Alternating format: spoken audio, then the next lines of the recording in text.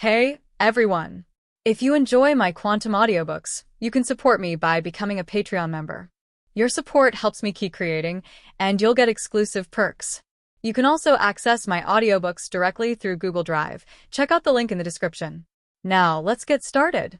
Harry, Ron, and Hermione's excitement over the dragon egg faded quickly, and soon they remembered why they had come here in the first place. Hagrid! Harry called out to Hagrid, who was busy adding firewood to the hearth. Did it HM? Hagrid was humming an off-key lullaby to the dragon egg when Harry's voice interrupted him. He assumed Harry had a question about the egg. "We think Snape is plotting to steal the Philosopher's Stone," Harry said. "I've told you, there's no need to worry about that. Snape would never try to steal." Wait. Hagrid suddenly paused as something dawned on him. "How do you even know about the Philosopher's Stone?" Harry began. "It was me," Cohen cut in, disappointedly confessing before anyone else could. "I've given up on it. There are no secrets here. Every one of you is a self-detonating soldier." "A self-detonating soldier?" Ron asked curiously. "We were wondering if you could tell us, besides Fluffy, what else is guarding the Philosopher's Stone?" Hermione asked cautiously. "Of course I can't tell you," Hagrid said, his brow furrowing. "First, I don't even know myself. Second, you'll already know too much. Even if I didn't know, I wouldn't tell you. That stone is perfectly safe here." "Oh, Hagrid, you probably just don't want to tell us. You must know something. Nothing that happens here ever escapes your notice," Hermione said in a sweet, flattering tone. The charm of a little girl acting this way was undeniably powerful. Cohen noticed Hagrid's mouth twitching into a smile beneath his beard, despite his efforts to hide it. "Actually, we just want to know who designed the protections," Hermione continued. "We're curious who, besides you, Dumbledore trusts to help him." Hagrid couldn't resist Hermione's wheedling. "All right, I suppose it's fine to tell you a little. Let me think. He borrowed Fluffy from me, then got a few other teachers to cast spells. Professor Sprout, Professor Flitwick, Professor McGonagall." Hagrid counted them off on his fingers. "Professor Quirrell. Of course, Dumbledore cast some spells himself, too. Oh, wait, there's one more. Yes, Professor Snape was part of the protection plan as well." Terrifying, Cohen suddenly realized that Hermione, an 11-year-old girl, was already skilled at manipulating people's hearts.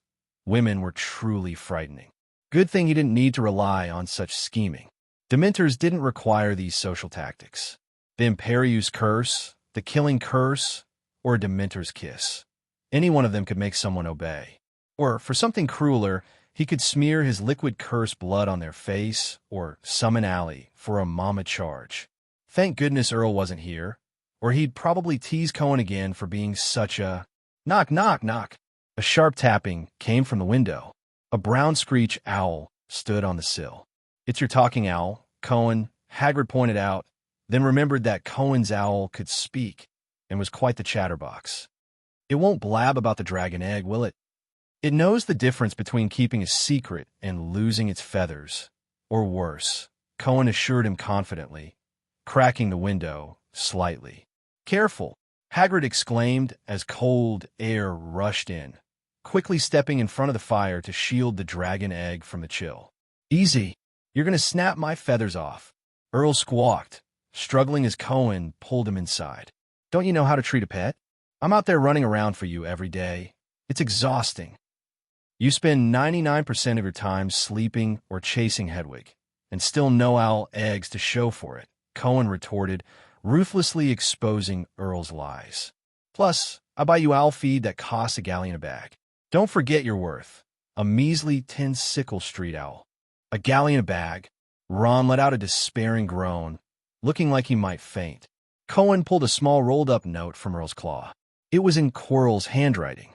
"Asterisk, come to my office." Asterisk. It seemed Quirrell was ready to move the plan forward. To get the Philosopher's Stone without raising suspicion, Cohen needed to play along with Quirrell. After all, under Dumbledore's watchful eye, Cohen was currently the innocent student threatened by Quirrell's unknown dark curse. Bidding farewell to Hagrid, Harry, and the others, Cohen left first. When Cohen pushed open the door to Quirrell's office, he found Quirrell pacing back and forth, muttering under his breath. "Ah, Cohen," Quirrell greeted, still not fully adjusted to speaking normally. "You can talk normally now," Cohen said, casting a sealing charm on the office door. "Have you found a way past that three-headed dog?" "I have," Quirrell replied, though his expression was grim. "The Dark Lord is impatient. He wants me to act quickly. The strength he regained from the unicorn blood is fading fast, but Dumbledore's always at the school. I don't dare." "Fool!" Voldemort's voice roared from the back of Quirrell's head. "Are you that afraid of that old man? But the one most afraid of Dumbledore is you, Mr. Voldemort." Cohen didn't comment on Voldemort's behavior. Perhaps he was just too desperate for the Philosopher's Stone, eager for a new body. Perhaps I could get more unicorn blood for you. Those centaurs, we could wait a little longer," Quirrell pleaded, his words sounding like self-talk since Voldemort was attached to the back of his head. "You need unicorn blood?" Cohen asked suddenly. Asterisk nightmares can blend into unicorn herds. Unicorns can't distinguish between curses. Their own blood already carries a curse, so to them, a nightmare is just a differently colored kin. Asterisk. That was a passage Cohen had read in Origins of Wicked Creatures earlier. If that was the case, getting normal unicorn blood didn't seem too hard. Worst case, he could ask Allie for help. "What, Cohen? Do you have another way?" Quirrell asked eagerly, clinging to the idea like a lifeline. This twisted, dark magic experiment of a boy always brought surprises, even if those surprises often turned into scares. "I'm on good terms with the unicorns in the Forbidden Forest. I'm the purest, after all. I can get you unicorn blood, guaranteed pure," Cohen promised. "Wonderful." Quirrell didn't even question whether Cohen could actually do it. Why would he? If the Dark Lord trusted this kid, he must be capable, especially a kid who tossed unforgivable curses around like fireworks. Unicorns possess powerful magic. If you can manage this, I'm pleased, child. Voldemort's tone toward Cohen was noticeably kinder than it was toward Quirrell. "You're getting happy too soon," Cohen replied. He wasn't about to let Voldemort freeload. His services came with conditions. "This is a deal. I help you, and you give me something in return. Very reasonable." Voldemort approved of Cohen's nature. Only the clever see through the facade of human kindness. Between people, there's only profit. "I want the exact location of Azkaban," Cohen stated his demand. Originally, he'd planned to squeeze some money out of this, but he wasn't exactly short on pocket change right now. And Quirrell, thanks to that Dragon Egg incident, had become flat broke. Cohen really wanted to ask Quirrell why, after turning to the dark side, he hadn't put more effort into things like robbery, theft, or murder for profit. Azkaban. Quirrell didn't understand why Cohen wanted to go there. Did he have someone important locked up there? "What do you need to go there for?" "Visiting family," Cohen replied curtly. He wasn't entirely lying. Cohen did intend to test the familial bond between himself and the Dementors. Of course, that was only one reason. There was a more important one. One of Voldemort's Horcruxes, Helga Hufflepuff's cup. It was stored in the Lestrange vault at Gringotts. If Cohen didn't want to risk breaking into the vault himself, his only option was to approach that madwoman Bellatrix Lestrange, find some evidence to use, and then dignified take the cup out in the open. And Cohen had a condition Bellatrix couldn't refuse. Heil Hydra. Wait, no. It was, "The Dark Lord isn't dead. Prove your loyalty. His plan requires your devotion." It was hard to imagine that fanatical, Voldemort-obsessed lunatic refusing after all those years of waiting. Visiting family? Quirrell grew even more confused. "I thought, experiments need materials too," Cohen said, mildly surprised by Quirrell's lack of comprehension. Wasn't he supposed to be a brilliant Ravenclaw graduate? Had Voldemort messed up his head that badly? "I went back to Borgin Manor a few days ago and found some things there. I need to go to Azkaban to confirm a few details." "I know where Azkaban is," Voldemort hissed, his voice faltering as the effects of the last batch of unicorn blood wore off. "I'll put the memory in Quirrell's mind. Use legilimency to see it." Cohen watched as Quirrell's face contorted for a moment. Once he calmed down, Cohen used legilimency on him. Voldemort had been to Azkaban many times. Not as a prisoner, of course, but to recruit the Dementors. Though the location couldn't be marked on a map, if it existed in memory, the magic preventing it from being charted was useless. After pinpointing Azkaban's location at sea, Cohen stopped the legitimacy. Quirrell, having endured 2 mental intrusions in a row, now looked a bit dazed. Cohen suddenly understood why Quirrell had gotten dumber after following Voldemort. "All right, deal's done," Cohen said, satisfied. Now he wouldn't have to waste time drifting aimlessly at sea looking for Azkaban. After leaving Quirrell's office, Cohen didn't rush to Hagrid to retrieve Alexia. It wasn't until after the afternoon herbology class that Cohen returned to Hagrid's hut.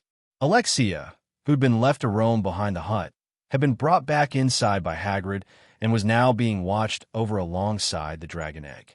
But the indoor environment wasn't much better than outside. "Hagrid, Alexia looks overheated," Cohen pointed out. Finding an excuse to take Alexia away was almost too easy. "I'll take her back to the room of requirement. You know, that magical room at school. I've been keeping Alexia there. It's big and safe." The room of requirement was currently dominated by Cohen and Earl. As long as someone was inside, it wouldn't open or change for anyone else. "Oh, Merlin's beard. I completely forgot about that," Hagrid exclaimed, smacking his forehead in frustration. "I've been so focused on the dragon egg." Pft.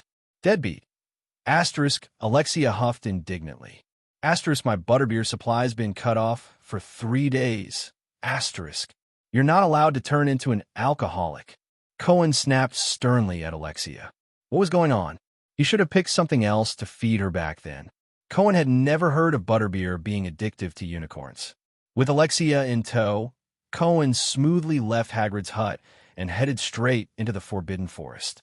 Hagrid was too busy ensuring the dragon egg's temperature to check if a student was wandering into the forest. He was overly enthusiastic about it. Honestly, there was no need to keep exactly 7 logs burning in the fireplace. The temperature difference wasn't that significant. "Can you find the unicorn herd?" Cohen asked. "Wait, I need to figure out how to dye your coat." After casting several coloring charms, Alexia was now essentially a white unicorn. While unicorns couldn't tell the difference between Alexia and themselves, centaurs could. So some basic disguise was necessary. "I can smell them." Alexia replied, sniffing the air for the familiar scent of her kin. Beyond Cohen, the air was filled with traces of other unicorns. Cohen and Alexia ventured deep into the Forbidden Forest until they finally reached a frozen lake where the unicorn herd rested. The unicorns were gathered around the lake's edge, where they drilled a hole in the ice with their horns to access water. Their snow-white manes blended almost perfectly with the surrounding snow, and the air shimmered with a warm, ethereal mist. Unicorns truly were a species that looked sacred. The lead male unicorn spotted Cohen and Alexia and trotted over to them. You're from outside the forest?" Its voice was deep and resonant, marking it as the herd's leader. Cohen realized he could hear it too, even though it was speaking to Alexia. Yes. Alexia answered. And you have a foal. The unicorn leader sniffed around Cohen, seemingly confirming that he was one of them. Come join us. You must be tired. We have food and water here, and it's safe. Say my foot. Cohen didn't believe a single word of the unicorn leader's assurances. If he hadn't taken on this task, Voldemort would have come here and killed another unicorn. Still, infiltrating the herd so easily felt absurd. Unicorns might have eyes, but they might as well be blind. No matter how you looked at it, Cohen didn't resemble a unicorn foal. Relying solely on scent and kinship detection to identify their own kind seemed awfully unreliable. Or perhaps they'd never considered the possibility of a hybrid like Cohen existing. Under normal circumstances, their advanced kinship sense was more than enough. We have new kin. The unicorn leader announced to the herd resting by the lake. New kin in the forest? Where? Let me sniff. The unicorns, who'd been resting or playfully tussling, immediately surged toward Cohen and Alexia. A crowd of horse heads sniffed around them, some even nuzzling Cohen's face. Phew! After dodging the 8th horn that nearly poked his eye out, Cohen finally got a moment to breathe. Every unicorn in the herd had rubbed against him by now.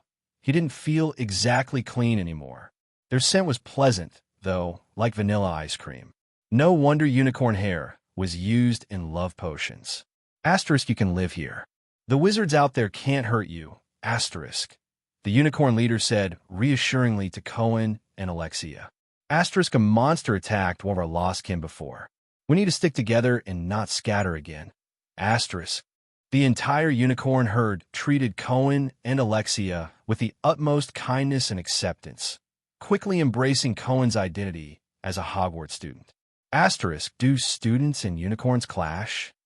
Asterisk, to them, the bond of blood was more reliable, much like how humans trust their own eyes.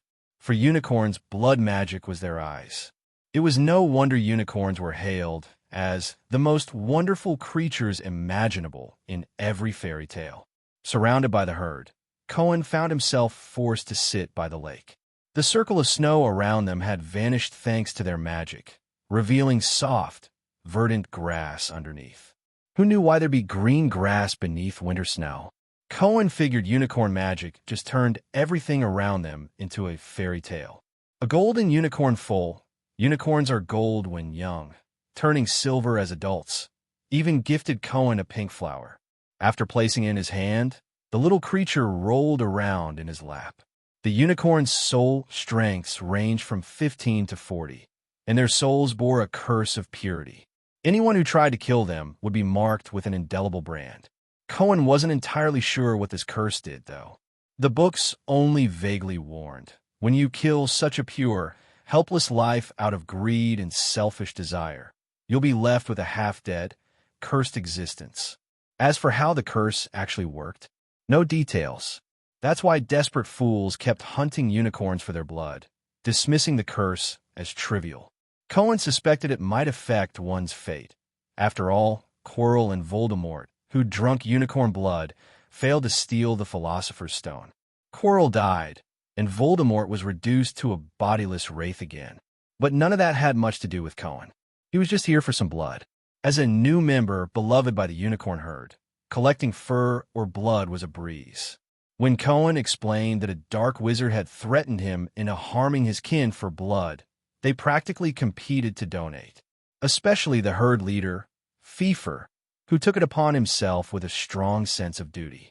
It insisted on giving its own blood and firmly told Cohen not to hurt himself. Asterisk, I could cry, asterisk, Cohen thought. So, he took only a full vial of blood, nothing more. Is that all you need? Won't that monster keep bothering you? Pfeiffer asked, concerned. Asterisk ding. Sin value plus 100 asterisk. Asterisk, note. You said, unicorns don't lie to unicorns. Asterisk, if he keeps bothering me, I'll. Cohen mimicked Hermione's fake bravado. Don't be afraid, child. If he keeps troubling you, come back to us. We'll face him together. Pfeiffer nuzzled Cohen's hair affectionately. Episki. Cohen cast a healing charm on its wound, and the bleeding gash slowly closed up. The gesture warmed Pfeiffer's heart, and its gaze softened even more. Goodwill value plus 100. Asterisk, note. Every evil villain knows how to play the part. Asterisk, this is pure kindness, you idiot. Cohen was beyond annoyed with the system's barely there commentary. It was clearly trying to nudge him down an evil path. Not that he needed any nudging.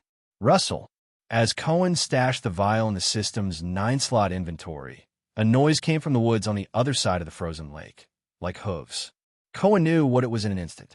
Centaurs, drawn by the scent of unicorn blood. Is that the one attacking unicorns again? Pfeiffer? Bane, a black-furred centaur with a bough slung across his back, burst out of the trees. I smell unicorn blood. Why is he here? Bane's eyes locked onto Cohen. This odd wizard kid had a vibe eerily similar to that Dementor who'd inexplicably helped clear out the Acromantulas. If it were near the Acromantula nest, Bane wouldn't care. But this was too close to the forest's only unicorn herd.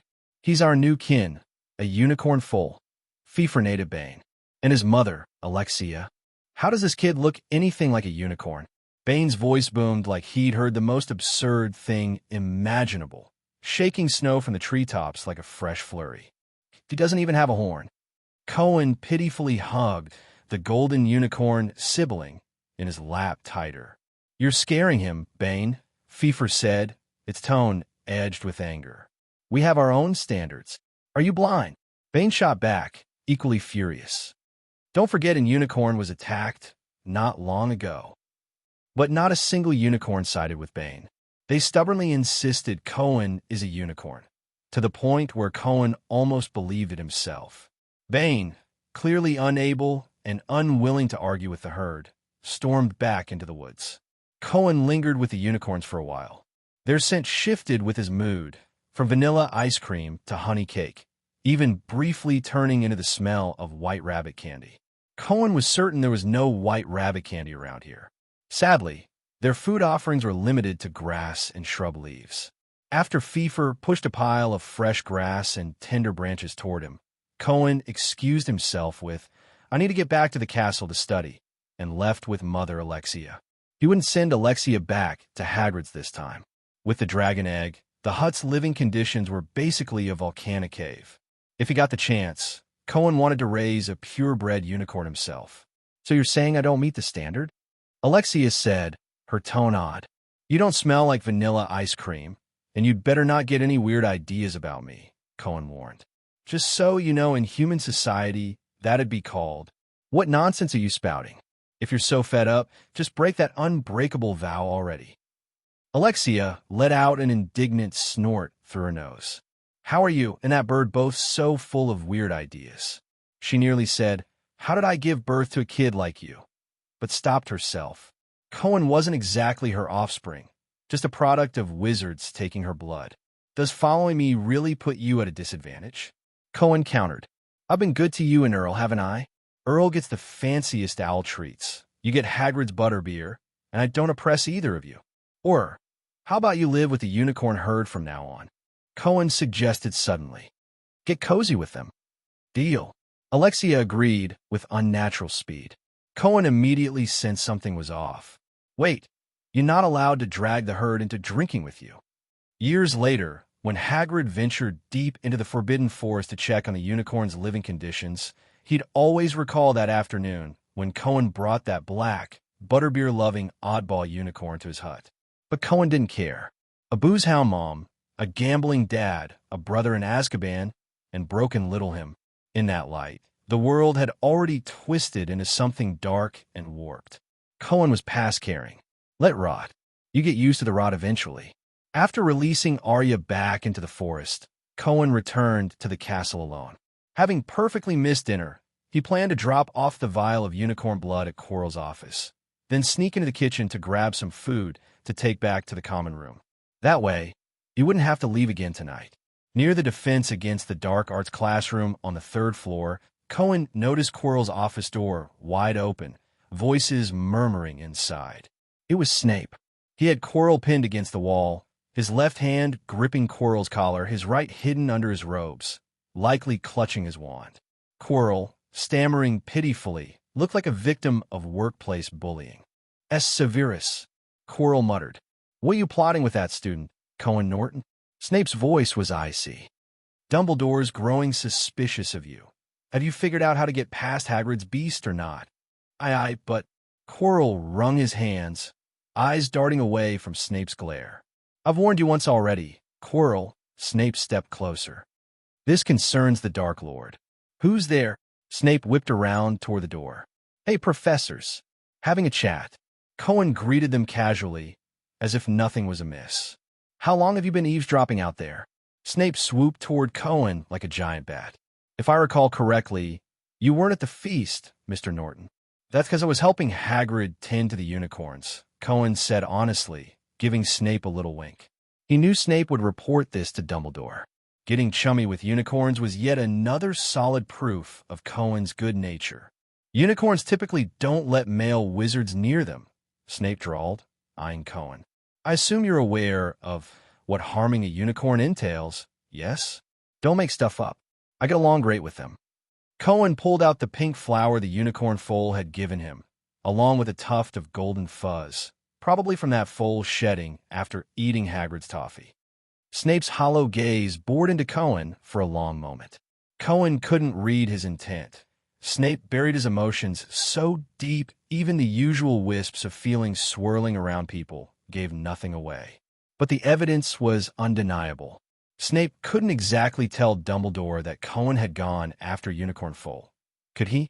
Snape said nothing more to Cohen. He shot Quirrell a deep, piercing look, then swept out of the room, robes billowing. But after a few steps, he paused. 10 points from Gryffindor, Snape said, turning back. Students are forbidden from entering the Forbidden Forest. I was helping Hagrid with the unicorns. Cohen protested. Hagrid isn't a professor. Snape had clearly prepared that deduction excuse in advance, probably for Harry. Cohen was certain Snape had a whole list of point-docking reasons ready, starting the moment Harry stepped into potions class with his left foot. Pull my points back. After Snape left, Cohen slammed the vial of unicorn blood onto Quirrell's desk, demanding it. You actually... Quirrell stared in disbelief at the fresh unicorn blood Cohen produced. The silvery liquid swirled slowly in the vial, like a piece of art. But how had Cohen managed it?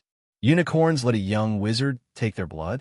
Or had Cohen slaughtered a unicorn amidst a crowd of centaurs and unicorns, then walked away unscathed? The more Quirrell thought about it, the more absurd it seemed.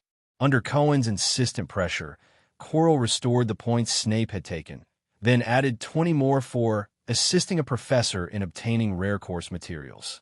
Satisfied, Cohen left the third floor and headed down to the lower level of the Great Hall on the first floor. If memory served, there was a painting of a bowl of fruit near the corridor to the Hufflepuff common room. Cohen's memory was spot on.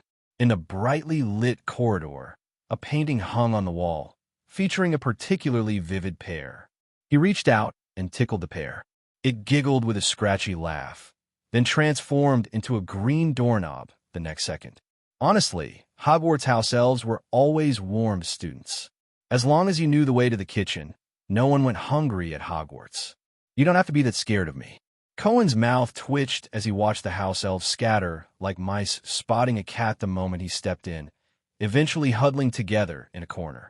A few of the more timid ones let out shrill squeaks before popping away with apparition. I'm just here for some food. Cohen barely finished before realizing he'd misspoken. To house elf ears, that sounded like something else entirely. The Dementor's here to eat the house elves. The kitchen erupted like someone had tossed in a string of firecrackers. After a chaotic burst of pops, nearly all the terrified elves vanished. Magical creatures were just too cowardly, Cohen thought, disappointed in their lack of guts. But not every house elf had fled. Cohen noticed one still lingering in the corner. It puffed out its scrawny chest, eyes squeezed shut, standing like a martyr facing death, as if staying meant Cohen would devour its soul. Dinky isn't afraid. Dinky is loyal. Dinky will protect Hogwarts kitchen. The elf, apparently named Dinky, muttered to itself as Cohen approached, trying to steal its nerves. But Cohen could still see its trembling legs and the gulp in its throat like death was inches away. Dinky cracked one eye open slightly. It saw the monster with the dark, evil soul drawing near. The monster was right in front of it. The monster opened its mouth. It was going to suck out its soul. How about some fried chicken and fries? The house elf Dobby quickly covered its eyes, but a second later, it realized it was still alive. Furthermore, the terrifying creature before it, radiating a dark, ominous aura, had just said something Dobby could understand. Dobby let out a high-pitched squeak of surprise. Were there Dementors that ate fried chicken and fries? Sir, you're not here to eat Dobby, are you? Dobby asked nervously, peeking through the gaps in its fingers at Cohen. This monster didn't have a pitch-black cloak, nor did it try to devour Dobby's soul in one gulp. Have you ever seen a monster that eats house elves start off by saying, "Give me some fried chicken and fries"? Cohen said, struggling to keep a straight face.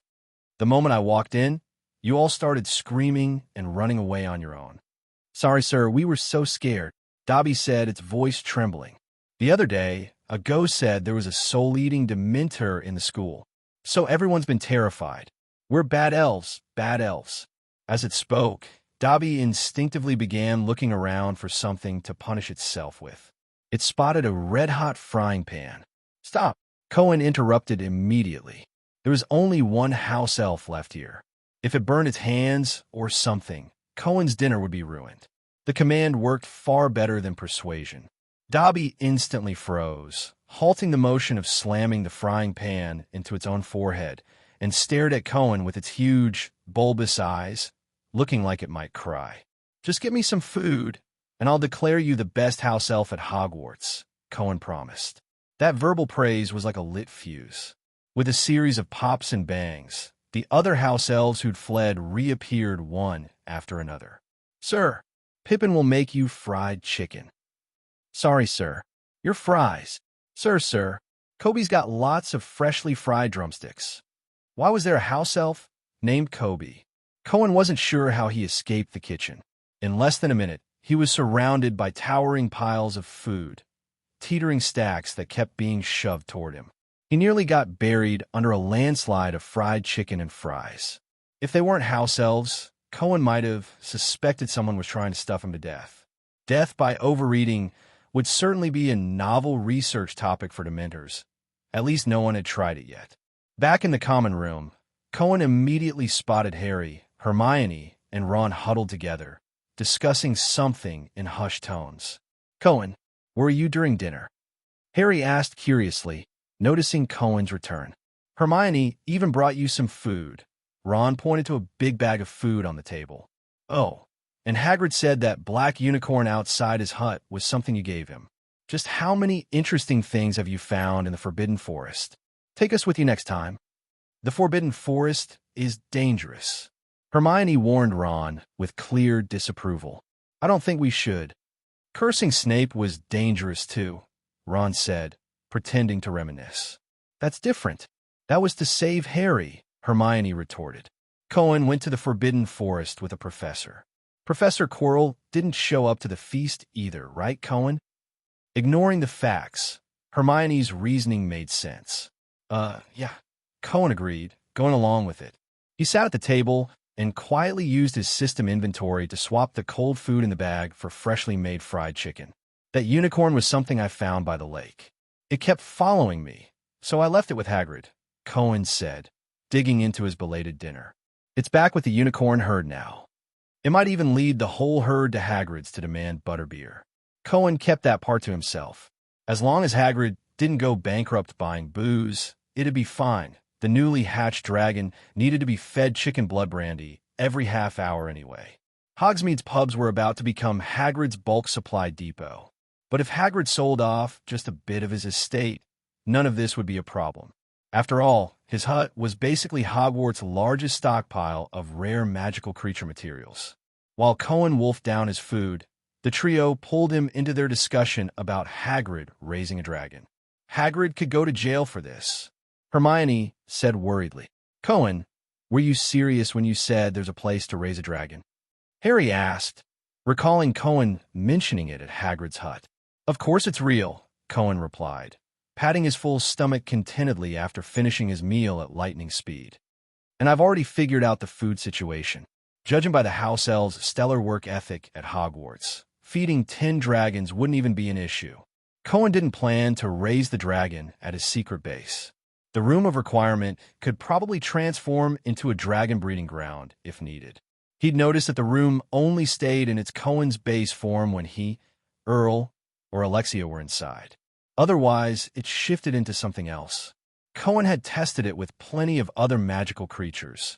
Puffskeins, fire salamanders, even a reluctant acromantula. None of them had the same effect as Earl or Alexia. He figured the room could only detect human or human-like intentions. Dragons, being more instinct-driven beasts, probably didn't count. So Cohen could raise the dragon in a dragon-breeding ground version of the room. That way, Hagrid, Harry, and the others could visit it while keeping his secret base private. But he had no intention of exposing his base, especially with all those dark magic books inside.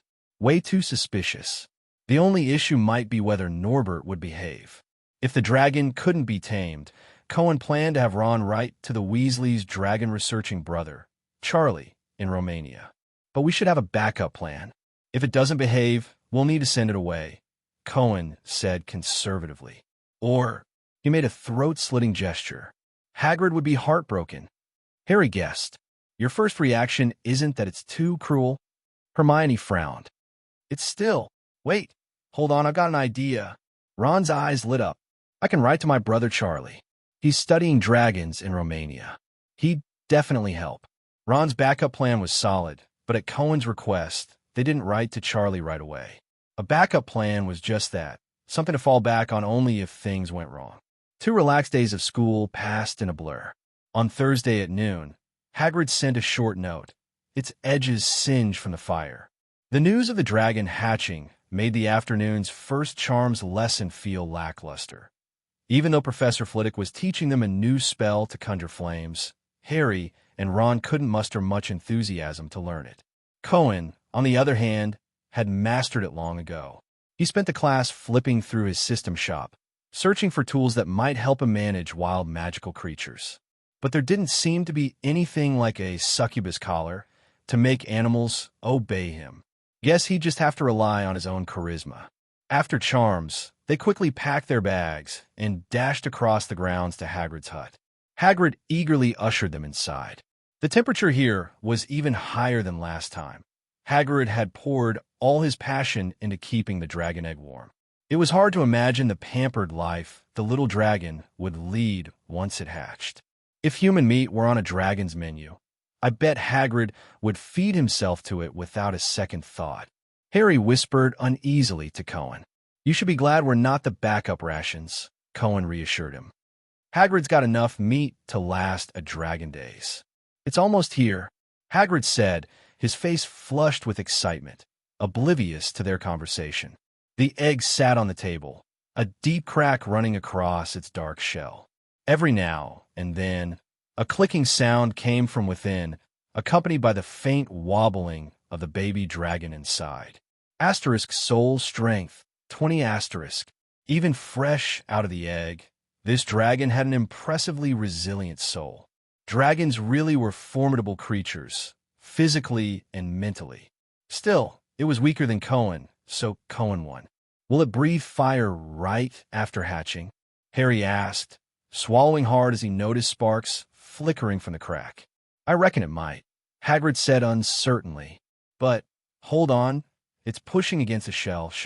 Another ring of fine cracks spread from the original split, as if a tiny creature were hammering its way out with a nail. Everyone held their breath, watching the egg intently. Cohen's eyes were fixed on the new web of cracks. Suddenly, he knew what was coming. Crack! The shell broke open into an irregular circular hole, and a small, dark head poked out. In its first second out of the egg, it yawned widely, but when it opened its eyes after the yawn, its gaze locked with Cohen's directly across from it. Cohen sensed fear radiating from it. Perhaps that's why it froze. The air fell into an eerie stillness. It wasn't just Cohen and the dragon. Even Hagrid and the others nearby stood motionless. Snap!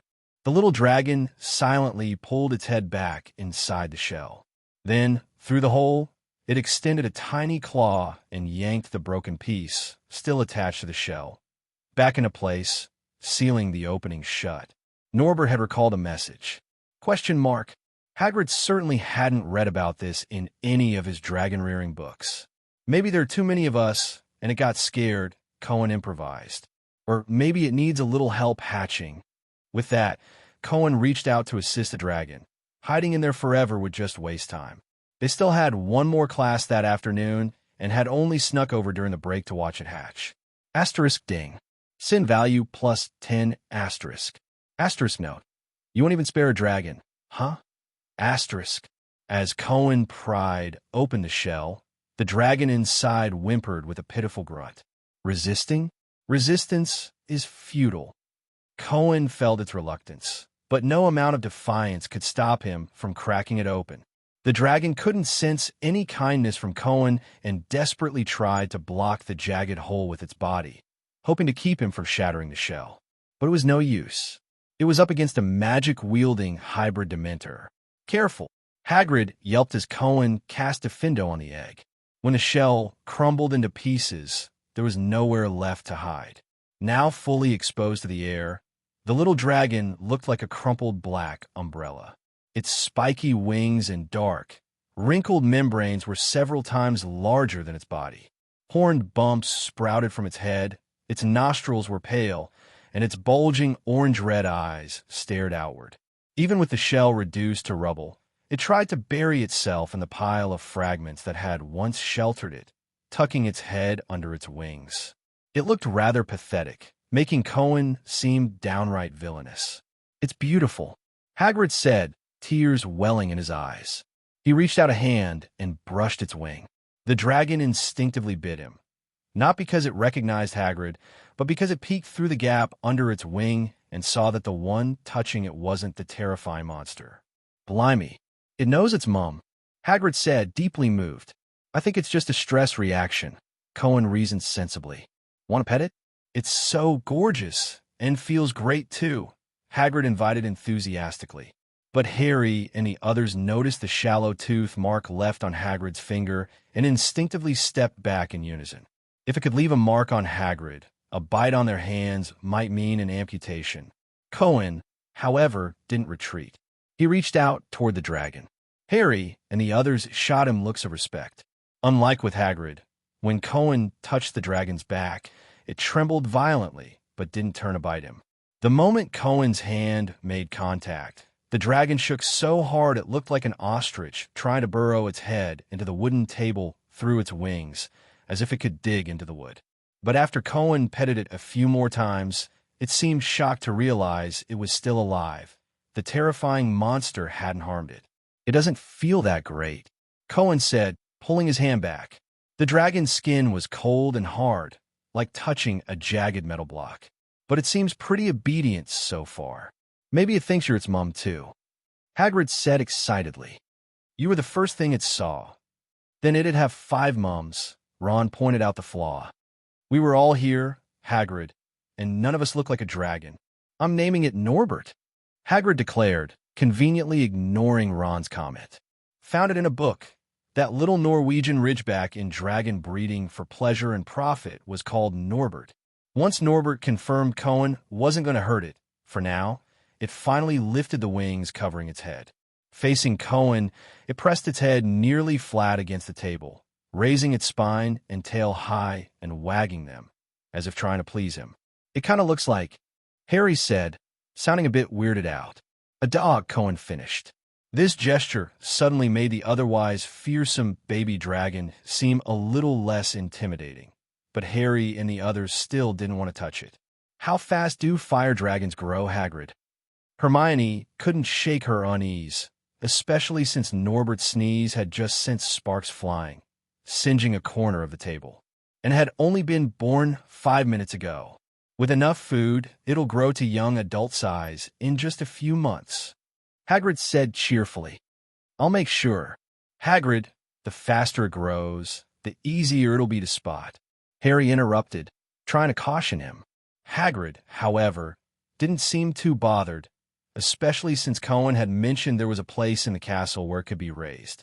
After leaving Hagrid's hut, the trio's curiosity about this secret room in the castle that Cohen had hinted at was piqued. So Cohen decided to show them. Not his personal hideout, of course, but the room of requirement transformed into a dragon sanctuary for them to see. After pacing back and forth 3 times in the 8th floor corridor, the room of requirement opened a door leading to a vast wilderness. "Here it is," Cohen said, pushing the door open for the 3 of them. The boundless, open landscape beyond the door left Harry, Ron, and Hermione wide-eyed. Once everyone stepped inside, Cohen shut the door to avoid any random students wandering down this dead-end corridor catching a glimpse. The sky inside even had a sun, with cotton candy clouds drifting across a brilliant blue expanse. Without Cohen's heads up, they might have thought this led to the actual outdoors. "This has to be some seriously advanced magic. I've never even read about it in books," Hermione said, gazing around in awe. "Does it have limits?" "Probably," Cohen replied. He casually flicked a spell toward the horizon. The red curse flew a good distance before hitting something like an invisible wall, sparking briefly and then vanishing. "But it's definitely big enough for a dragon." Hagrid can come here often to check on it. Bring it food and stuff, Cohen added. This must have been an old-school breeding ground, Harry speculated. A room this big could hold tons of animals. How do you find it, Cohen? There's a bunch of secret rooms and passages in the castle. When you stumble across something weird, you've got to poke around a bit, satisfy your curiosity, right? Cohen explained. Like that fifth-floor staircase. None of us knew at first that yelling idiot at it would take you straight to the 7th floor. I still didn't know that, Ron said warily. No wonder you got to the top of the astronomy tower before us last time, even though you were behind. Once they confirmed the room could house a fire dragon, Harry and the others finally relaxed.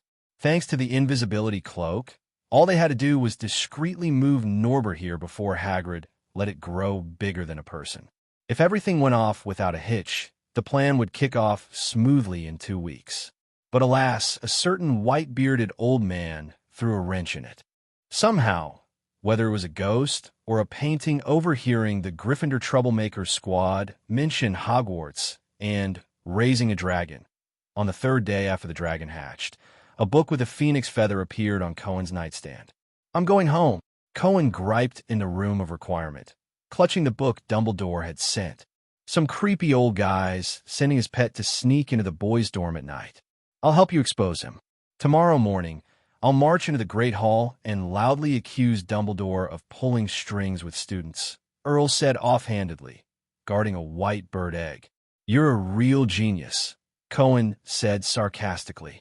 But that would only push Dumbledore to take drastic measures to protect his reputation. Who knew what might happen if you cornered a formidable, kindly old wizard?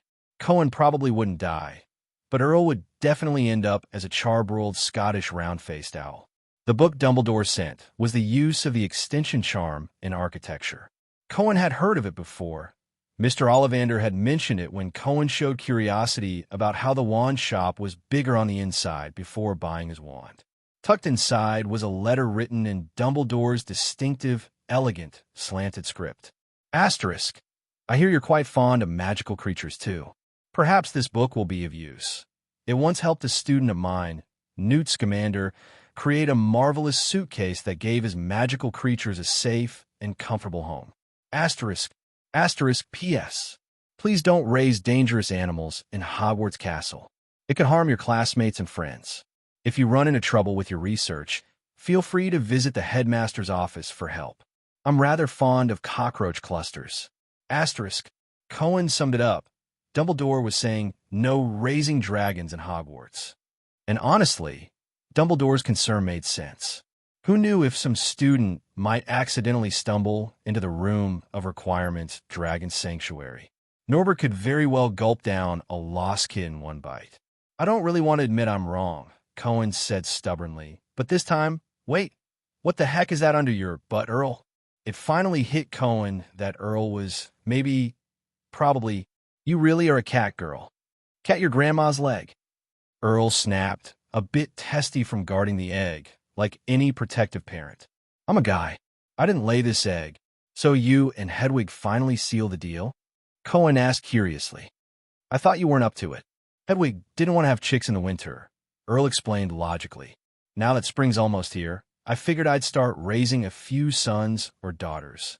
As for why Earl was incubating the egg instead of Hedwig, Earl chalked it up to Hedwig's living conditions being too basic for it. But with Earl busy parenting, there was a silver lining. It finally stopped nagging nonstop. Cohen's reading environment improved considerably. Since raising a dragon in the room of requirement was off the table, Cohen had to choose.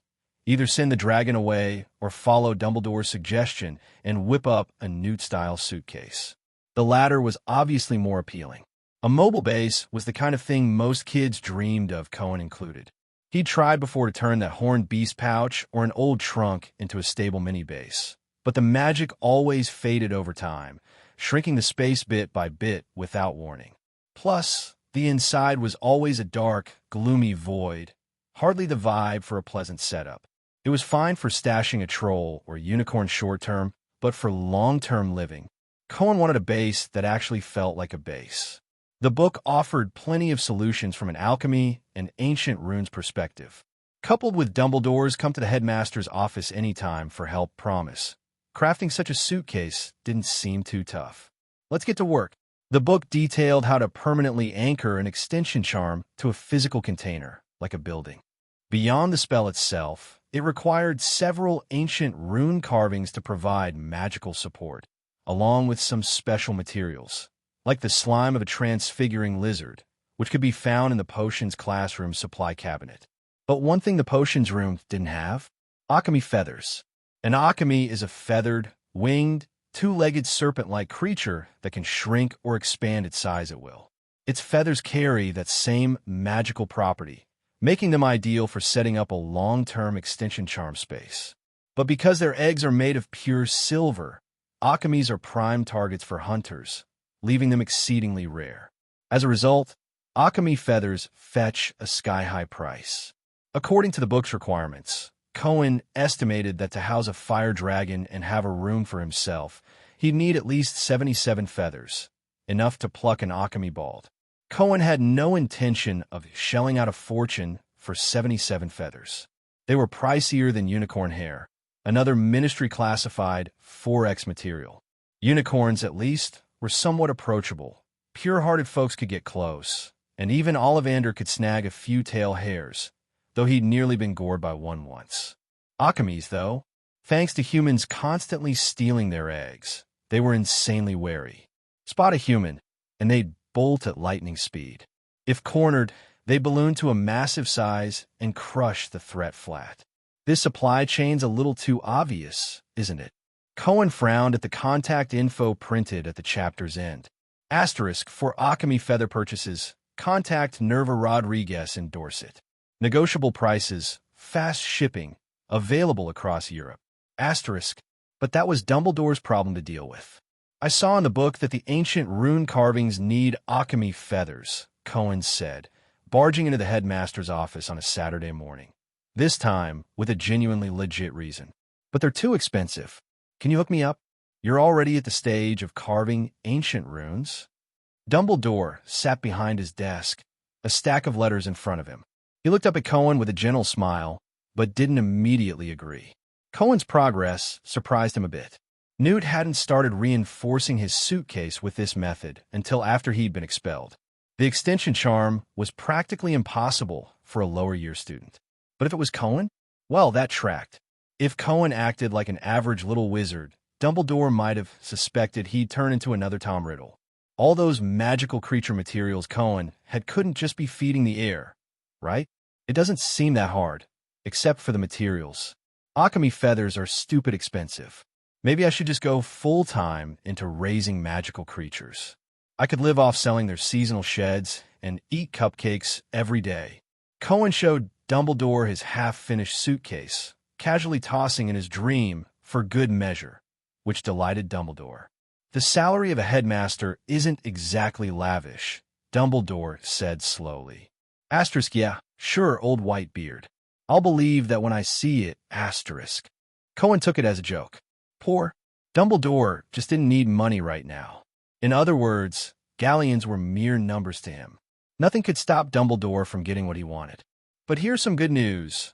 Newt Scamander's alchemy has bred into a thriving population, and he happens to be one of my closer students. Dumbledore winked at Cohen over his half-moon glasses, meaning you can score me 77 alchemy feathers for free. Cohen's eyes lit up, locking onto Dumbledore's gaze. Meaning you can buy these fascinating magical materials from him at a lower price. We could get them for 7 galleons each, cheaper than unicorn tail hair, Dumbledore said, still smiling warmly. Cohen, gaining something without effort can fulfill a wish easily enough. But remember, life isn't just about the result. The process matters more. Clearly, Dumbledore had likely heard from the centaurs about Cohen cozying up to the unicorn herd. And he wasn't about to foot the full bill for those feathers. Cohen wasn't exactly strapped for cash himself. Still, a discount was a win. Cohen planned to sell some acromantula venom. He didn't need much of it himself, and if he ever poisoned someone, he'd rather use his own blood in a sealed container. After getting Newt's address and a letter of introduction from Dumbledore, the headmaster called out as Cohen was about to leave. I'm glad you found something you love at Hogwarts. Once the suitcase is done, I can offer some extra help. Newt used to complain that his little critters kept slipping out of his. Dumbledore definitely didn't want a fire dragon bursting out of the suitcase. Hogwarts might end up needing a multi-million galleon renovation if that happened. Cohen agreed. He wanted to lug the suitcase around anyway. If the dragon escaped during summer break and showed up at number 5, Privet Drive, Rose would lose her mind. Then the whole family would have to play cat and mouse with the ministry. Back in the room of requirement, Cohen started drafting a letter to a potion shop to sell the acromantula venom. Newt probably wouldn't take it. He wasn't some terrorist, and at his age, he likely wasn't raising venom-dependent dangerous creatures anymore. After bottling the venom into jars, Cohen stuffed them into a sack and handed it to Earl to fly to Diagon Alley. "It won't spill, right?" Earl asked, eyeing the bulging sack of venom jars warily. "I've got kids to raise if I die out there. I'll make sure the egg gets to Hedwig," Cohen reassured. "Anyway, how do you even know it's your kid?" That earned him a withering glare from Earl. Once the money came through and the alchemy feathers were bought, Cohen could start sprucing up his mobile base. Earl's flight speed was limited, and Cohen couldn't speed up to sell venom, get money, buy feathers process any faster either. Over nearly a week of waiting, Cohen, Harry, and the others got to witness the full transformation of Norbert, who'd started out the size of Hagrid's fist, into the size of Hagrid's hunting dog, Fawn. On Wednesday afternoon, Cohen and the others arrived at Hagrid's doorstep. "It's growing a bit too fast. I swear it'll be as big as this hut by next week," Ron said, refusing to step inside. Norbert was rampaging within, crashing around so hard that the entire wooden hut shook with each thump of its sturdy tail. Even from outside, you could tell the interior was a complete mess. "It's fine. Once Cohen goes in, it calms down," Harry said to Ron with seasoned confidence. "I don't know why, but every time Cohen walks in, Norbert gets quiet. Maybe it's just scared of me," Cohen said, feigning uncertainty. "Probably got some trauma from me cracking its egg open."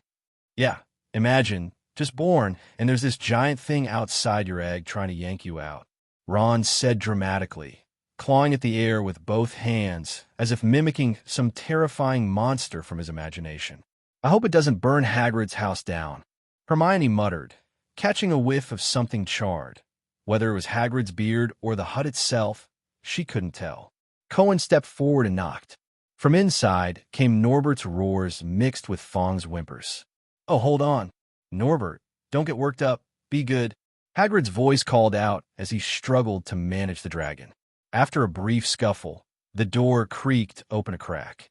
Everyone except Cohen instinctively took a step back, waiting for him to subdue Norbert before following. They didn't want to get caught in the crossfire. As Cohen pushed the door open, he saw Hagrid cradling Norbert like a baby. The dragon's spine was bent into a C shape, but it was still thrashing, trying to break free. Hiss!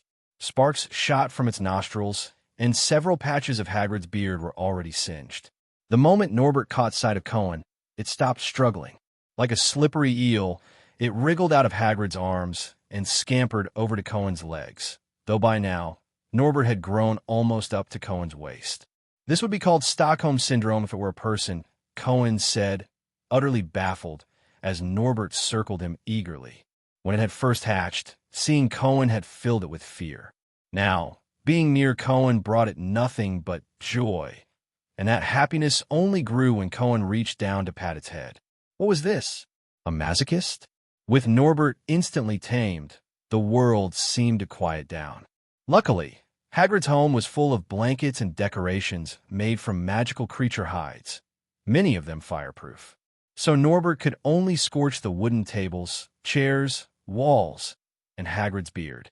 "It's so adorable," Hagrid said, tears in his eyes, watching Norbert coil itself around Cohen's legs. Harry, Hermione, and Ron stayed silent. They didn't find this black fire dragon particularly cute, especially not while sitting in the wreckage it had created. Scattered fabric and unidentified creature fur littered the floor.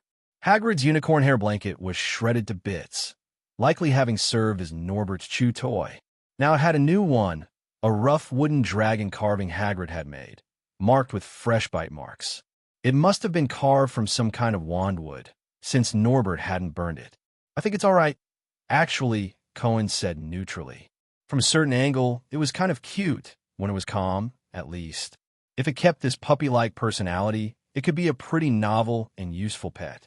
Shouldn't we move it to that room in the next few days? Harry asked. Right.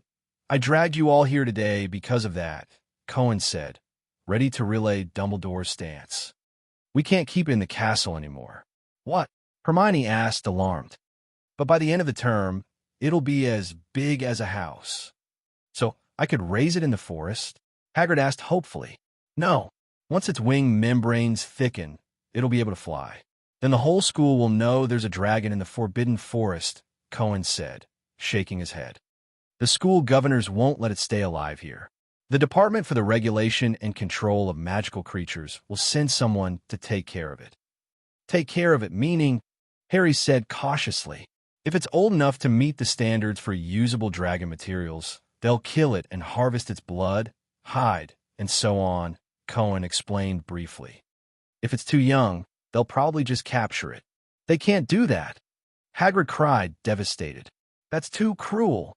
Norbert seemed to understand Cohen, too. It started nuzzling his stomach with its head, trying to win him over with cute antics. If a less likable creature rubbed that spot, it'd probably be asking for trouble. Why can't we keep it in that room? Hermione asked, worried. If we can't, maybe Ron should contact his brother Charlie. But the dragons with Charlie would end up as wizard materials too, right? Harry said soberly. It's the same outcome either way. Because Dumbledore wrote to me, Cohen replied. He's forbidden us from raising a dragon in the castle. It's too dangerous for the students, and he's right. Hagrid's face went pale the moment he heard Dumbledore knew about Norbert. Dumbledore knows? Hagrid's voice shook. Of course nothing gets past him.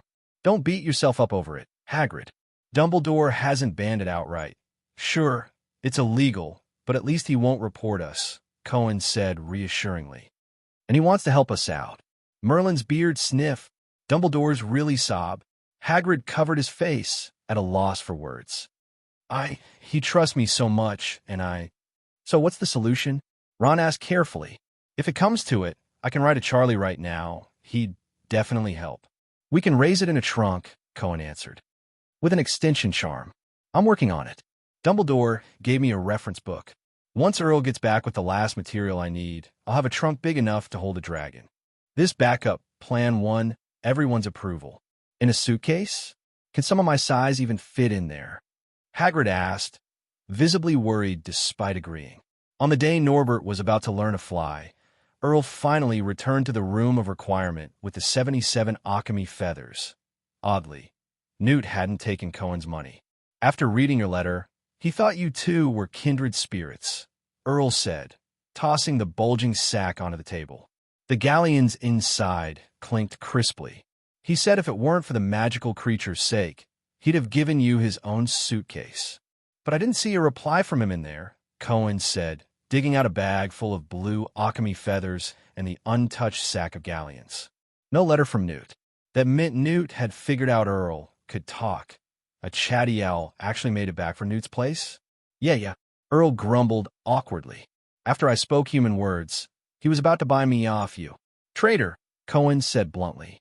But when I asked if he could undo the owl purchase contract, he suddenly backed off. Earl huffed, plopping down on its owl bed, right over its egg. You furless types are all rotten, I swear.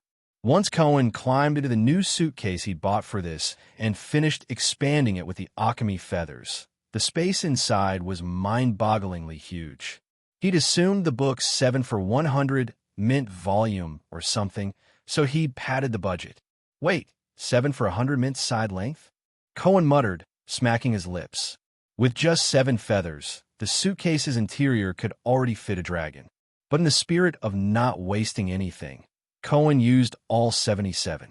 Now, the boundaries were so vast, he couldn't even see the end when he fired off a spell.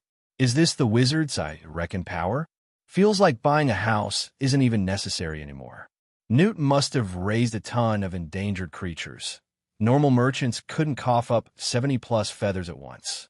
That'd strip a whole Akame family bare. Plus, regular sellers usually just scavenged feathers from forests on luck. With the space stabilized, Cohen started shaping the interior. Sky, grass, a sun, but hit a major snag. The transfiguration for those weren't in standard spells. A guide to transfiguration, or the complete positive spellbook. When in doubt, ask the headmaster. So Cohen climbed out of the suitcase and bolted for the headmaster's office. Curfew be damned. Cockroach clusters. Cohen gave the password to the stone gargoyle at the stairs. Dumbledore hadn't changed it in a week. Guess cockroach clusters really were that tasty. Knock, knock, knock. Cohen climbed the stairs and rapped on the office door. Come in. Dumbledore yawned from inside. Cohen dragged his suitcase in and saw Dumbledore in a deep blue bathrobe, his long white beard trailing down to his waist. He looked. When you sleep, do you keep the beard outside the covers, or tuck it in? Cohen couldn't help asking. Question mark. Dumbledore gave Cohen a deep look. Surely this kid didn't come here in the middle of the night just to ask that. But spotting the suitcase behind Cohen, Dumbledore pieced it together. The dragon housing suitcase was finished. I can roll it up like a towel, but I still prefer my beardless days, Dumbledore chuckled. I see your suitcase is complete. I get the joy of finishing a project, but forgive me, adequate sleep is essential for old men and children alike.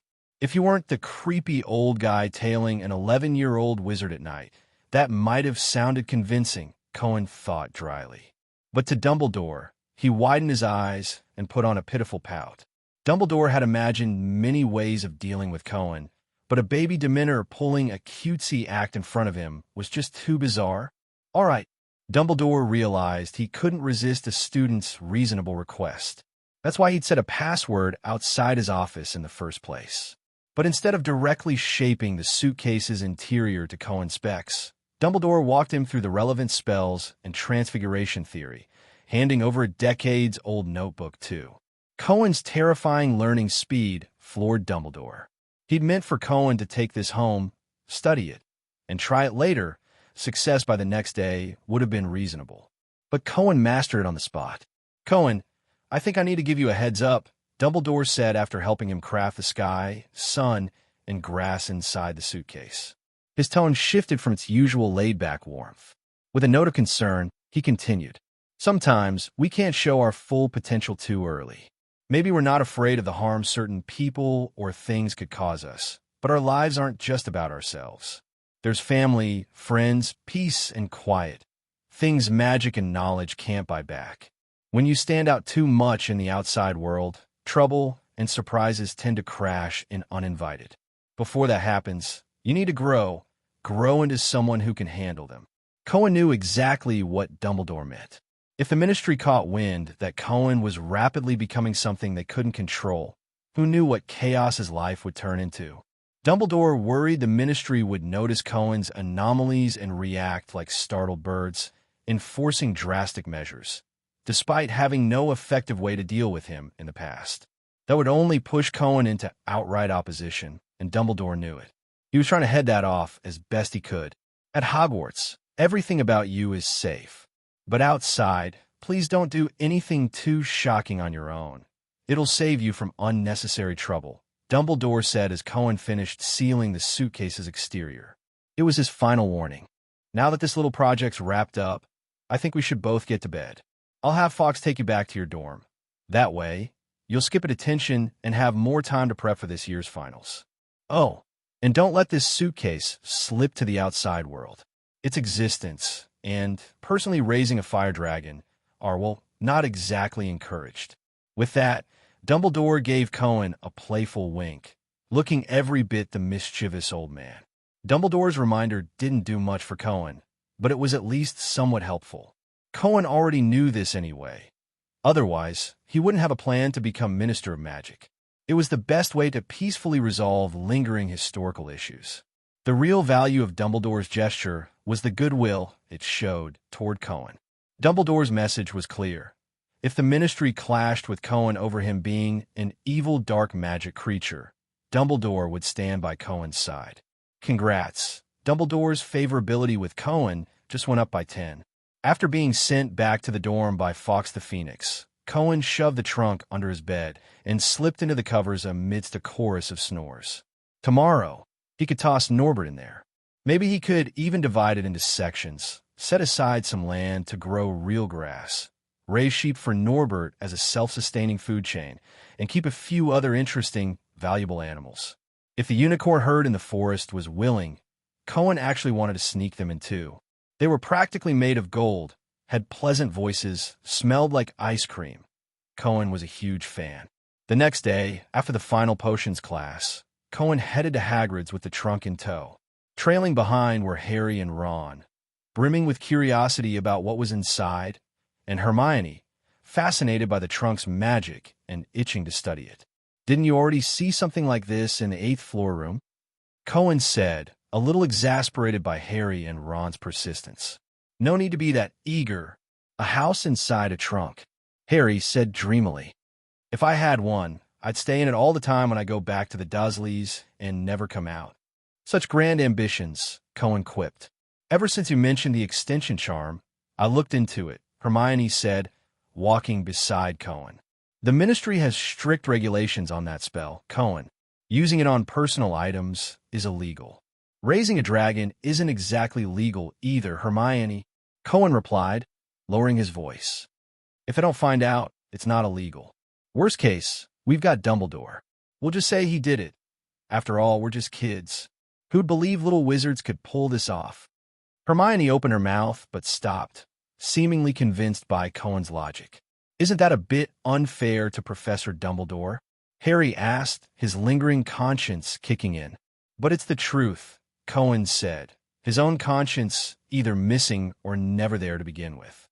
"Besides, he's Dumbledore. The Ministry wouldn't arrest him over an extension charm on a trunk. They'd be a laughingstock. Don't worry, Hermione. We could also say it's a Muggle item. Then it'd be my dad coming after us," Ron added reassuringly. "You know, he's the head of the misuse of Muggle artifacts office. At worst, he'd let Mum give me a thrashing and then take the trunk home." They reached Hagrid's door. This time, Norbert even recognized Cohen's footsteps. The noisy chaos inside the hut went silent the moment Cohen arrived. As Cohen pushed the door open, Norbert lunged straight for his arms, only to be promptly kicked away. "I almost thought you were trying to murder me," Cohen said to the dragon, who stood there with its wings tucked and a wronged expression. "Next time you see me, don't get that excited. I might reflexively do something even more dangerous." No sense of restraint. If it broke this body with its enthusiasm, what then? Inside, Cohen opened the trunk in front of everyone. A translucent staircase led downward. "It doesn't look like a person could fit through there," Harry said uncertainly. "Just take the first step. Magic handles the rest," Cohen said, giving Harry, who was peering inside, a nudge. The narrow staircase instantly enveloped Harry, prompting a gasp from Hermione. Hagrid went next. He didn't get stuck, at least, thanks to some handy modifications Cohen and Dumbledore had made to the entrance. Once everyone was down, Cohen followed with Norbert in tow. At the bottom of the stairs was a magically crafted wilderness. Grasslands, a stream, and a sky that looked real, complete with a breeze and dark clouds rolling in. "Is this a weather charm?" Hermione asked, recalling it from spells prone to causing natural disasters. "A weather charm covering this big an area must be really advanced." "Dumbledore did it," Cohen lied. "It was actually his doing, but explaining it would be a hassle. He wasn't in the mood to play teacher." "Merlin's beard, Norbert, look. Now you can fly around freely." Hagrid said joyfully to the dragon, "I can build you a nest here. No one will come hurt you." Cohen had already planned to let Hagrid handle the building initially, with some tweaks later. When Cohen mentioned leaving the trunk with Hagrid for the rest of the term, Hagrid looked deeply grateful. "I can come visit Norbert here often." Hagrid wiped his tears and thumped his chest, promising, "Brilliant, Cohen, don't you worry. I'll build you a big house down here, and Norbert will have a cozy nest." Cohen would wait until after the end of term exams, just before leaving school, to take the trunk back. "Looks like Hagrid's got 5 months to finish this big project," Harry said, calculating as they walked back to the castle from Hagrid's hut. With a dragon constantly making trouble, If no one's watching, won't Norbert burn down whatever Hagrid builds? Cohen wasn't too concerned. Norbert was getting smarter and knew the consequences of messing up something this important. 5 months! Hermione suddenly exclaimed, as if struck by a horrifying thought. What's wrong, Hermione? What happens in 5 months? Harry asked, confused. The end-of-term exams. We've only got 5 months left until them. Correction, it's not only 5 months. It's a whole 5 months, Cohen said, bristling at her anxiety spreading. Just cram a bit before the test. What happens if we don't pass? Ron asked Hermione, equally puzzled. Don't you remember what Professor McGonagall said? If anyone fails the exams, there'll be severe consequences. Hermione said anxiously, I bet failing students get expelled. Oh no, I should have started revising right after the Christmas holidays. First the Philosopher's Stone, then the dragon. It's been insane. I hope it's not too late. After her frantic rant, Hermione hurried off to the library. I think the Philosopher's Stone and the dragon combined aren't as crazy as she is, Ron remarked. Is she taking these exams too seriously? Be careful saying that around Hermione, Cohen warned rationally. If we want to keep copying her homework later. On the way back to the Gryffindor common room, Ron tried to drag Cohen and Harry along to hang out. But as they passed the 3rd floor, Cohen spotted Quirrell. He subtly waved at Cohen, looking like he had something to say. I really wanted to hang out with you guys this time, Cohen said sincerely. But Ron and Harry both shot him skeptical looks. But I've got to go see Quirrell. I promised him last time, and you don't want Snape pressuring him into spilling how to get past the Philosopher's Stone protections, do you? Yeah. Harry nodded in agreement after hearing this.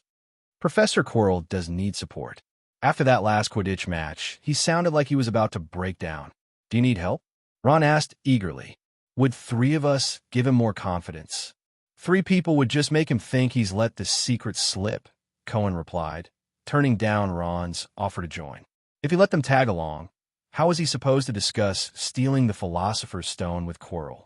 Don't forget, we're not supposed to know about the stone. After parting ways with Harry and Ron, Cohen doubled back to Quirrell's office door.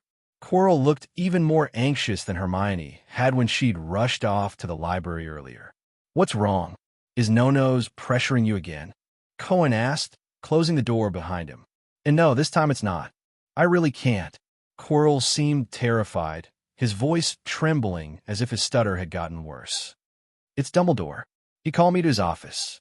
Did he finally make a move on you? Cohen said darkly.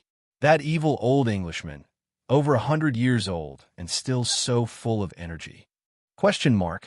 Quirrell stared at Cohen with a strange, confused expression.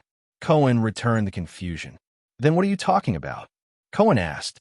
Dumbledore didn't try to, make a move on you. He's a man, Quirrell exclaimed, incredulous. And so am I. Yeah, exactly. That's why I suspected it. Cohen nodded, as if this made perfect sense. Honestly, from Dumbledore's perspective, you're not bad-looking, if we ignore the no-hair thing. If you gave up on stealing the stone because of this and got chewed out by No-Nose, I'd comfort you. He didn't do anything to me. Dumbledore just talked to me about some things. I think he might. You think he might know you're planning to steal the Philosopher's Stone? Cohen finished for him. So you're not scared because Dumbledore might make a move on you? Of course not, Quirrell whimpered. Then why are you freaking out over nothing? Cohen sounded exasperated, like he was fed up with Quirrell's cowardice. Seriously? Scared off from stealing the stone over something this simple? No wonder Voldemort had to keep pressuring him. If Cohen were in charge, he'd be a stress monster too. And if Quirrell backed out now, how was Cohen supposed to justify stealing the stone himself? This guy's lack of conviction was unreal. If you don't steal it, how's No-Nose supposed to come back? How am I supposed to help? How are we going to overthrow the ministry and rule the world? Cohen lectured, his tone heavy with disappointment. You can't just think about yourself all the time. Quirrell's expression started to freeze. He felt like he'd stumbled into one of Dumbledore's illusion spells. Cohen was starting to look like a bizarre mix of Dumbledore and Voldemort. Grow a spine. Once you've got the stone, you could just run for it. All we need is a way to lure Dumbledore away, like sending a letter from the ministry. Wait, I've got an idea. Cohen suddenly had a breakthrough. The school had him, Cohen. Those two Aurors he'd run in earlier clearly recognized him, meaning the ministry had his info on file. But for some reason, they weren't watching him 24/7. That gave them another excuse to get the ministry to call Dumbledore away. He and Quirrell could use this to get Dumbledore out of the picture. Of course, Cohen knew Dumbledore wouldn't buy any excuse, no matter how legit it sounded. But he'd still leave the school temporarily, if only to let Harry and Voldemort have their little showdown. Like Dumbledore always said, constant protection just coddles people. Only storms make trees grow stronger. After laying out the plan to Quirrell and Voldemort, they both agreed it was rough, but the only workable option they had. Soon, Voldemort rasped, his voice dripping with desperation. "Don't drag this out too long. When do we move?" Cohen asked eagerly. "Sooner's better, like 2 weeks before finals. I can fake an excuse to skip class. You hit me with an Avada Kedavra, and I'll play dead until finals are over. That way, I don't have to study." Quirrell felt like his ears were malfunctioning. "What did he just hear? What did you say? Hit you with what spell? Asterisk Avada Kedavra star. Can't you do it? I showed you how last time, when you said you'd teach me dark magic," Cohen said, frowning. "If you can't pull that off, maybe No-Nose should think about getting a new lackey. His standards for teammates are way too low." "I mean, that spell kills people," Quirrell said, his brain practically exploding. "It's just finals, it's not worth. You just cast the killing curse. Whether I die or not, I've got it covered," Cohen said seriously. "How else am I supposed to clear my name after you steal the stone? You're already bad enough as it is. I'm different. I'm young. A clean academic record matters to me."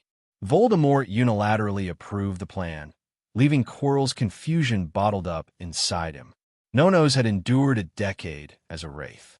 This was his closest shot at returning, and now his mind was laser-focused on getting that stone. In the end, they settled on 2 weeks before finals. At that point, the other professors would be busy prepping exams, giving Quirrell more freedom to move.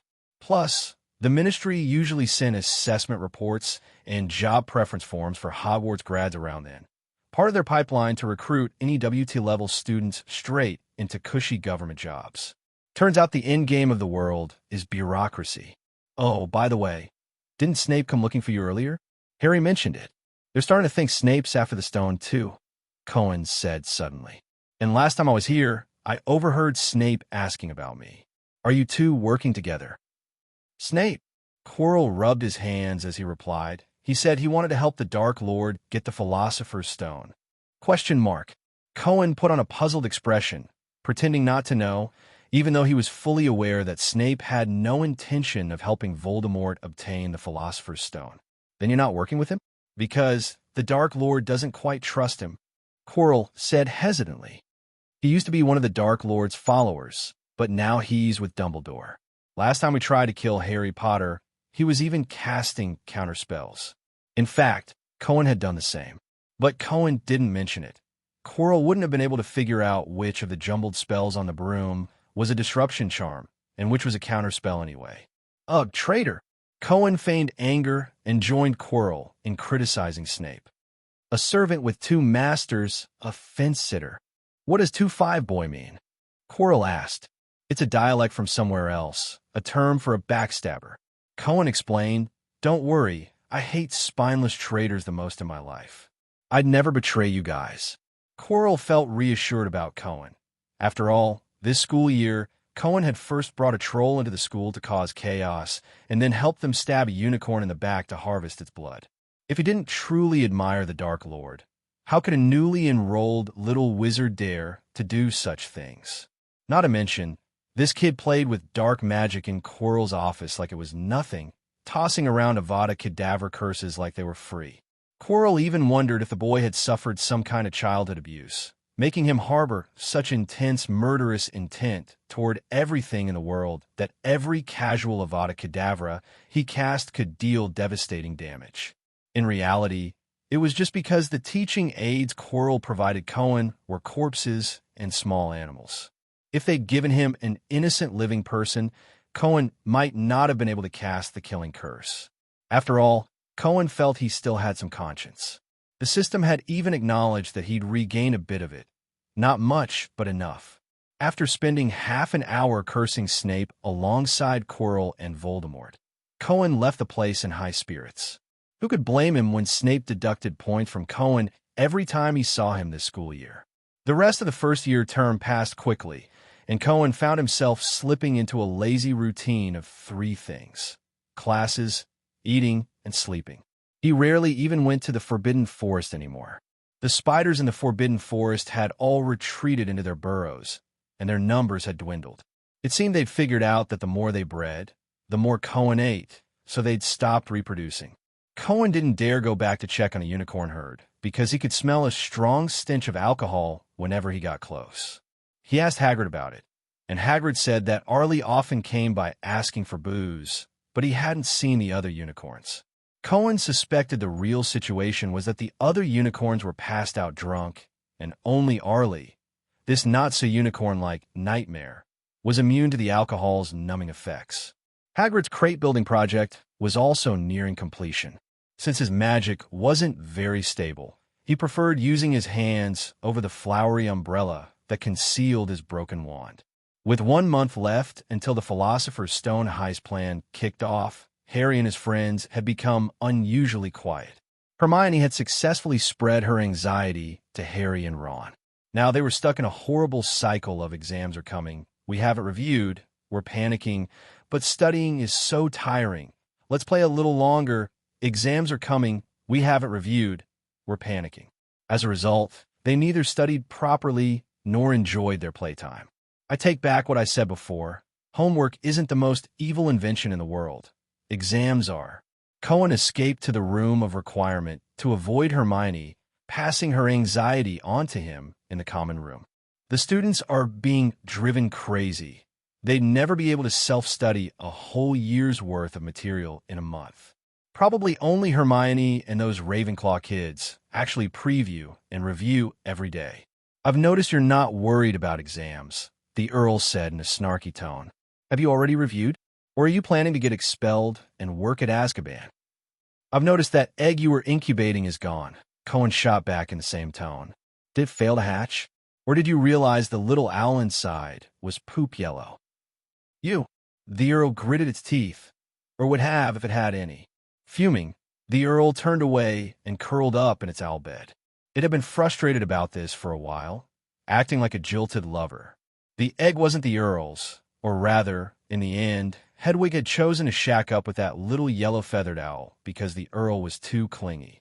Cohen, meanwhile, turned back to playing with the Dungeons & Dragons sandbox Edward had given him. It clearly wasn't just some ordinary decorative item. Cohen didn't realize until April, when he took it out of the cupboard, that Edward had gifted him a magical gaming console. By pointing his wand at the display case's interface, he could control the little clay figures inside. He could set the protagonist's race and class, then embark on an adventure with the sandbox's NPC figures, fighting monsters, leveling up, and progressing through a storyline. Edward must have spent a lot of time making it. Since he didn't have a job, he might have started tinkering with it after Cohen went to school, finishing it before Christmas and sending it as a gift. He was a good guy. Good people deserve to have 108 kids. Edward didn't seem to have any biological children. Rose and Cohen were somewhat related by blood, but Edward seemed to be pure deer folk or something. Actually, if Edward and Rose had a few kids now, Cohen wouldn't mind, though he didn't understand why. After all this time, they hadn't accidentally sparked anything like a little brother or sister. A lone man and woman living together for 10 years with no action. Could it be that Edward wasn't up to it? Considering his soul strength of 10 points, Cohen speculated he might have suffered some dark magic injury or something. Not from Cohen, though. Cohen had no memory of actually eating Edward's soul. While the sandbox was entertaining enough to keep Cohen occupied for a long time, even a single-player game gets fully completed after a few hundred hours. By May, Cohen finally slew the dragon in the cave, dying and reloading countless times along the way. The bumpy journey paid off with the treasure in the cave. Cohen decided to freeze his progress there, proof that he'd beaten it. By now, it was late at night, rain tapping against the window. A drenched, soggy bird crashed through the window and stumbled inside. Goddamn, did God wet himself? Or something? The Earl burst in, full of hostility toward the heavens. Rain this heavy out of nowhere. Almost fell into the lake. Don't make the rain sound so gross. Cohen noticed a letter clutched in the Earl's talons, soaked through. A letter. It's from Quirrell. The Earl tossed the dripping letter to Cohen, then hiked up its feather pants and strutted toward the fireplace like a free-range chicken, ready to dry off. Cohen opened the envelope. The writing inside was blurred from the rain, but he could still make out the message. Tomorrow night, 11 p.m., meet at the entrance. Looks like Quirrell's finally about to make his move. Cohen was pretty pleased with this setup. His Dungeons & Dragons sandbox campaign was getting old, and he was itching for a new source of entertainment. Late that night, Cohen slipped back into the Gryffindor common room. It was a time when every student should have been in bed, but instead, he spotted 3 shadowy figures huddled together, clearly plotting something. "Who's there?" Harry snapped his head toward the portrait hole, alert as ever. When Cohen climbed through, Harry let out a relieved breath. "Are you guys planning a rebellion?" Cohen accused playfully, getting the first word in. "Up this late at night." "Cohen, I overheard something today." Harry yanked Cohen into their little circle, his voice urgent. "Outside Quirrell's office. I heard him give in." "Quirrell's office?" Cohen frowned. That didn't add up. Harry shouldn't have been able to hear anything so easily. Cohen had specifically warned Quirrell to keep things under wraps. "Yeah." Harry tried to keep his voice down, but it was no use, he was still loud. "I heard Quirrell say, 5 it." Snape must have threatened him into spilling how to get past his protections. "But what about Hagrid?" Hermione cut in, her tone steadier than Harry's. "Remember, Harry? Hagrid's got that 3-headed dog. Snape can't get by that." She always stayed level-headed when Harry got worked up. "Hagrid." Harry's face went pale in an instant. "What's wrong, Harry? You don't look so good," Ron asked, concern creeping into his voice. "Hagrid might have already let it slip," Cohen said, knowing exactly why Harry looked like that. He needed to lure Harry and the others to the 4th-floor corridor. Thanks to Dumbledore's magic, only someone who wants to find the Philosopher's Stone but not use it can get it from the mirror. Cohen and Quirrell definitely didn't fit that bill. The mirror couldn't read Cohen's mind directly, and besides, he absolutely had ulterior motives for the stone. So Harry was the key piece here. "What?" Hermione and Ron said in unison. "You think so too, Cohen?" Harry's heart pounded harder when he realized Cohen shared his suspicion. That day Hagrid went to buy butterbeer for Cohen's unicorn. He ran into some hooded guy who'd lost a dragon egg in a card game. Hagrid's always wanted a fire dragon, and some random stranger in a pub just happens to have a dragon egg in his pocket. How many people walk around with dragon eggs all day? That's illegal. Doesn't it seem way too convenient for Hagrid? Harry blurted it all out in one breath, panting by the end. "And one more thing," Cohen added fuel to the fire. "Snape's a Death Eater. I heard it from Quirrell." "What?" Ron's eyes went wide. "What's a Death Eater?" Harry asked, clueless. "Voldemort's old followers," Cohen explained, ready to escalate things. "If Snape gets the stone, he might be able to bring Voldemort back. Then how can Dumbledore let him teach here?" Harry felt like his eardrums were ringing. "He's one of Voldemort's people. Can we not say that name?" Ron shivered. To wizard kids, it was like the boogeyman from a bedtime horror story. "I shouldn't have let Ollie go to Hagrid's," Cohen said, faking regret. "It's not your fault, Cohen." "None of us knew," Harry said, brushing off any chance Cohen could be involved. He trusted him completely and tried to reassure him. "As long as we can stop it." Hagrid might not have said anything yet. Hermione interjected, trying to calm Harry down. "Don't jump the gun, Harry. We can ask Hagrid tomorrow. I'm worried you're about to charge out of the castle right now. And Dumbledore's still here," Ron added, nervous that Harry might break curfew in a fit of impulse. "As long as Dumbledore's around, the stone's safe." Hermione and Ron managed to talk Harry down, pointing out that Gryffindor couldn't afford to lose any more house points. For now, Dumbledore seemed like the stone's best safeguard. Cohen could hear Harry tossing and turning in the next bed over. Classic chosen one. Too much responsibility weighing him down. It almost made Cohen, one of the culprits in the next bed, feel a little guilty. It reminded him of a joke he'd heard in his past life. In class, the teacher asked the kids what they wanted to be when they grew up. One kid said he wanted to be a cop. The teacher replied, "Then you'd better watch out for your desk mate. He says he wants to rob banks." Old memories came back to haunt him out of nowhere. Harry's sleeplessness didn't bother Cohen much, though. Even with the noise next door, Cohen could sleep like a corpse all night. The next morning, a bleary-eyed Harry shook Cohen and Ron awake. "Come on, we gotta find Hagrid now," Harry urged. If boys could enter the girls' dorms, Harry probably would have stormed in and dragged Hermione out of bed too. "Then you'd turn into a creep, Harry," Cohen warned. Asterisk, hashtag, chosen one caught harassing female classmate, asterisk. The Daily Prophet would plaster you all over the front page. But the day was doomed to be full of bad news, for Harry, at least. Hagrid let slip about Fluffy, the three-headed dog. Turns out, all it took was some music to put the beast to sleep. I knew it. Harry left a bewildered Hagrid behind, pulling Cohen and Ron back toward the castle. They ran into Hermione at breakfast. "What happened to you guys?" She took one look at the mud on their clothes and instantly knew where they'd been.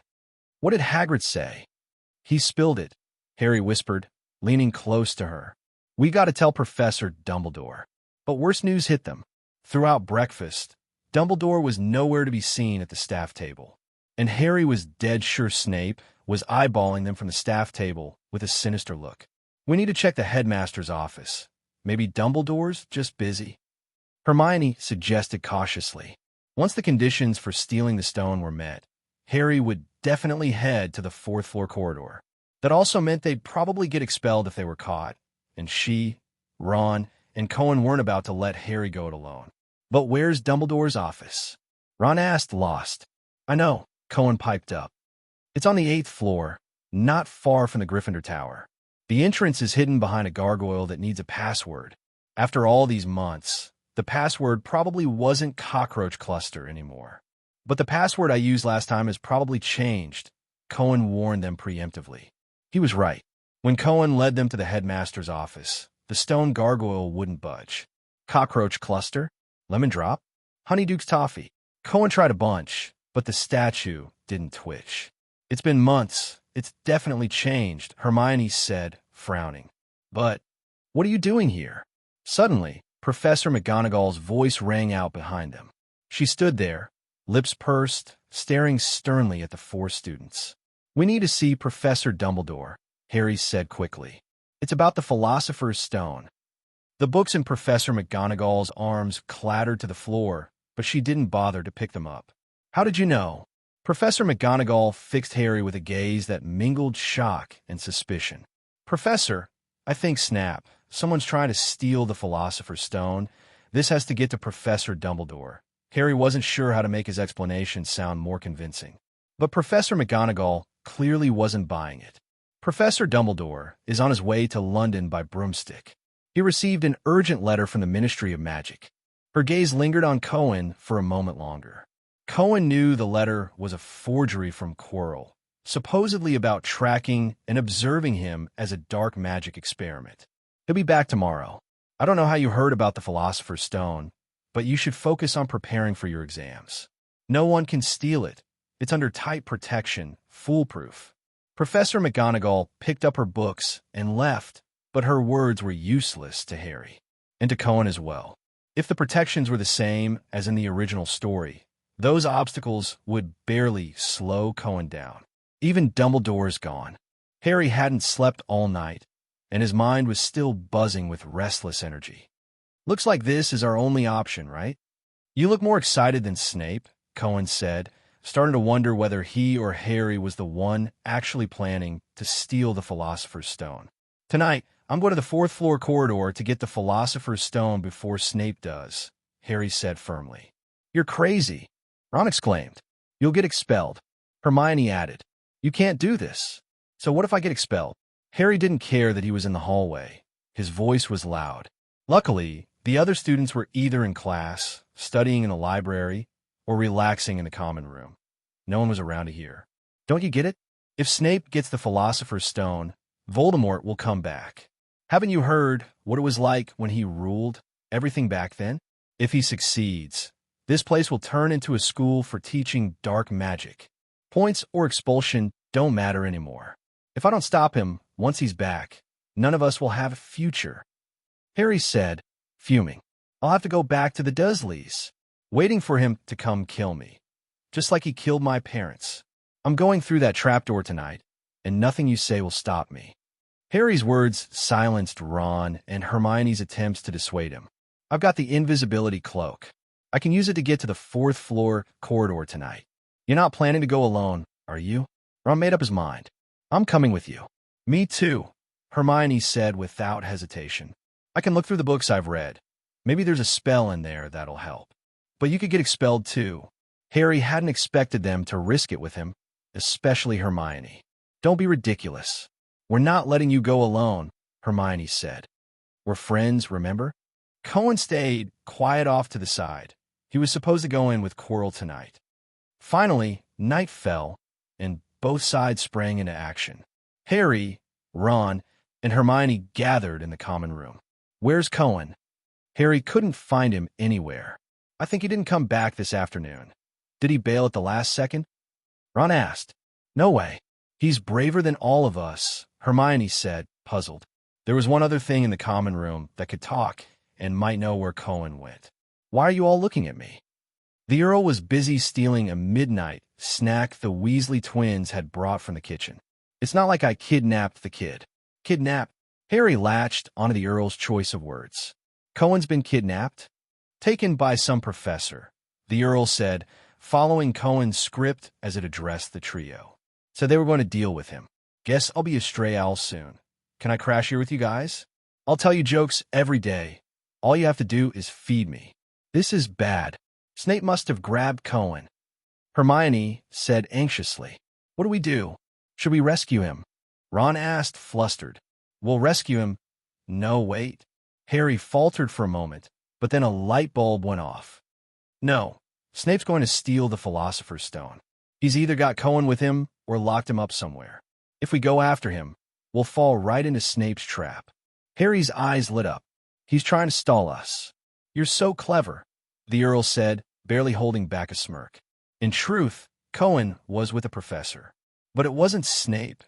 Though, with all the blame he already carried, one more wouldn't hurt.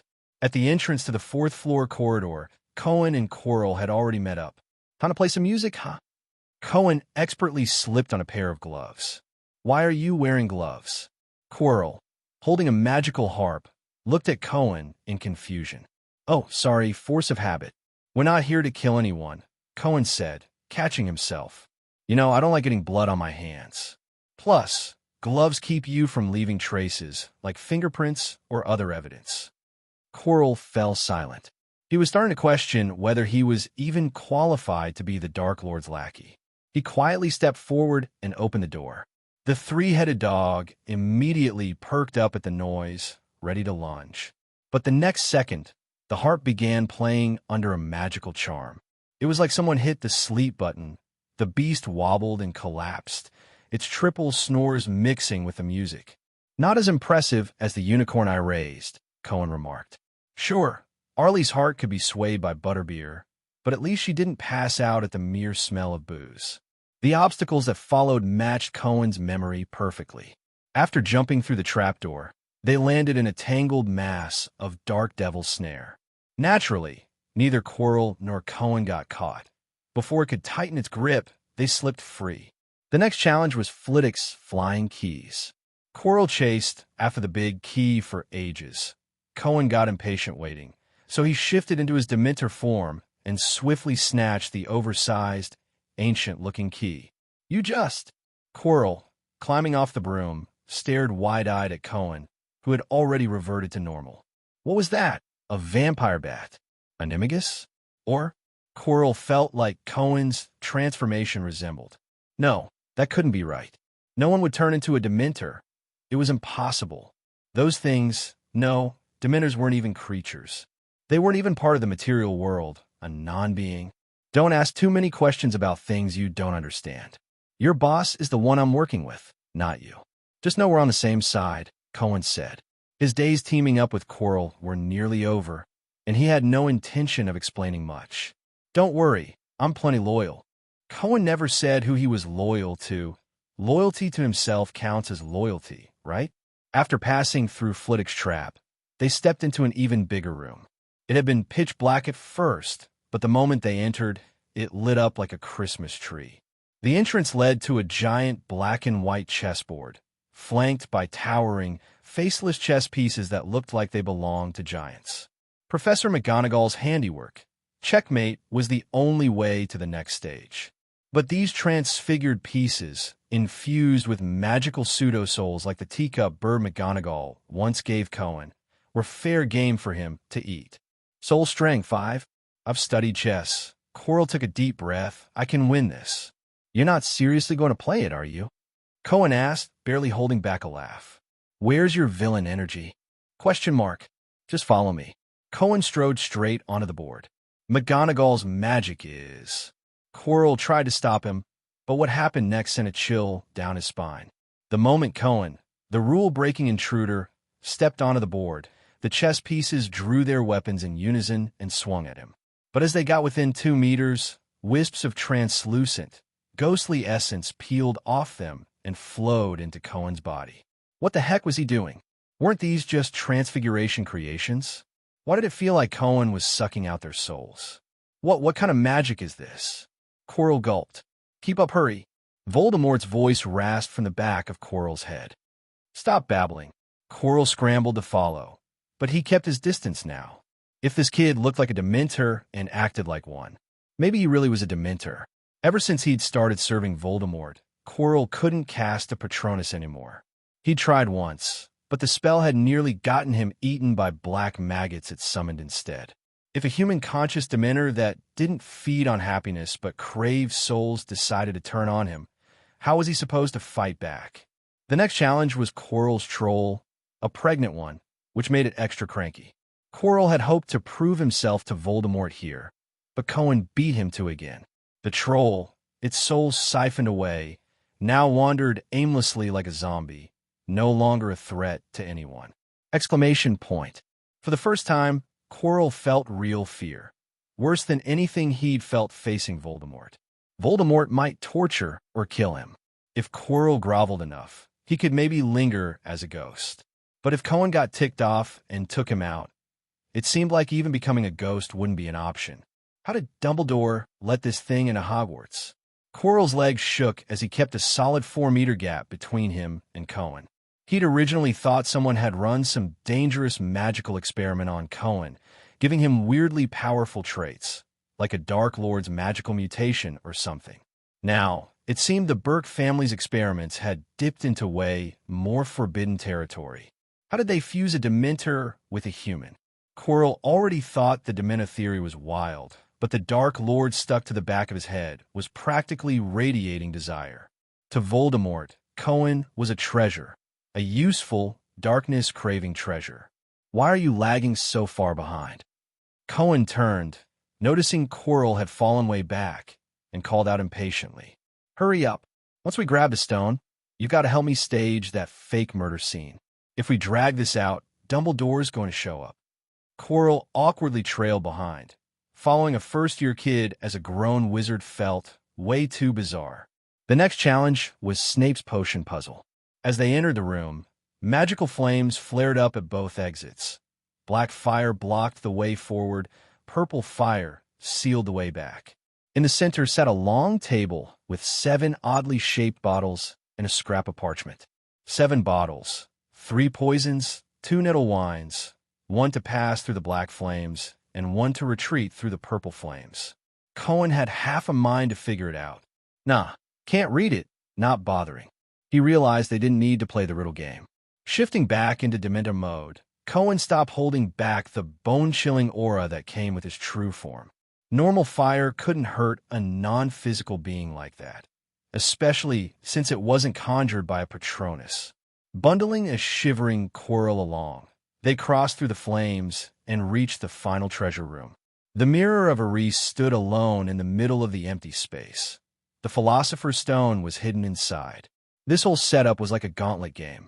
Sure, the professor's magic wasn't something a typical wizard could brute force, but if Voldemort himself showed up, these obstacles wouldn't stop him for a second. Even without Cohen, Quirrell wouldn't have gotten stuck. Voldemort would have barked solutions if he got desperate. This felt more like a trial designed for Harry and his crew. That mirror again, Cohen casually asked. Last time I saw my Dementor Empire in there. Is the stone hidden inside it? Probably, Quirrell muttered, feeling utterly useless. To Voldemort, he was just a meat puppet holding a soul. Cohen had stolen all his thunder, and he didn't even dare badmouth the kid. Cohen could just as easily off him too. They stepped up to the mirror. Let me see. Voldemort's voice slithered from the back of Quirrell's head. Quirrell obediently unwrapped his turban. That noseless face pressed close to the mirror. I see the stone. Take it. Voldemort stared hungrily at something in the reflection, but he couldn't grab it. So he turned to Cohen. Cohen, can you get it? Move over. Let me check again. Cohen shoved Quirrell aside and took his place in front of the mirror, brushing his hand across its surface to stir up an image. This time, the reflection shifted a bit. It's my Dementor Empire again, but now I'm holding the stone, Cohen said. Ugh, should I just smash this thing? Don't rush. Voldemort hissed. There's a way. I can feel it. He wasn't wrong. The boy who lived burst through the flames and into the room right after he finished speaking. Harry froze, stunned by the scene in front of him. Quirrell? Cohen. Harry felt his heart stop. A suffocating sensation spread from his throat throughout his entire body. I thought. Snape. Harry's words stumbled out clumsily. Quirrell's bald head, revealed after he removed his turban, and the familiar yet terrifying face on the back of it. No, wait. The Earl said Cohen had been kidnapped. Right, Cohen was kidnapped. Harry clutched the lightning-shaped scar on his forehead in pain. Quirrell stayed silent for the moment, instinctively waiting for Cohen to speak. But Cohen didn't say anything either. He'd entered advanced acting mode. Alongside Harry's arrival came that wind with a soul strength of 99. Dumbledore had rushed back and was now watching the scene unfold from the front row. Harry locked eyes with Voldemort through the reflection in the mirror, his scar burning painfully. Voldemort, Cohen said, standing beside Quirrell and gesturing toward him for Harry's benefit. So, he's the one trying to steal the Philosopher's Stone. Cohen, come here quick. We can. Harry urgently beckoned to Cohen. They're the bad guys. Harry, you don't think I forced your friend to stand on my side, do you? Voldemort seemed to relish the stunned expression on Harry's face. Your friend Cohen has been with me all along. No way, Harry retorted with remarkable courage. You won't hurt my friends. Cohen, go grab him, use him. Voldemort sneered coldly.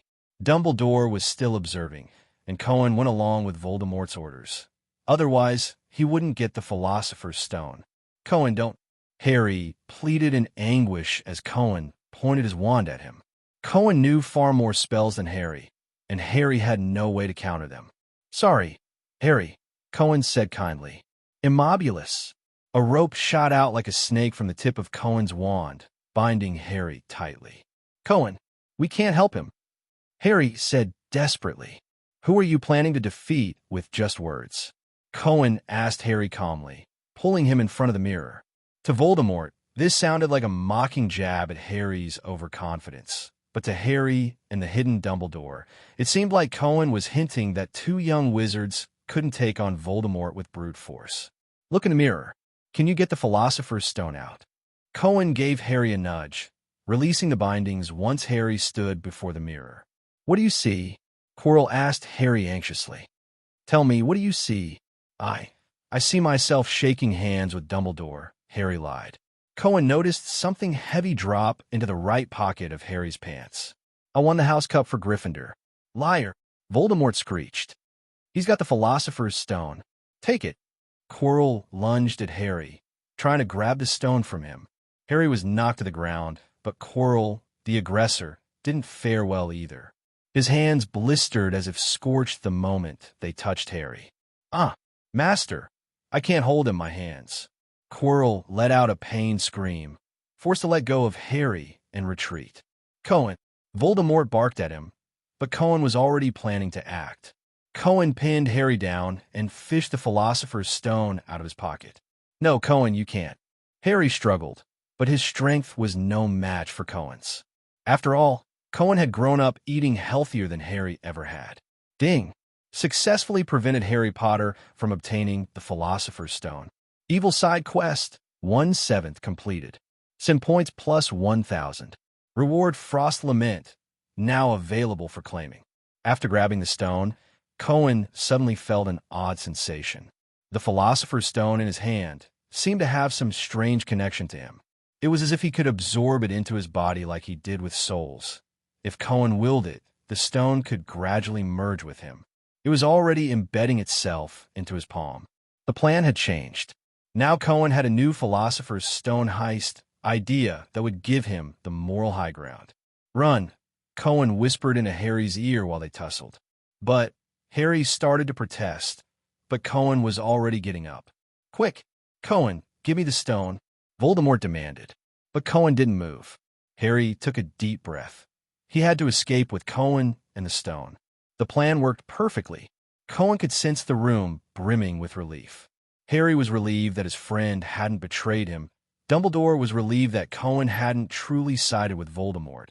And Voldemort was relieved that Cohen had taken the stone from Harry. Everyone won in that moment. Cohen figured the system ought to award him 10,000 goodwill points for this. Give it to you. Cohen didn't step toward Voldemort. In your dreams. Cohen, run. Harry reached the doorway and turned back to urge Cohen. The flames blocking the exit had vanished at some point. Voldemort wasn't surprised. Cohen had mentioned earlier that he'd used the killing curse on him to clear his name. Kill him. Voldemort roared at Quirrell. Cohen bolted for the door. If Quirrell wasn't a complete idiot, the killing curse would hit. Avada Kedavra. No! Harry watched the green light strike Cohen's back. It was like the nightmares he'd had of his parents being killed by that same green flash. Dumbledore, watching from the sidelines, didn't think the spell could harm Cohen. He'd seen one-year-old Cohen survive hundreds of killing curses unscathed. As Quirrell turned his attention to Harry, who stood in front of Cohen's corpse, Dumbledore materialized at the room's entrance. Voldemort's smug expression, convinced he'd won, froze instantly. In less than half a second, he abandoned Quirrell's body and fled. The Philosopher's Stone didn't matter anymore. Escape was the priority. Quirrell, abandoned by Voldemort, collapsed immediately. His soul and body had been devoured by Voldemort for too long. Without him, Quirrell would die soon. Professor Dumbledore? Harry, already in tears, saw Dumbledore appear at last and pleaded, "Please save Cohen. Quirrell hit him with a spell. He's not moving." Harry didn't know what Avada Kedavra meant, but Cohen's body had gone cold at lightning speed. Dumbledore cast a sleeping charm on Harry to spare him further distress. He needed to check on Cohen. Why wasn't Cohen getting up yet? Cohen, get up. Voldemort's gone. Nothing will hurt you now. When Dumbledore realized that Cohen might actually have been killed by that Avada Kedavra, a rare sense of things spiraling out of control washed over him. Cohen's body was now just a lifeless shell, devoid of a soul. Dumbledore couldn't find any sign that Cohen was still alive. Floating nearby in an invisible spirit form, Cohen observed Dumbledore's expression. This was the first time Cohen had ever seen Dumbledore look truly terrified. Asterisk note. I'll resume 2 chapters until release, then switch to 3 chapters daily after release.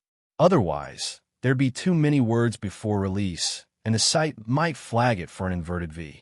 That'd turn the free chapters after 150,000 words into paid ones, which wouldn't be I.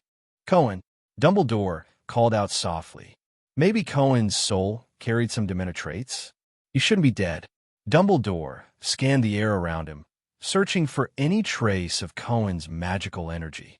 But there was nothing, just the liquid curses swirling in Cohen's body and the Philosopher's Stone glowing like a miniature sun in his palm. In his spirit form, Cohen couldn't do anything. JPG. So he just watched.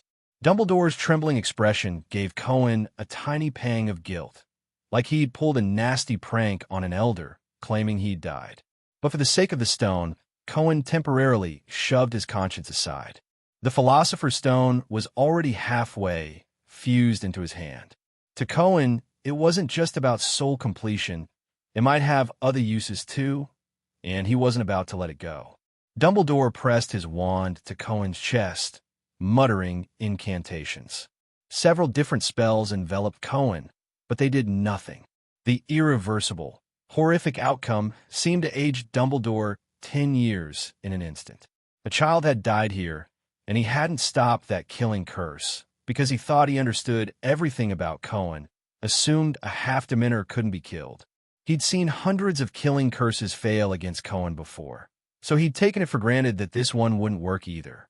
He could have stopped it, easily. A flick of his wand to transfigure a pebble, or a quick rebirth for Fawkes. Dumbledore felt he owed Cohen an apology, but instead he silently lifted the two children off the ground with magic.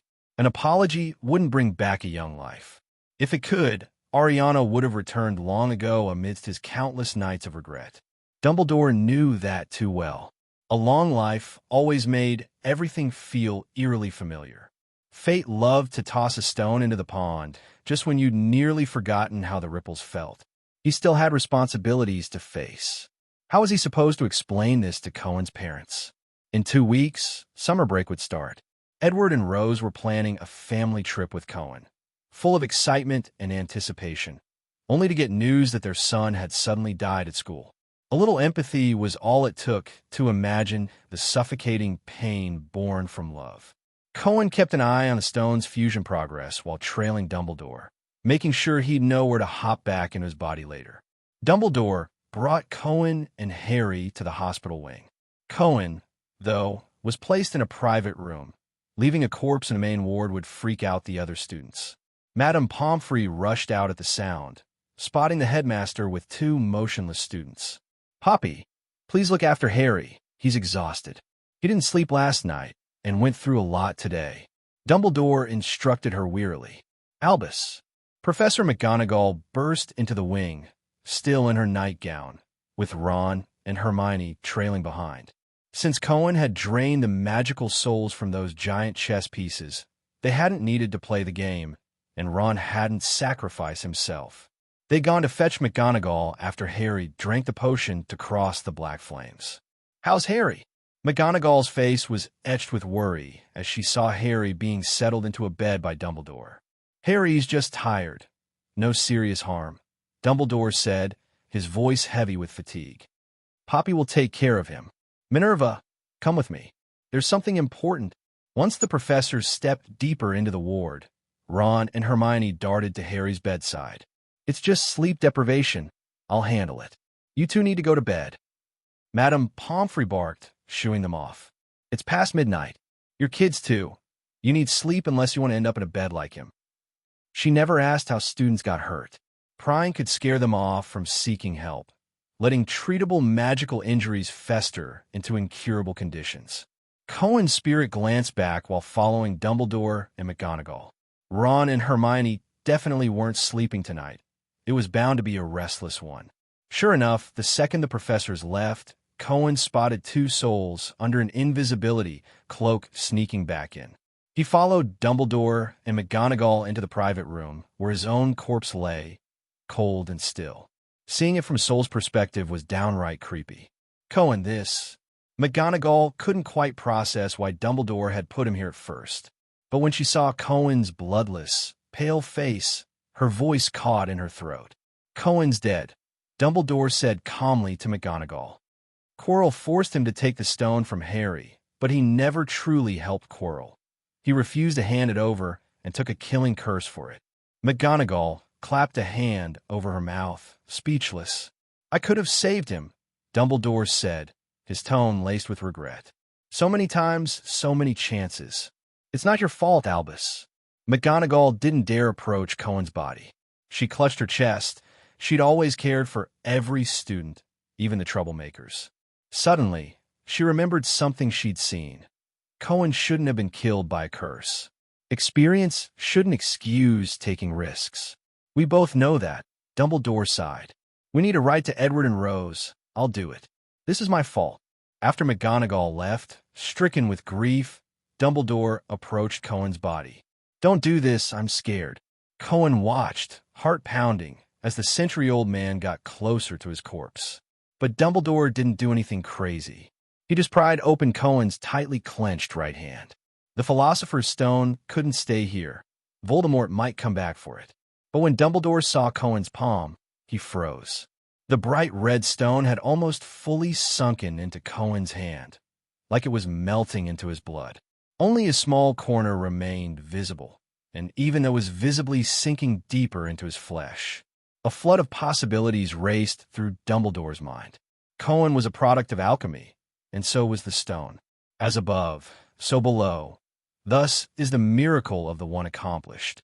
Cohen watched as Dumbledore muttered a few words before leaving the scene. He didn't try to take the Philosopher's Stone from Cohen's hand. Perhaps he didn't want Cohen's blood splattering on him, or maybe because the stone had shrunk to less than the size of a fingernail and was beyond saving. In any case, the stone belonged to Cohen now. If anyone wanted it, they'd have to fish it out of his liquid cursed blood. Cohen slipped back into his body, and a strange sensation enveloped his soul from all directions. The Philosopher's Stone had truly melted into him. That thick, almost tangible magic surged chaotically through his body, and upon discovering his soul, it flooded into it like a tidal wave. Warmth, comfort. The embrace of that magic made Cohen's soul feel like it had returned to the womb, as if he were submerged in a warm, breathable liquid, naturally curling up into a ball. Then Cohen saw that dream again. The smooth, rounded bottle, the shrieking swarm of ghosts surrounding it. In this dream, Cohen devoured everything in sight. The bottle shattered, and tall humans exclaimed in shock, their fleeing figures scattering in all directions. But it was futile. In the dream, Cohen killed every human he saw, driven solely by the sweet scent of their souls. Most animals met the same fate, though two were spared by the dream Cohen. They felt familiar to him, familiar enough not to kill. As he consumed more souls, the dream Cohen's vision grew sharper. He paused just before extracting the last person's soul. It was Herbert. The dream Cohen let him go, as if clinging to some remnant of a past life's memory. The dream ended there. It was an unusually vivid dream. Cohen even caught a glimpse of his other bloodline's origin, a long, slithering black shadow. He guessed it was a snake, a basilisk, or maybe a horned serpent. But Cohen didn't see any horns on that shadow, nor had he ever noticed himself petrifying anyone with a glare. If he could, half the school might already be dead. Did the researchers in that lab include a Parselmouth? Cohen recalled that the only known Parselmouths left were Voldemort and Harry.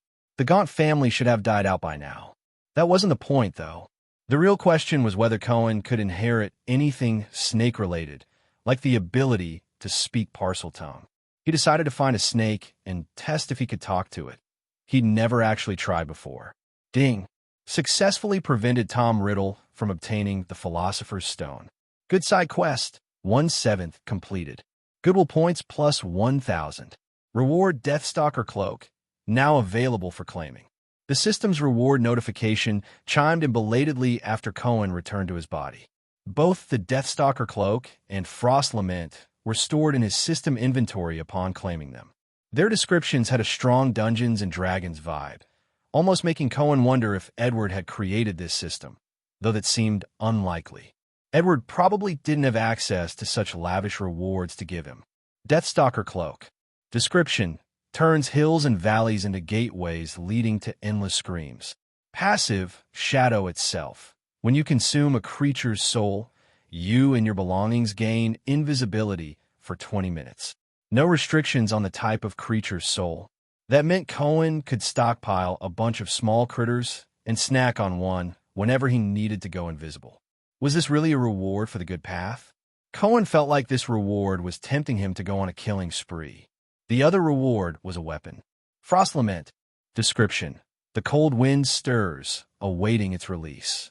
Passive: Heart of Ice. Any damage inflicted with this weapon, spells, cantrips, or physical attacks, causes frost to form at the target area. It looked pretty cool, a silver-white long-handled weapon that gleamed metallically, about 10 centimeters taller than Cohen himself. At the top sat a pale blue, diamond-shaped ice crystal that radiated a faint chill. Good news! It could double as a wand. Cohen tested it, and it worked just as well as his regular one. Bad news, it was too heavy.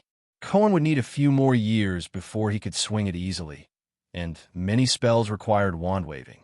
So, it got relegated to the sidelines. Maybe he'd use it to bash something later, especially with its bonus freezing effect. Verdict, a pretty toy. Maybe he could hug it to cool off in the summer. After checking the system rewards, Cohen turned his attention to the changes in himself. He'd just swallowed a philosopher's stone whole. There had to be some effect, right? Soul integrity, 30%. Cohen remembered his soul integrity was already at 27.2% before the mission. The philosopher's stone shouldn't have only boosted it by this little, right? He couldn't even sense the magic from the melted stone anymore. It should have been fully absorbed by now. Was the stone's main function not about soul repair? Unconvinced, Cohen left his body again, and that's when he noticed the difference. His soul had become more solid. Or rather, Cohen could now make his soul take on a physical form. And since his soul resembled a Dementor's, it meant he might actually become a Dementor, a purebred one at that. Cohen tested it. When he intentionally materialized his soul, he could touch objects in the real world, carrying all the traits of a Dementor. The air around him grew cold. The water in a nearby vase froze when his soul approached. Ding! Special ability unlocked. Undead Spirit, 10 out of 10. Note: your soul has successfully acquired nearly all Dementor abilities, becoming a non-being. You're no longer a mudblood. Maxed out. Completely maxed out. Cohen mentally apologized to the Philosopher's Stone. He'd spoken too soon. Worthy of an ancient alchemical masterpiece, it delivered a top-tier ability right out of the gate. Just the power to freely materialize his soul into a Dementor form was downright game-breaking. Sure, Cohen could already transform into a Dementor, but his physical body couldn't phase through walls like his soul could. Soul integrity could grow slowly over time. What Cohen craved most was mechanics like this. Tonight was destined to be a night too exciting to sleep through.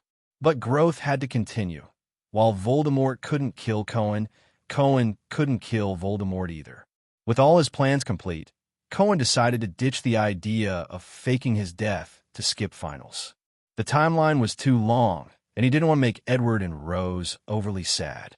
Scaring Dumbledore was fine, but dragging his adoptive parents into it felt a bit too reckless. Of course, things always go awry just when everything seems to be going smoothly, and Cohen had to tweak his plans again due to an unexpected twist. The next day, Edward and Rose rushed to the school in a panic. Beside Cohen's corpse, they got into a one-sided shouting match with Dumbledore. What delayed Cohen's revival was something Dumbledore said afterward. Dumbledore mentioned a way to bring Cohen back, and someone who could help. Nicholas Flamel. Now Cohen didn't need to concoct some convoluted reason for his resurrection. The next morning, after receiving a letter saying Cohen's in trouble, the Nortons, Edward and Rose, rushed to the school via the Flynn network. They'd connected their home to it through the ministry earlier, originally planning to take Cohen on a fun family trip. In Cohen's hospital room, Edward sat quietly by his son's bedside, staring at Cohen's cold, lifeless body. He'd assumed Cohen's in trouble meant Cohen had accidentally sucked out someone's soul or something. Not this. Meanwhile, Rose was facing off with Dumbledore. Cohen wrote to us just 2 days ago, saying he was prepping for finals, and now you're telling me he died right under your nose? Rose was like a furious tiger, claws out as she grilled Dumbledore. You clearly, he's mine, and Edward's you. Her grief choked her words, leaving the rest stuck in her throat. I understand how this feels, and it's all my fault, Dumbledore said, calmly taking the blame. You understand nothing. Rose roared, her eyes red and raw. You don't have a son. You just stood there, watching him. Rose. Edward stepped over to his crumbling wife, wrapping an arm around her shoulders so she had a place to let it all out. I'm not hiding the truth to dodge responsibility, Dumbledore said. I know lies can't ease the pain that comes with love. Cohen was a brave, kind kid. We all saw that. I'd rather he was a little evil as long as he could live. Rose sobbed, her usual strength gone. He'll receive the school's Special Services Award. He's already dead. Edward cut in, looking up at Dumbledore. An award now. I'm not saying Cohen's death is something to celebrate. Dumbledore interrupted, a rare edge to his voice. His sacrifice to protect the Philosopher's Stone deserves every reward in the world, but no reward can bring back a life. It's just a memory we can hold on to. Wait a sec. Edward frowned as a troubling thought hit him. Cohen wasn't.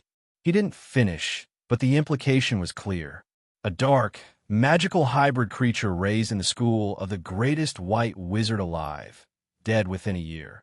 It was easy to suspect. I haven't, and never would harm Cohen, Dumbledore said, looking every bit like an ordinary old man. Where's that bastard Quirrell?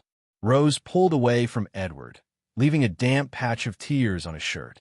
She cried herself out, and now her wand was in her hand, gripped like a dagger. He's dead. He lasted an hour after Voldemort left his body, Dumbledore replied. Cohen was about to slip back into his body, wiggle his fingers, and pull off a dramatic TV-style resurrection. After watching the drama unfold, maybe a bit too intently, he'd almost forgotten to wake up.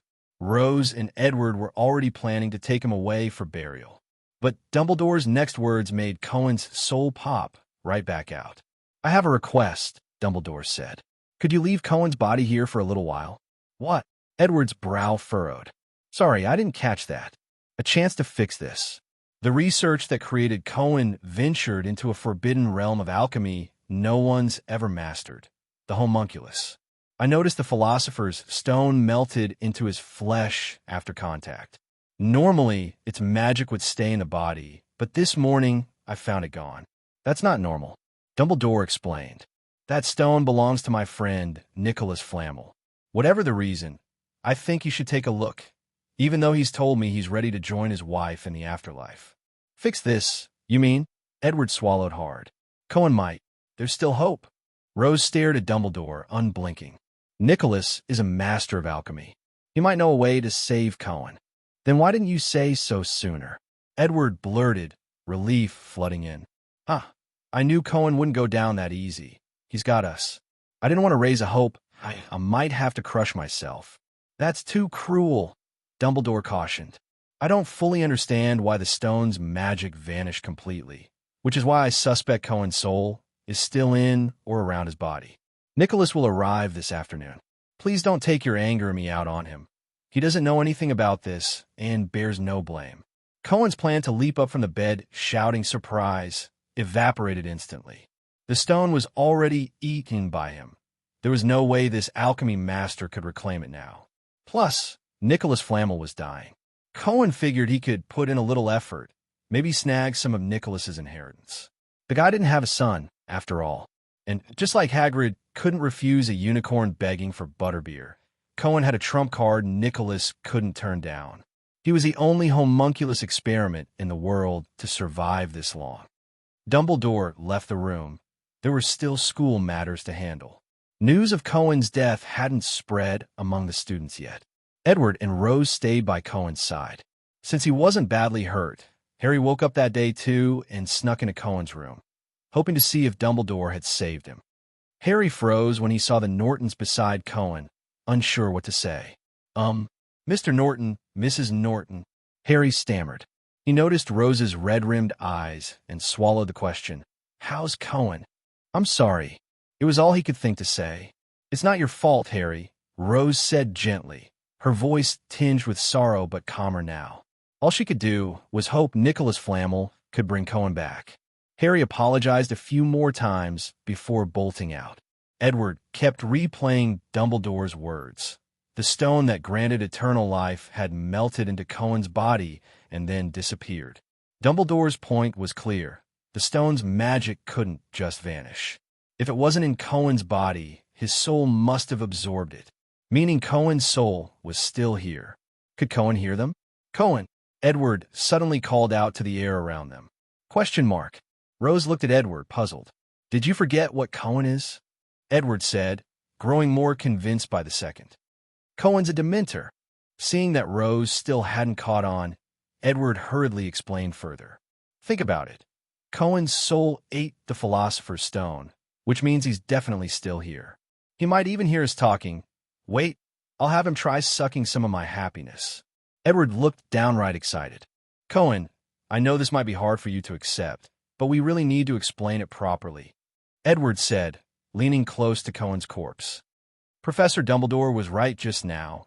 You're, a mix of a lot of different creatures. But don't worry, Mom and Dad have always loved you, no matter what you've turned into. His words were chosen with extreme care, as if afraid of upsetting Cohen. It just so happens that one part of your mix is a creature called a Dementor.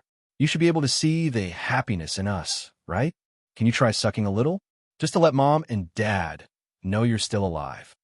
Edward wasn't entirely sure what humans looked like from a Dementor's perspective.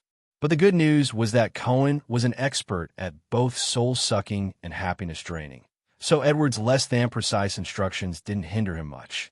Edward waited nervously for anything to happen, or to feel that soul-chilling coldness Dementors were known for.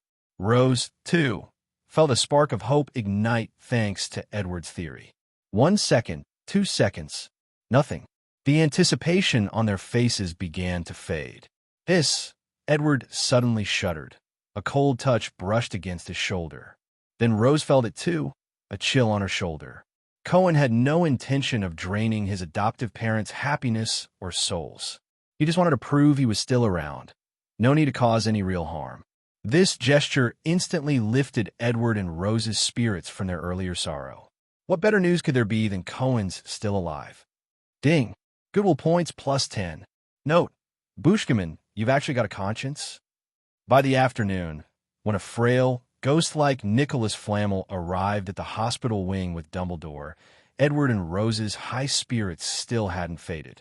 Professor Dumbledore, Cohen's alive. The moment Dumbledore stepped through the door, Edward blurted it out excitedly, his voice rising uncontrollably. Ouch! Nicholas Flamel winced and rubbed his ears. The shout had rattled his fragile eardrums painfully. Oh, sorry, are you, Mr. Flamel? Edward quickly lowered his voice and apologized. This white-haired, withered old man seemed to embody only age and fragility. It was hard to connect him to the great alchemist who'd lived for over 600 years. He looked like he could keel over at any moment. It's fine. I'm Nicholas Flamel, Nicholas said, recovering quickly from the ringing in his ears. I should have worn my hearing aid, but I figured I didn't need to come to Albus's school fully armed. That'd feel a bit rude. I wouldn't have taken it as an offense, Nicholas, Dumbledore said, welcoming his old friend and introducing the couple. These are Cohen's parents, Edward and Rose. Hello, Nicholas said, extending a hand, but this habitual courtesy often left him with a few crushed bones. Edward flinched in horror as he realized he'd gripped too hard, or rather, it was nearly impossible to gauge the right amount of pressure with Nicholas Flamel. His hand felt like damp paper that had dried in the wind. It's fine. It usually happens. In just a second, the lingering magic of the Philosopher's Stone in Nicholas's body repaired his bones. Let's skip the pleasantries, Dumbledore said, knowing both sides were eager to get to the point. Cohen's situation is more urgent. Soul strength, 99. For a 600-year-old alchemist, that number seemed reasonable enough. Cohen suspected the 99 wasn't because Dumbledore and Nicholas's soul strength capped there, but because that was the highest the system could currently display. Indeed, where's the boy? Oh, here. Nicholas scanned the room and locked onto Cohen. Not his body, but his soul. You can see me? Cohen, perched on another bed, asked Nicholas Flamel in surprise. He'd assumed the alchemist would need some tool to see souls. But Nicholas didn't respond to Cohen's question. It seemed he couldn't hear Soul's voice. Perhaps he'd only pinpointed Cohen's location because of the Philosopher's Stone's traces within him. After all, as its creator, Nicholas Flamel must have had some way to track it. So, Cohen hadn't fully absorbed the stone after all? he's definitely still here, Nicholas said, hobbling over to Cohen's soul with a gait that looked like a jog but was really just an eager shuffle. Is Cohen there? Rose and Edward couldn't see his soul and only saw Nicholas staring into the air. What you mentioned earlier, how do you know Cohen's still alive? Dumbledore asked Edward. We asked Cohen to interact with us a little, Edward explained, keeping his voice low to spare Nicholas's ears. He touched mine and Rose's shoulders, a cold sensation. It had to be Cohen. Oh, Dumbledore's eyes lit up. That's very promising. If we can just find a way to get Cohen back into his body properly. Nicholas waved at Cohen's soul, as if beckoning him to try floating back into his body. Cohen drifted over, but he only overlapped with his body, not truly re-entering it. He couldn't revive that easily. It'd make Nicholas Flamel's presence seem pointless. Cohen racked his brain to figure out the proper revival method. At the very least, Nicholas should have to do something, effective or not. Just give him a reason. What a perfect creation! These clashing biological elements blended so seamlessly, without any rejection. Nicholas studied Cohen like a piece of art, marveling at the homunculus in a bottle. Albus, you should have told me about this sooner. I can't believe I didn't hear a whisper of it. We all wanted this child to have a normal childhood. Besides, the Ministry keeps his identity under tight wraps. They don't allow any information about him to leak out, Dumbledore explained. Most people think he's an accidental creation, that the Burke family's experiment just happened to roll a perfect 6. Chance and miracles often go hand in hand, Nicholas said, growing more delighted the longer he examined Cohen. He's too perfect. It must be fate's choice that I'd meet him just before my time runs out. Asterisk fate's choice? Bullshit. It's me scheming, plotting, and busting my brain to force this meeting. Asterisk. Seeing Nicholas's expression, like he wanted to live another few decades just to study Cohen. Cohen knew his plan had succeeded. After Nico tried several methods to revive Cohen, Cohen felt it was time to let his own approach take effect. It worked, Edward exclaimed softly, barely containing his joy. Look at Cohen's hand. Cohen first moved his hand, just like they do in TV dramas, then slowly opened his eyes, blinking a few times for good measure. Cohen sucked in a sharp breath, perfectly mimicking someone whose soul had just returned to their body. He was extremely satisfied with his acting skills, as he didn't sense even a hint of suspicion from those around him. Suddenly, Cohen felt a wave of happiness rushing toward him. Cohen! Rose yanked him up from the bed and pulled him into a tight hug, holding him as if she feared he might slip away again. Mom, you're strangling me. Cohen wheezed. Oh. Rose quickly let go, tenderly rubbing his neck with a pang of guilt.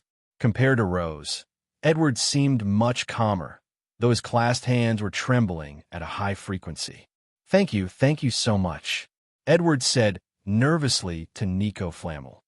I don't know what we would have done without you. Oh. Nico glanced at Cohen, then at Edward.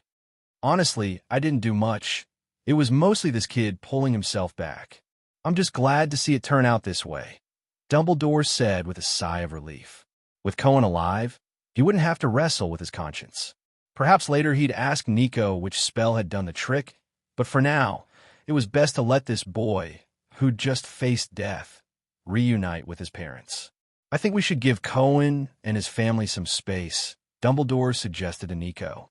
Of course, Nico replied. Though he was curious about Cohen, he was never one to rush. Maybe later I could have a private chat with him? I'm intrigued by some things about him. Never before has a homunculus lived this long. Edward and Rose had no objections, and Cohen was happy to chat with this ghostly, shriveled old man. From any perspective, the Philosopher's Stone Cohen had consumed was worth far more than Nico's simple request. Dumbledore and Nico stepped out of the room for the time being. Outside, they ran into Harry, who peeked inside as the door opened and saw Cohen alive, much to his own relief. After soaking in everyone's concern, Cohen had to face some heavier matters, like the truth his adoptive parents could no longer keep buried. Cohen, we need to be honest with you about some things, Edward said. He exchanged a glance with Rose, And since Edward usually bonded with Cohen through play while Rose handled discipline and care, it fell to him to explain. About your origins, you probably overheard earlier, right? That, though I'm a mix of lots of creatures thing? Yeah, I heard. Otherwise, I wouldn't have patted your shoulders, Cohen nodded. Is there anything you don't understand? I can explain it to you. Well, hold on. Edward started to launch into a full explanation, but then registered what Cohen had said. Asterisk, if there's anything you don't understand, you can ask me. Asterisk, I've always felt a little different since I was a kid. Cohen admitted with childlike honesty. So after coming to school, I kept digging into stuff about myself, especially after Professor Quirrell forced me to help him steal the Philosopher's Stone. He said I was some dark magic experiment. Don't listen to that bastard's nonsense. Rose sat on the bed and pulled Cohen close, her voice thick with heartache. You're our son. Always will be. Not some experiment. I'm 11, not one, Mom, Cohen continued. And because I love you both, I had to figure out what I really am, so I wouldn't end up hurting you. I've more or less pieced together what happened at Borgin Manor and the fact that I've got some Dementor traits. Are you scared? Edward asked, his voice laced with worry. Huh? Me? Cohen pointed at himself. What would I be scared of? Being different from everyone else? Edward clarified, clearly concerned that this might weigh on Cohen's mind. No, not scared. I just see it as learning some unique magic, Cohen said sincerely. With a normal human appearance, he could easily blend into any crowd. There was no need to let it eat at him. Good. Edward let out a breath. I was worried you might. Rose shot Edward a stern look, stopping him mid-sentence to spare Cohen any discomfort. Have some bad thoughts. Edward quickly corrected himself. Don't worry. I'm perfectly healthy, mind and body. And before Quirrell ambushed me, I was working with Hagrid on a big breeding project with some magical creatures, Cohen reassured them. I even got pretty tight with a herd of unicorns. They keep showing up at Hagrid's to beg for food. He conveniently left out the part about sneaking into the Forbidden Forest, knowing Rose would flip if she caught wind of it. The reassurance worked wonders. Edward and Rose seemed genuinely happy that Cohen had found a healthy hobby. Of course, if they knew this magical creature breeding hobby involved illegal dragons and the forbidden dark magic creature known as a nightmare, their smiles would likely vanish in an instant. The conversation shifted from Cohen's studies to the Dungeons and Dragons sandbox Edward had gifted him. What? You didn't fall in love in there? I made a ton of gorgeous female characters just for you. Edward asked in disbelief. I even wrote all these romance storylines. Don't tell me you spent the whole time leveling up and fighting monsters. What followed got a bit too risque, earning Edward a scolding from Rose. And with that, the family dynamic returned to normal. Cohen's death turned out to be a false alarm, and Edward and Rose didn't linger at the school. Dumbledore reassured them again that Cohen would be absolutely safe there, and Rose apologized for some harsh words she'd thrown at him that morning. Dumbledore, however, waved off the apology, insisting her reaction was justified and that he owed her an apology instead. Everything seemed back to normal. The only changes at the school were Quirrell's death and the Philosopher's Stone Cohen had eaten. After dinner, Nico Flamel came to Cohen's room alone. Mr. Flamel, Cohen sat up to greet him. Thank you for saving me. It was the polite thing to say. Honestly, I'm not even sure which spell did it, Nico replied. Far from acting like a lofty elder, Nico shuffled over to the bed next to Cohen's with surprising effort, sitting down so they could talk eye to eye. I suspect you might have been able to return to your body on your own. It's just that people's usual ideas about death keep them from trying. But that doesn't matter. The outcome's what counts. I asked your parents in Albus earlier. You've already learned a bit about your origins, haven't you? Nico asked gently. Yeah, I've read some alchemy books that mentioned homunculi, Cohen replied. You're special, Cohen, Nico said. That's not a joke. I've seen plenty of similar alchemy studies, though I'd never conduct such morally dubious experiments myself.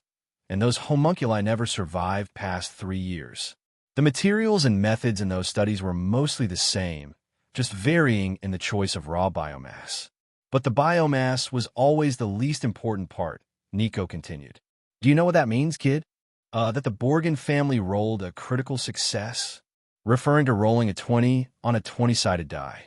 Cohen didn't quite catch Nico's drift at first. When materials from different species are mixed, they reject each other. Only immense magical power can bind them together, but even then, it's just a patch job. Broken things tend to break again easily. You've got something those failed homunculi didn't, Nico went on. Something no other test subject could ever have. That miraculous force Albus believes in, love. Nico smiled. Isn't that a stretch? I was adopted by Edward and Rose after I was born. Cohen felt this didn't quite add up. Unless it's... Then it hit him. Cohen hadn't started being loved only after his adoption. Someone had already poured their hopes, love, and sorrow into Cohen, Herbert Borgin, still imprisoned near the ruins of Borgin Manor.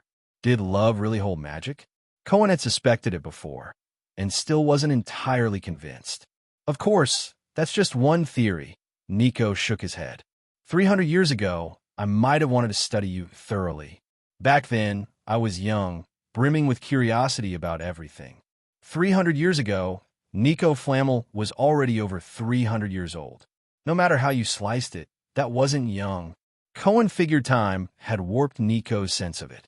But now, I'd rather see kids like you grow up healthy and carefree, Nico said with a laugh.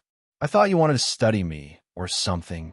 Cohen was puzzled that Nico's request for a private chat was just that, a chat. Like ask about my weird abilities or the Philosopher's Stone. The stone doesn't mean that much to me anymore, Nico replied casually. The fact that it fused with you shows the great work in the Emerald Tablet isn't just about the stone. Alchemy's endgame is still out of sight, but that's not important to me now.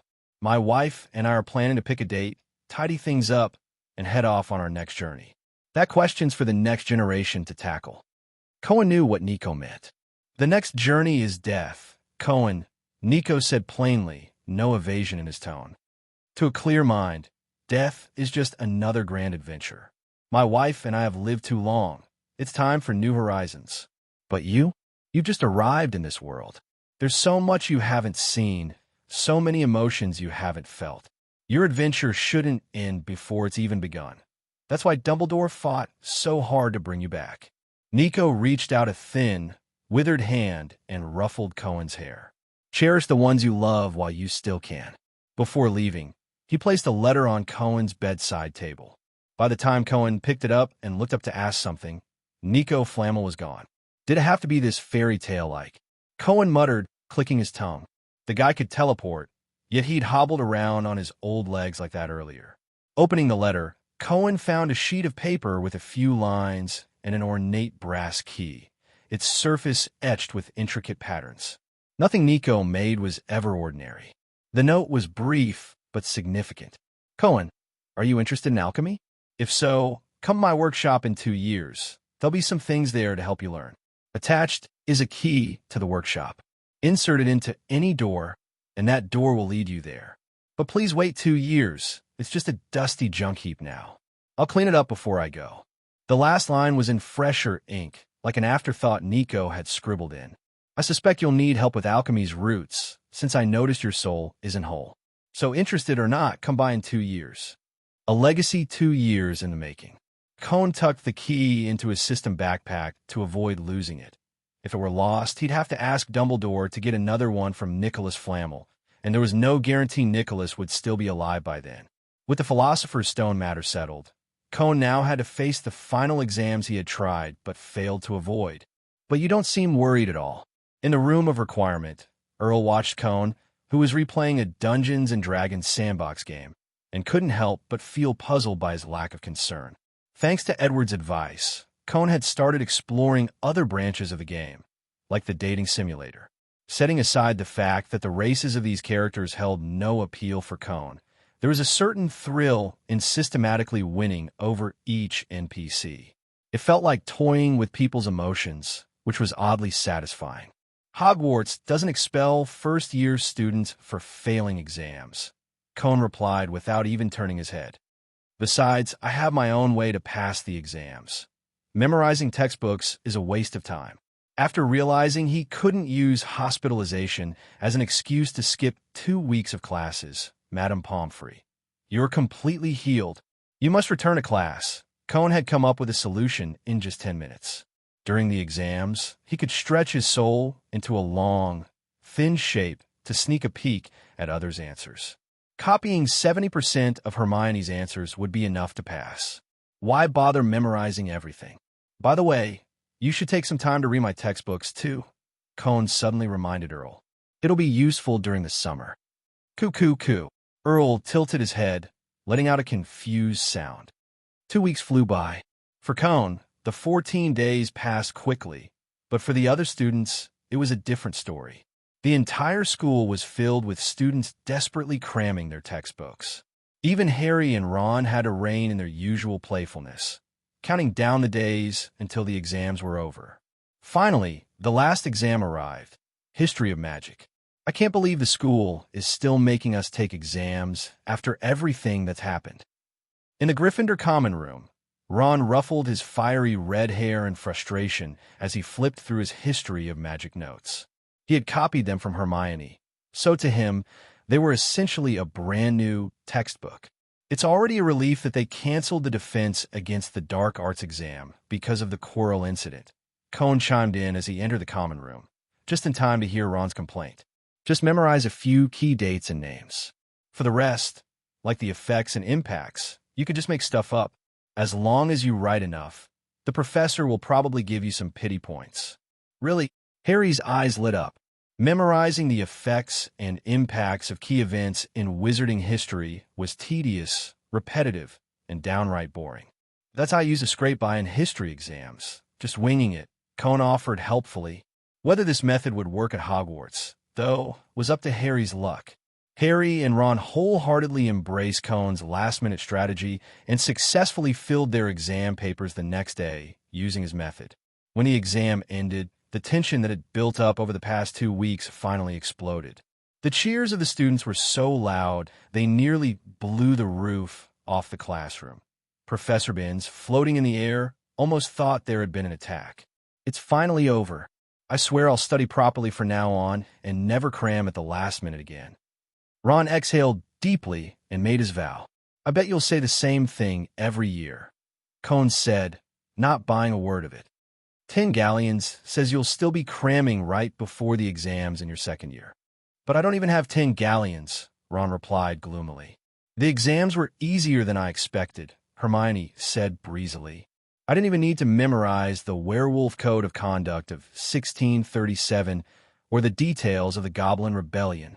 She seemed to enjoy revisiting the exam content after the fact, but Ron declared that doing so made him feel sick. So, they decided to take a walk outside the castle. "How about visiting Hagrid?" Cohn suggested. "We could check on my crate and Norbert, too. I hope Norbert hasn't grown as big as the house," Harry said worriedly. "Is Hagrid even still alive?"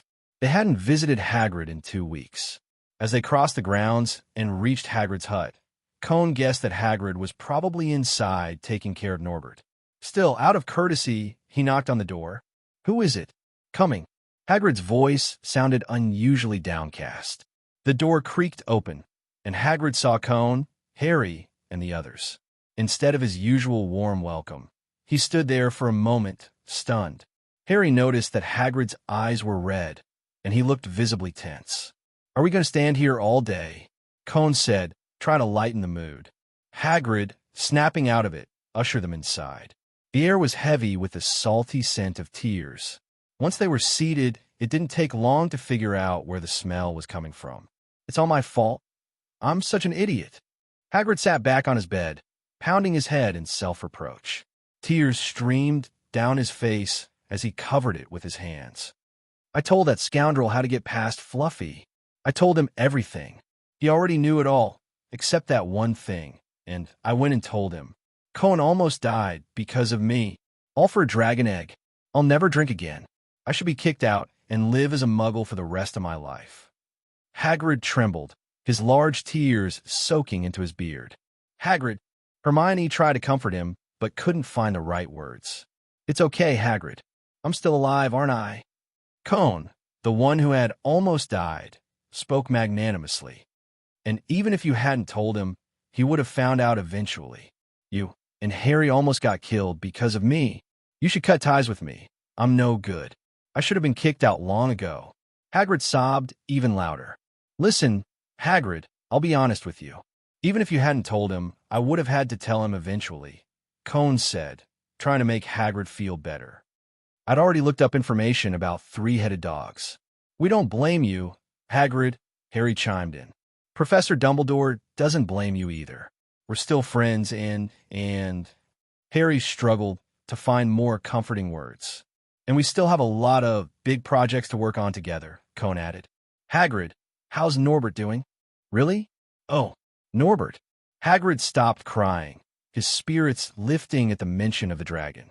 I built the house for you, and I made a cozy nest for Norbert. He should be very happy now. A reinvigorated Hagrid led them into Cohen's suitcase, dragging along an entire dead sheep as Norbert's lunch. The once empty wilderness inside now housed two new structures. Near the entrance, Hagrid had built a massive two-story wooden cabin that looked even more luxurious than his own hut. Hagrid, how many trees did you cut down? Harry swallowed hard. The cabin must have taken hundreds of logs to construct. Oh, I got Professor Sprout to help with some tree fertilizer. Grew a bunch of wood in just a few days, Hagrid said, scratching his head. I was still wondering if Cohen might think it's too small. It's already bigger than my house, Cohen said, praising Hagrid's craftsmanship. Hagrid, you're basically a god of construction. Cohen's compliment visibly delighted Hagrid. The little evil Dementor gains more experience in human interaction. JPG. Cohen had originally intended this place as a backup base, somewhere, just to sleep. Now, it far exceeded his expectations, saving him the effort of rebuilding. The cabin's interior matched Cohen's hopes perfectly. Hagrid hadn't just set up several second-floor bedrooms for him. He'd also equipped the first floor with a tool room, study, kitchen, bathroom, and a spacious living room. Since I had to come in to decorate, I made the door frames a size bigger. Hagrid said nervously. I love it, Cohen replied earnestly. Are you taking this suitcase home for the summer, Cohen? Harry asked enviously. If I could, I'd rather live in here than at the Dursleys. Man, that'd be awesome. Ron chimed in, equally jealous. I'd love to stay here too. My bedroom's got nothing, and there's a noisy ghoul upstairs.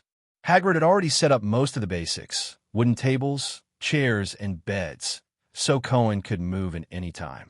The only downside was the lack of plumbing or a water supply, but with spells like Aguamini and Evanesco, those weren't real issues. Cohen was thrilled with his new cabin, and Hagrid was happy to have helped him out. Win-win. Harry was dying to spend the summer here to escape his own break, while Hermione suggested Cohen add some fireproofing charms around the cabin, just in case Norbert accidentally set it ablaze. Where's Norbert? Cohen asked. How big's he gotten? And why hadn't Norbert pounced on him the moment he walked in? That surprised Cohen, especially since Hagrid had brought in a bloody dead sheep. Norbert's lair was nearby, a man-made cave. Cohen had previously helped conjure a small hill with a cavern inside the suitcase using magic, and Hagrid had given it a fancy renovation. Harry and the others stayed cautiously outside the cave. They weren't keen on barging into a dragon's den, especially if Norbert had grown bigger than Hagrid by now. Only Cohen and Hagrid ventured in. Asterisk Lumos, asterisk. Cohen lit the tip of his wand. To give the dragon cave some mystique, he'd extended its length and added a few twists and turns. Perfect for giving Norbert that epic boss vibe. Rumble. The deeper they went, the louder the dragon's snoring grew. When they reached the heart of the cave, they found piles of gold and silver coins spread across the floor by Hagrid.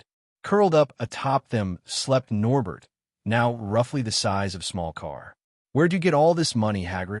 Cohen didn't even need to count it. Covering the huge cave floor like this was no small feat. Found it in some niffler nests in the forest. Probably coins students dropped over the years. Hagrid explained. Read in a book that dragons like sleeping on piles of treasure. Figured it's like Niffler's habits, so The smell of the dead sheep's blood made Norbert twitch his nose. He opened his eyes, his orange-red gaze glowing vividly in the dim surroundings. He spotted Hagrid, the food delivery guy. He spotted the dead sheep in Hagrid's hands. Less meat than yesterday's cow, but still tasty. He spotted Cohen. Holy crap, it's the ancestor. His pupils shrank, and he leaped up instantly. Memories from his hatchling days came flooding back. Like muscle memory, Norbert started wagging his tail frantically, trying to burrow into Cohen's arms like he used to, except now his head was nearly as big as Cohen's entire upper body. Calm down. After Cohen deployed his soul drain, Norbert wisely backed off. Looks like Norbert really likes you, Hagrid said, touched. Good boy, here, look what I brought you. Hagrid tossed the dead sheep to Norbert, who caught it midair with ease and began tearing into it, blood splattering everywhere. The scene was a bit gory, so Cohen opted to step out. Checking that Norbert was behaving was enough. He didn't need to stick around and watch Dragon Mealtime like Hagrid did. Though Norbert's body had grown fast, Cohen noticed his soul was developing much more slowly. Its strength hadn't changed, still hovering around 20 points. Maybe it tied to the species' lifespan. Cohen guessed a creature's soul might only fully mature near the end of its life. Thinking back to Nico Flamel and Dumbledore's words about death being another great adventure, perhaps souls moved on to another world after death. After all, Cohen himself had crossed over here after dying. The visit wrapped up nicely. Cohen was pleased with the suitcase's upgrades. Tons of effort saved. Harry and the others headed back to the castle, but Cohen wasn't ready to leave yet. Before going home for the summer, he still needed to pick up Allie. Hagrid planned to take Cohen to the unicorn herd's gathering spot to retrieve Allie together. Thanks to Butterbeer, Hagrid was confident the magical unicorn wouldn't say no. You can't go into the Forbidden Forest alone. It's too dangerous, Hagrid said sternly. But Cohen had a feeling Hagrid would regret this soon. They hadn't even glimpsed a unicorn hair yet, and already a faint whiff of alcohol hung in the air along the path. Oh, Merlin's beard. Following the forest trail to the lake where the unicorns often rested, Hagrid froze at the sight of the bodies strewn everywhere. Allie, whose fur Cohen had once dyed white, had reverted to her natural black. She was sipping from a barrel of butterbeer, surrounded by a scattered mess of empty ones. Asterisk, huh? Not a single one could fight Asterisk. Allie looked unsteady on her hooves, swaying slightly. How much butterbeer did you give her, Hagrid? Cohen checked the unicorn corpses on the ground. Good thing they're still alive, though. It was obvious they just passed out drunk, but Allie, standing smugly among the fallen herd, mouthing off, made it look like she'd taken them all out herself. I thought only she liked butterbeer. How'd the whole herd turn into a bunch of lushes? Hagrid said, looking like he'd been struck by lightning. Now, let's move on to the author's notes section. As a new author, the success of this book has been beyond my expectations. It's been explosive, even making it to the recommendation list. It feels like a dream. When I first started writing this book, neither my friends in the writing group nor my editor were particularly optimistic about it. After all, Harry Potter fanfics are considered a bit oversaturated. There are just too many, and they tend to feel repetitive. Plus, I had no prior experience in this genre. I was really nervous when I started writing the early chapters, but as more and more readers joined in, my confidence grew. My back doesn't ache anymore, my legs don't hurt, and I've even started speaking with more authority. Thank you all. Now, let's move on to the Q&A section from the reader group. Q1. Will this book remain without a female lead or romantic pairing? CP? Yes, unless the term CP includes pets with no intimate interactions. There will be no romantic pairings in Cohen's story. Q2. Can you post 20 chapters in one day for the release? The Ministry of Magic would accuse me of abusing time turners. Wait, someone's knocking on my door. They're here to check my water meter. Q3. Will Cohen fall in love with a female Dementor? Will there be Dementor play? First of all, Dementors don't seem to have genders. Secondly, humans shouldn't. At the very least, they really shouldn't. Bro, you belong in the Azkaban Annex group chat. You need redemption more than any dark wizard. But if you really want to see it. Q4. From a comment that mysteriously disappeared, I couldn't even get through one chapter. It's all self-indulgent nonsense. Just stop writing. It's trash. A asterisk if I stop writing, I'll starve. Food, please. Next up is the Choose Your Path section. Your choices will influence the future branching storylines of this book, maybe. Option 1 asterisk screw the Ministry of Magic. I want to see Cone purge the bureaucratic class. Kill, kill, kill, kill, kill. Option 2 asterisk I want to see Dementors in love, holding hands, sob, it's so touching. Option 3 asterisk if we use a magical magnetic field to block another magical magnetic field. Could Cone research modern technology at Hogwarts? Option 4 asterisk Hogwarts toilets are too primitive. The magical world urgently needs magical smart toilets. Imagine the excitement. A talking toilet. Option 5 asterisk I want to see Cone's Dementor empire. I won't do anything about it. Option 6 asterisk I want to see Cone get intimate with magical creatures. Same as above, I won't do anything about it. Option 6 has been executed by firing squad. Option 7 asterisk 7 is a magical number, so this ad space is for rent. You literally can't read, can you? The top star's persona collapsed. What's this global craze? Since my heroic spirits won't drop, I'll do it myself. Hogwarts and the evil thoughts of the lamp genie, who calls a blue fist a priest. After dropping out Hogwarts, I gave speeches in taverns. Hogwarts. Quirrell, really didn't plan to be a Dark Lord. All hard work and connections. This is what it means to be the social king of the web novel world. All right, time to get back to writing. Drunk unicorns stumbling around the forest could spell trouble, so Hagrid needed to whip up a sobering potion fast. He'd never dealt with intoxicated unicorns before, and it wasn't even clear if human sobering remedies would work on them.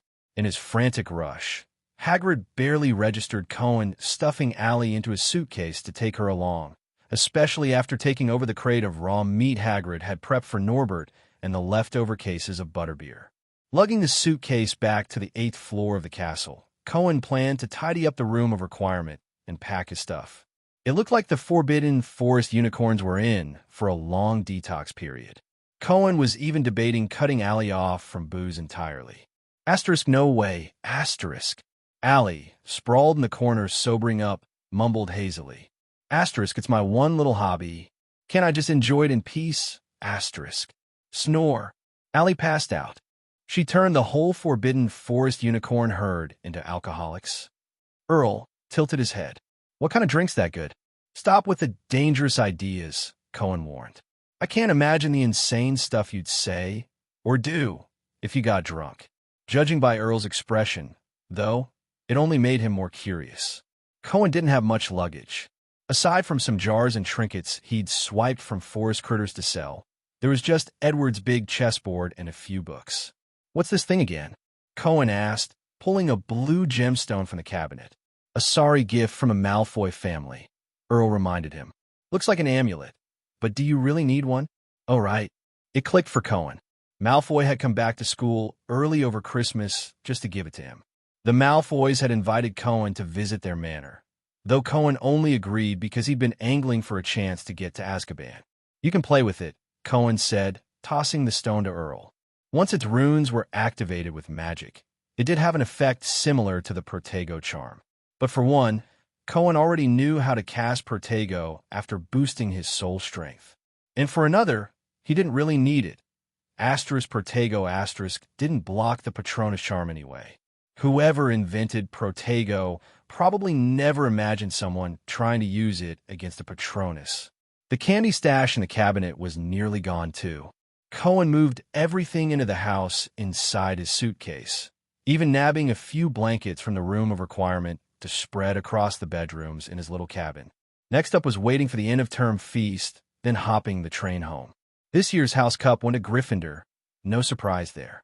Without Harry and the others racking up massive point deductions from their nighttime escapades, and with Cohen making Quirrell tack-on points here and there, Gryffindor clinched it with a solid 510.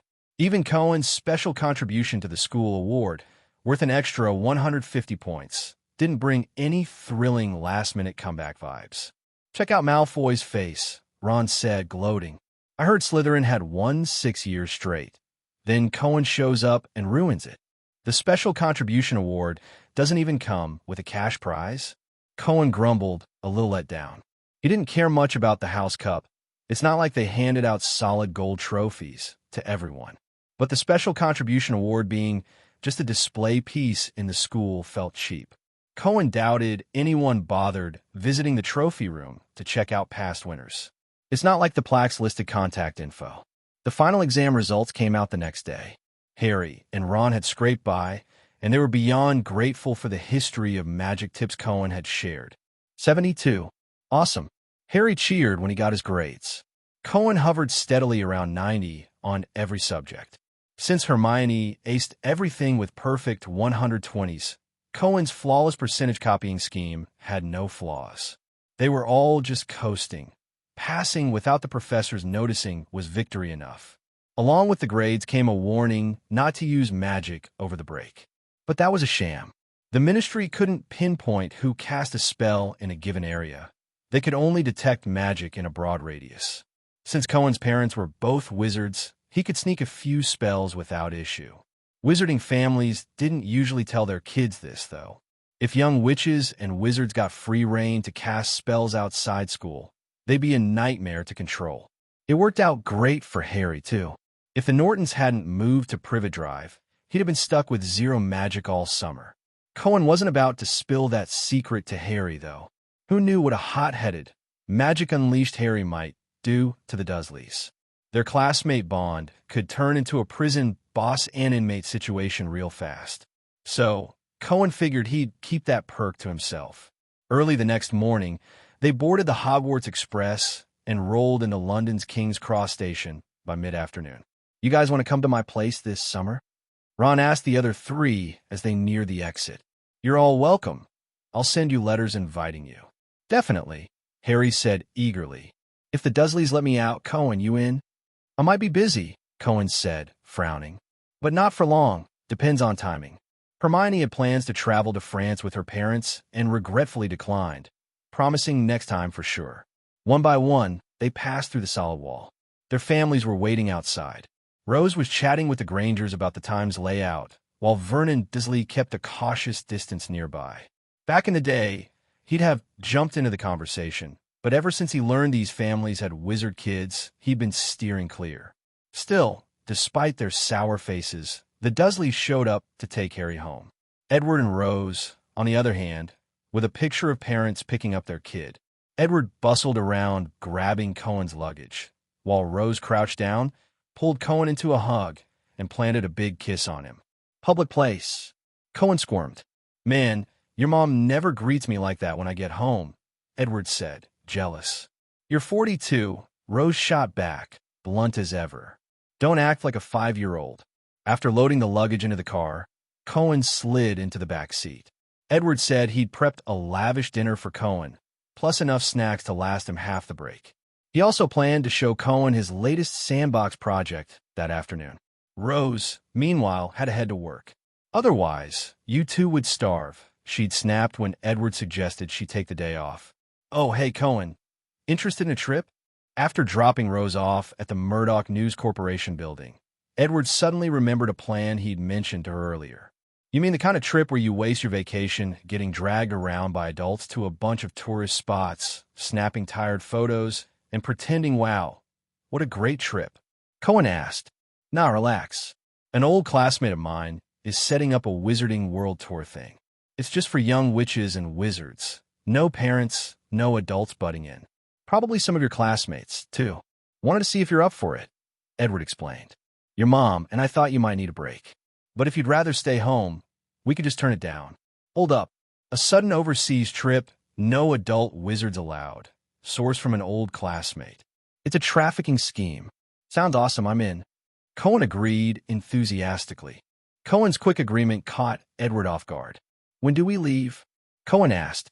"The trip is scheduled for late July, so there's no rush," Edward replied, turning the steering wheel around a corner. "Just remember to bring Earl with you. It can keep us updated on anything important. It's strange, though. You managed to buy the most extraordinary owl for the least amount of money. I've never seen a talking owl before." It must be the envy of many young wizards at school, right? Edward chatted casually. It's rare for magical creatures to talk, especially domesticated ones. Envy. Cohen felt that Edward might have a slight misunderstanding about Earl. No child would like an owl that spouts nonsense all day. I keep it purely out of kindness, to prevent it from causing trouble for other young wizards. But that wasn't entirely true. While Earl was indeed talkative, it was also quite entertaining at times. Another reason Cohen kept Earl was that it could serve as a hidden weapon for sneak attacks. Who would expect an owl to cast spells? To that end, Cohen had even made a small wand pouch for Earl, which it wore on its right claw.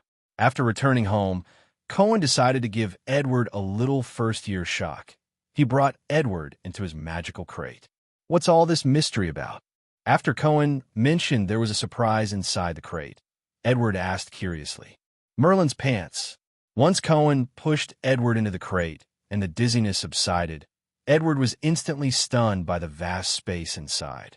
This extension charm, this sky, where did you get this? Edward exclaimed in shock. Professor Dumbledore helped me make this crate so Hagrid and I could raise creatures here, Cohen said, shifting the blame to Dumbledore. Remember, don't tell anyone about this. It's illegal, and you wouldn't want Dumbledore keeping an eye on you for this, would you? I see. This explanation seemed easier for Edward to accept. If it was Dumbledore, nothing would be too surprising. Cohen decided to show Edward the house first, and the two arrived at the wooden cabin's entrance. Did you also add a cushioning charm and an imperturbable charm? I don't see any signs of shaking, and the extension charm shouldn't be this big. After the initial shock, Edward became deeply interested in the crate's construction. He realized that the house inside the crate was a genius invention. This isn't the first of its kind. Professor Dumbledore mentioned that one of his students, Newt, also had a portable base like this for raising magical creatures, Cohen explained. You know, the author of Fantastic Beasts and Where to Find Them, Newt Scamander. So what are you raising here? Or what do you plan to raise? Edward asked eagerly. He hadn't seen any creatures roaming around earlier, aside from the house and a hill with a cave. I remember that gamekeeper Hagrid loves large creatures. You're not raising a... Edward was about to joke about a dragon, but suddenly he felt the presence of a massive creature approaching from behind. Aside from the heavy breathing, the sunlight that had been shining on the cabin door was now completely blocked. Cohen looked behind Edward, who had frozen in place. Norbert, why are you out here? Cohen called out to the creature behind Edward. Before turning around, Edward caught a whiff of sulfur. You've already raised a large creature, haven't you? He gulped. Hiss. When Edward finally turned around, he came face to face with Norbert. The massive dragon's head was practically touching his nose, its orange vertical pupils staring at him curiously. Roar. And %@. Edward, though terrified and spouting gibberish, instinctively shielded Cohen behind him. He fumbled to pull out his wand from his pocket. What spell could even penetrate a dragon's hide? It's okay, Dad. He's very well behaved, Cohen said, slipping out from under Edward's arm. Norbert was indeed well behaved. Upon hearing Cohen's explanation of their relationship, the dragon licked Edward's face in a friendly gesture. Ugh! Edward's face twisted in disgust. The slimy sensation, mixed with the smell of sheep's blood and sulfur, was overwhelming. Go back to sleep. I'll feed you later. Cohen shooed Norbert away. Edward was clearly shaken by the dragon's sudden appearance. A dragon. After Norbert happily flew back to its cave, Edward finally exclaimed in shock. Did your brain just short-circuit for that long? Cohen asked in disbelief. I thought you liked dragons. You even gave me that sandbox game with a brass dragon girl. I figured you were into that kind of thing. That's just an adventure story. Reality is different, Edward corrected. Raising a dragon is too dangerous, and it's illegal. Really? Cohen blinked innocently.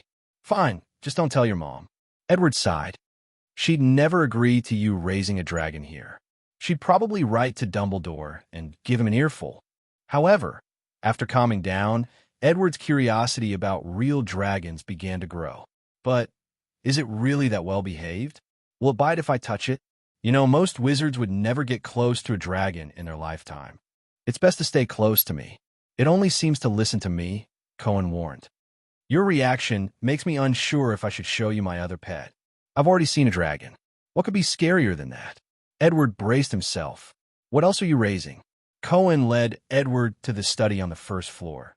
This was temporarily being used as Ali's resting area, as unicorns couldn't climb stairs.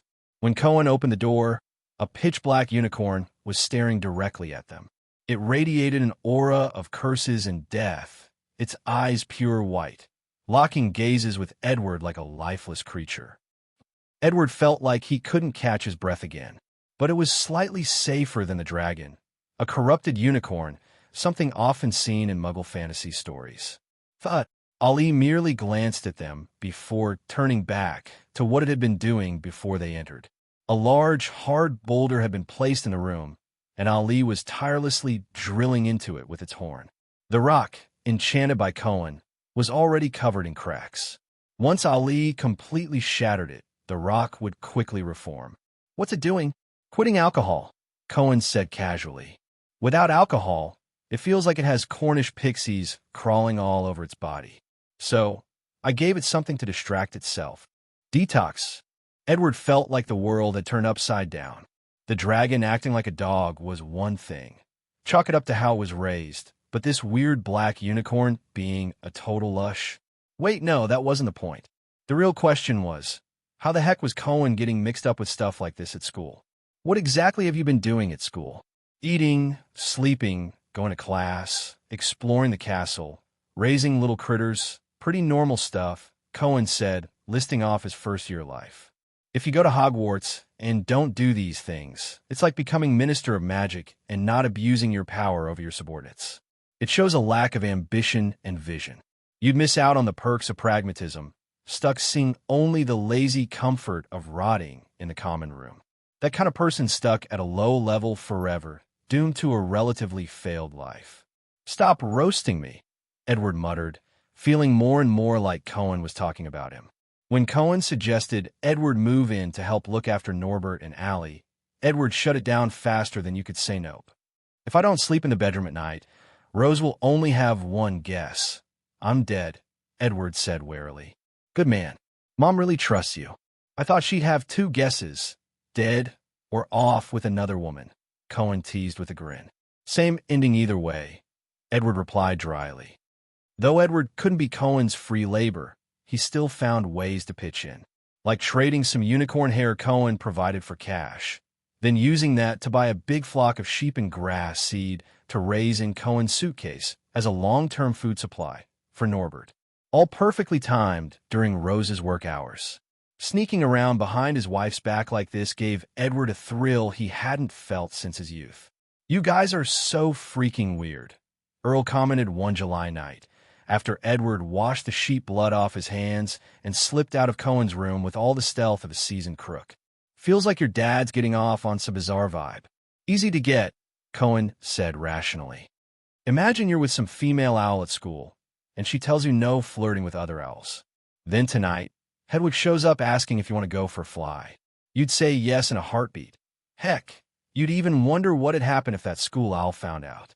That thrill of breaking the rules, TSK, tisk. Edward's just found a way to feel that rush without dying or crossing any moral lines. Thrilling, Earl said, eyes lighting up, only to dim a second later. But I haven't even hooked up with any school owls yet. You might not be with one, but Hedwig is, Cohen said with a sly nudge. Morals are for humans. You're an owl. Owls don't need morals. Brilliant idea, Earl chirped, perking up. Bring your eggs back home. Cohen called warmly as Earl flew off. Finally, he'd gotten rid of Earl, kept it from getting bored and stirring up trouble. Ever since Earl saw how hooked Allie was on booze, it had been itching to try alcohol itself. It even tried begging a sip whenever Edward had a drink in the evening, only to get shooed off with a firm birds can't drink. July was torture for Harry next door. The Dursleys didn't know he couldn't use magic outside school, but all Harry could do was wave his wand to spook Dudley. It didn't improve how Vernon and Petunia treated him. They just avoided pushing him too far or bad-mouthing his parents in front of him. Since Cohen was Harry's classmate, The Dursleys started keeping their distance from the Nortons too. Rose worked as an editor at the Times, so Vernon didn't dare pull his usual nasty attitude with them. Instead, he played shrinking turtle, pretending the family didn't exist and banning Harry from any next-door visits. For Cohen, though, July flew by in a busy blur. His suitcase now boasted a full-on pasture for sheep. The grass he'd conjured with transfiguration couldn't feed them, but with magic fertilizer, the real grass he'd planted grew like crazy, speeding up the sheep's breeding rate too. It made Cohen wonder if there was something shady mixed into that fertilizer. Not that it mattered. The sheep were for Norbert, and if they were pumped full of magic or dark tricks, well, a dragon's stomach could handle it. Allie, on the other hand, was way easier to keep. Cohen figured out she actually ate grass. Butterbeer was just a snack for her. Then eat grass, Cohen decided. Stick to your instincts. Asterisk instincts, my ass. I want my butterbeer, asterisk. Sadly, the detox plan for Allie wasn't working. It didn't seem like a physical addiction, more a mental one. Just as everything was settling into a sustainable groove, good news arrived. On July 30th, Lucius sent the house elf Dobby with a letter. "Yes, sir, your letter." The little elf, with its bat-like ears and grubby appearance, squeaked in a high-pitched voice. It flinched at the sight of Cohen, instinctively wanting to bolt. Pretty standard for house elves around him. But delivering the letter was Lucius's order, and it had to obey. After dropping the letter in Cohen's room, it scurried off in a panic, terrified he'd suck out its soul. Lucius had coordinated with Cohen in the letter, giving him a heads-up about the Young Wizard tour at the end of the month. Draco would be going too. Lucius had bribed the right people, so there'd be 2 different port keys for the kids to choose from. Just pick the same one as Draco. The wording was careful. If Cohen preferred the actual tour, he could just ignore the letter. He also tossed in another apology for Draco's past offenses and promised more compensation once Cohen reached Malfoy Manor. "Talk about reading the room," Cohen said, clicking his tongue. "Who could outlast that family? They're pros at playing both sides. These hairless losers don't even have my backbone." Earl chimed in. "I'd never bow to your tyranny." "Oh yeah? How's rekindling things with Hedwig going?" Cohen shot back. Earl turned to stare at the moonlight, suddenly silent. July 31st, sunny.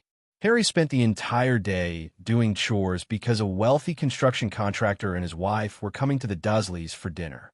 Uncle Vernon hoped the man would place a large order. People's joys and sorrows are not connected, so when Harry saw Cohen leaving with Edward, carrying a suitcase, he only felt annoyed. Cohen, however, didn't feel the same way. After sneaking Harry's birthday gift over the fence, he was finally able to start making some moves behind Edward and Rose's backs. The meeting point was a park temporarily approved by the Ministry of Magic, enchanted with muggle-repelling charms, so the Deercall Travel Group could gather their tour group here. This really is a proper tour group, huh? Cohen was surprised to see quite a few classmates here, such as the Patil twins from his year, Mandy Brocklehurst from Ravenclaw, Hannah Abbott from Hufflepuff. There were also a bunch of less familiar classmates, though Cohen never bothered to remember too many names. "Any girls you like here?" Edward whispered in Cohen's ear. "I just turned 12, Cohen reminded him stiffly. "Since when did you start matchmaking?" "Dating and marriage are 2 different things. It's good to gain some experience early," Edward said confidently. "How do you think I managed to win over your mom?" "Are you really saying that with pride?" "Besides, dating without the intention of marriage is just playing around," Cohen refused. "I have my own plans." "Dating?" Edward might as well just tell him who had upset him, and Cohen would go murder their entire family. The result would be the same anyway. Cohen still hadn't found a way to suppress the liquid curse. In fact, aside from switching bodies, there might be no solution at all. Cohen's current body was a mishmash of various dark creatures. While touching him wouldn't kill anyone, anything inside him wasn't something a normal person should come into contact with. But Edward clearly misunderstood Cohen's meaning. He thought Cohen's own plans meant he was already dating someone. How impressive. Edward didn't stay long. After paying the fee and getting Cohen registered, he drove off. Before leaving, Edward handed Cohen a necklace, saying that if he encountered an urgent crisis, he should crush it. The synchronization charm inside was linked to a vase in their living room, so they'd know immediately if something happened to Cone. How nice. Is this what it feels like to be loved? Cone felt his Dementor soul warm up a little. Malfoy, Cone called out to the pale classmate in the crowd, who shuddered when he heard his name.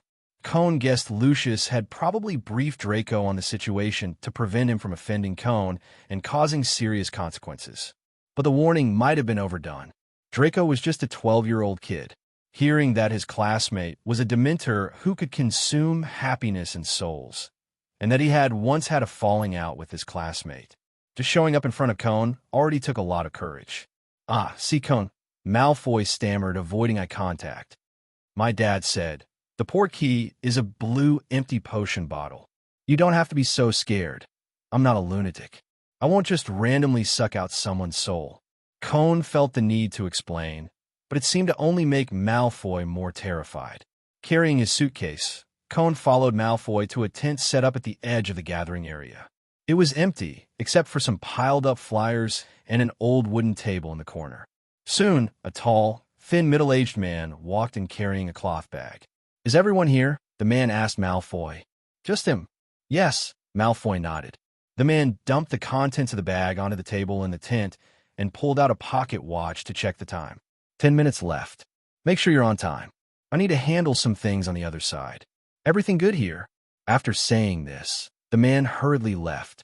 Malfoy was about to say something to lighten the mood when the man suddenly returned. He looked suspiciously at Cone and asked, "You know this trip is to Malfoy Manor, right?" Malfoy looked at Cone in panic, trying to convey something with his eyes.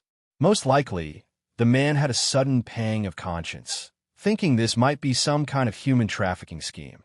After all, the Malfoy spending so much money and effort just to get a young wizard to their manor was indeed suspicious. "Yes, we agreed on it," Cone replied. Malfoy breathed a sigh of relief. "I already told you. I've almost forgotten about you offending me before. Don't be so scared. It makes me look like a bad person," Cone said earnestly. "Especially at school. Don't let your fear ruin my positive image. You know how it feels when plans get disrupted, right?" "Why, yes." Malfoy nodded frantically. 10 minutes later, Malfoy and Cone reached out to touch the potion bottle right on time. A blue flash later, a swirling, twisting sensation enveloped Cone, as if a hook had grabbed his navel and yanked him off his feet, sending him flying towards some unknown destination. Moments later, he and Malfoy landed. Cone, familiar with the sensation of flying, landed steadily on his feet. Malfoy, less experienced, wobbled dizzily and nearly fell. Cone now stood at the entrance to Malfoy Manor. It was a massive manor house, surrounded by meticulously designed gardens. A white marble fountain stood at the center of the path leading to the main entrance, and a few white peacocks roamed the lawns. Compared to the ruined Borgin Manor, Malfoy Manor had a much more ancient and imposing feel. Passing through the wrought iron gates and the cobblestone path, a silent Malfoy led Cone to the front door. Lucius and Narcissa were already waiting at the entrance. Malfoy scurried behind Narcissa like he was fleeing for his life. Lucius shot him a stern look, clearly meant for Cone's benefit. So much social maneuvering. "Cone, thank you for taking the time to visit Malfoy Manor. We've heard so much about you from Draco. Please come in," Lucius said graciously, inviting Cone inside. "Dobby, prepare tea and snacks for our guest. The final chapter is coming tonight. Let's go." The main house of Malfoy Manor was decked out in extravagant luxury. The furniture looked expensive at a glance. The marble fireplace flickered with warm light, and gilded mirrors reflected the opulence. The grand entrance hall stretched wide, its walls adorned with various portraits, while the stone floor tiles were almost entirely covered by lavish carpets. And this family had just one son, Draco. It wasn't hard to imagine how spoiled he must be. Raising kids was indeed a complicated project. Raising magical creatures seemed much easier. Take Norbert, for example. Tell it to breathe red fire, and it wouldn't dare mix in any other colors. But Cone hadn't come here to swap parenting tips. His real goal was to seize the chance to sneak off to Azkaban. First, to visit some relatives. Second, to ask Bellatrix about the proof needed to access the vault. Hufflepuff's cup was stashed in the Lestrange family vault, and Voldemort's diary from his school days was right here in Malfoy Manor. This one trip could net him 2 Horcruxes. So when Lucius suggested Draco show Cone around, Cone flat out refused.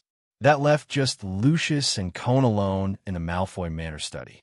"Let's skip the formalities and get to business," Cone said. "I'm in a hurry to get to Azkaban." Lucius and Narcissa's soul strength was only at 20, average wizard level. Easy to handle. Azkaban. Lucius frowned. Wasn't this moving a bit too fast? Freeing people from Azkaban in his first year?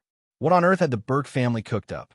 But Lucius quickly realized he shouldn't meddle, just like he didn't question the Dark Lord's thoughts when serving under him. "You call me here for a reason, right? Something to say or ask." "I doubt Draco's little offense warrants this many apologies," Cone said bluntly. "Besides, you do have something that could help me, or rather, help Voldemort." The moment Cone said Voldemort's name, Lucius's face went pale. "That curse doesn't work anymore. He told me himself," Cone explained. "It only reveals your location when he's alive. Right now, he's just a wandering spirit. Originally, I just wanted to invite you here as a guest," Lucius said, choosing his words with extreme care. "But after Draco came back from summer break, we heard some things. Voldemort did want to steal the Philosopher's Stone, and he temporarily allied with me," Cone confirmed. Exclamation point. Lucius's breathing quickened. "Is the Dark Lord coming back?"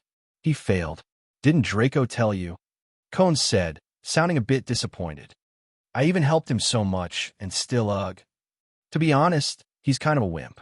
I got him the Philosopher's Stone, and per the original plan, he was supposed to hit me with an Avada Kedavra, then take it for himself. Plan complete. He'd get a shot at revival, and I'd stay safely on Dumbledore's good side, playing the good guy." Cone was thoroughly unimpressed with Voldemort. Avada Kedavra? That was something you could survive and still safely play the good guy after?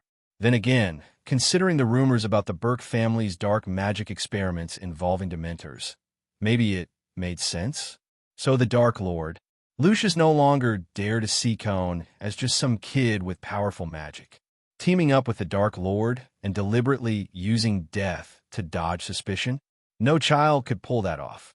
Dumbledore showed up, didn't even do anything, and Voldemort got scared and bolted, Cone explained. "The Philosopher's Stone wasn't much use to me anyway. I can't die. After he ran off, I didn't feel like giving it back, so I just swallowed it." Lucius really wanted to call Cone's bluff, but his sources as a Hogwarts governor confirmed it was true. Nicholas Flamel had indeed visited Hogwarts, and Cone hadn't died under the killing curse. Plus, the Philosopher's Stone could only grant immortality or create gold. It couldn't revive the dead. And then there was the news that Flamel planned to leave this world. What could make someone who'd lived over 600 years thanks to the stone just up and die? The answer was obvious. Cone had swallowed the stone, and Flamel couldn't get it back. But he's a valuable partner. "His influence in the wizarding world is useful to me," Cone went on. "Since the Philosopher's Stone route didn't pan out, we're looking for other options. This trip just got a new goal added to it. If there's anything the Malfoy family can do to help, we'll spare no effort." Lucius agreed immediately. This wasn't just about cozying up to Cone anymore. It tied into the Dark Lord's plans.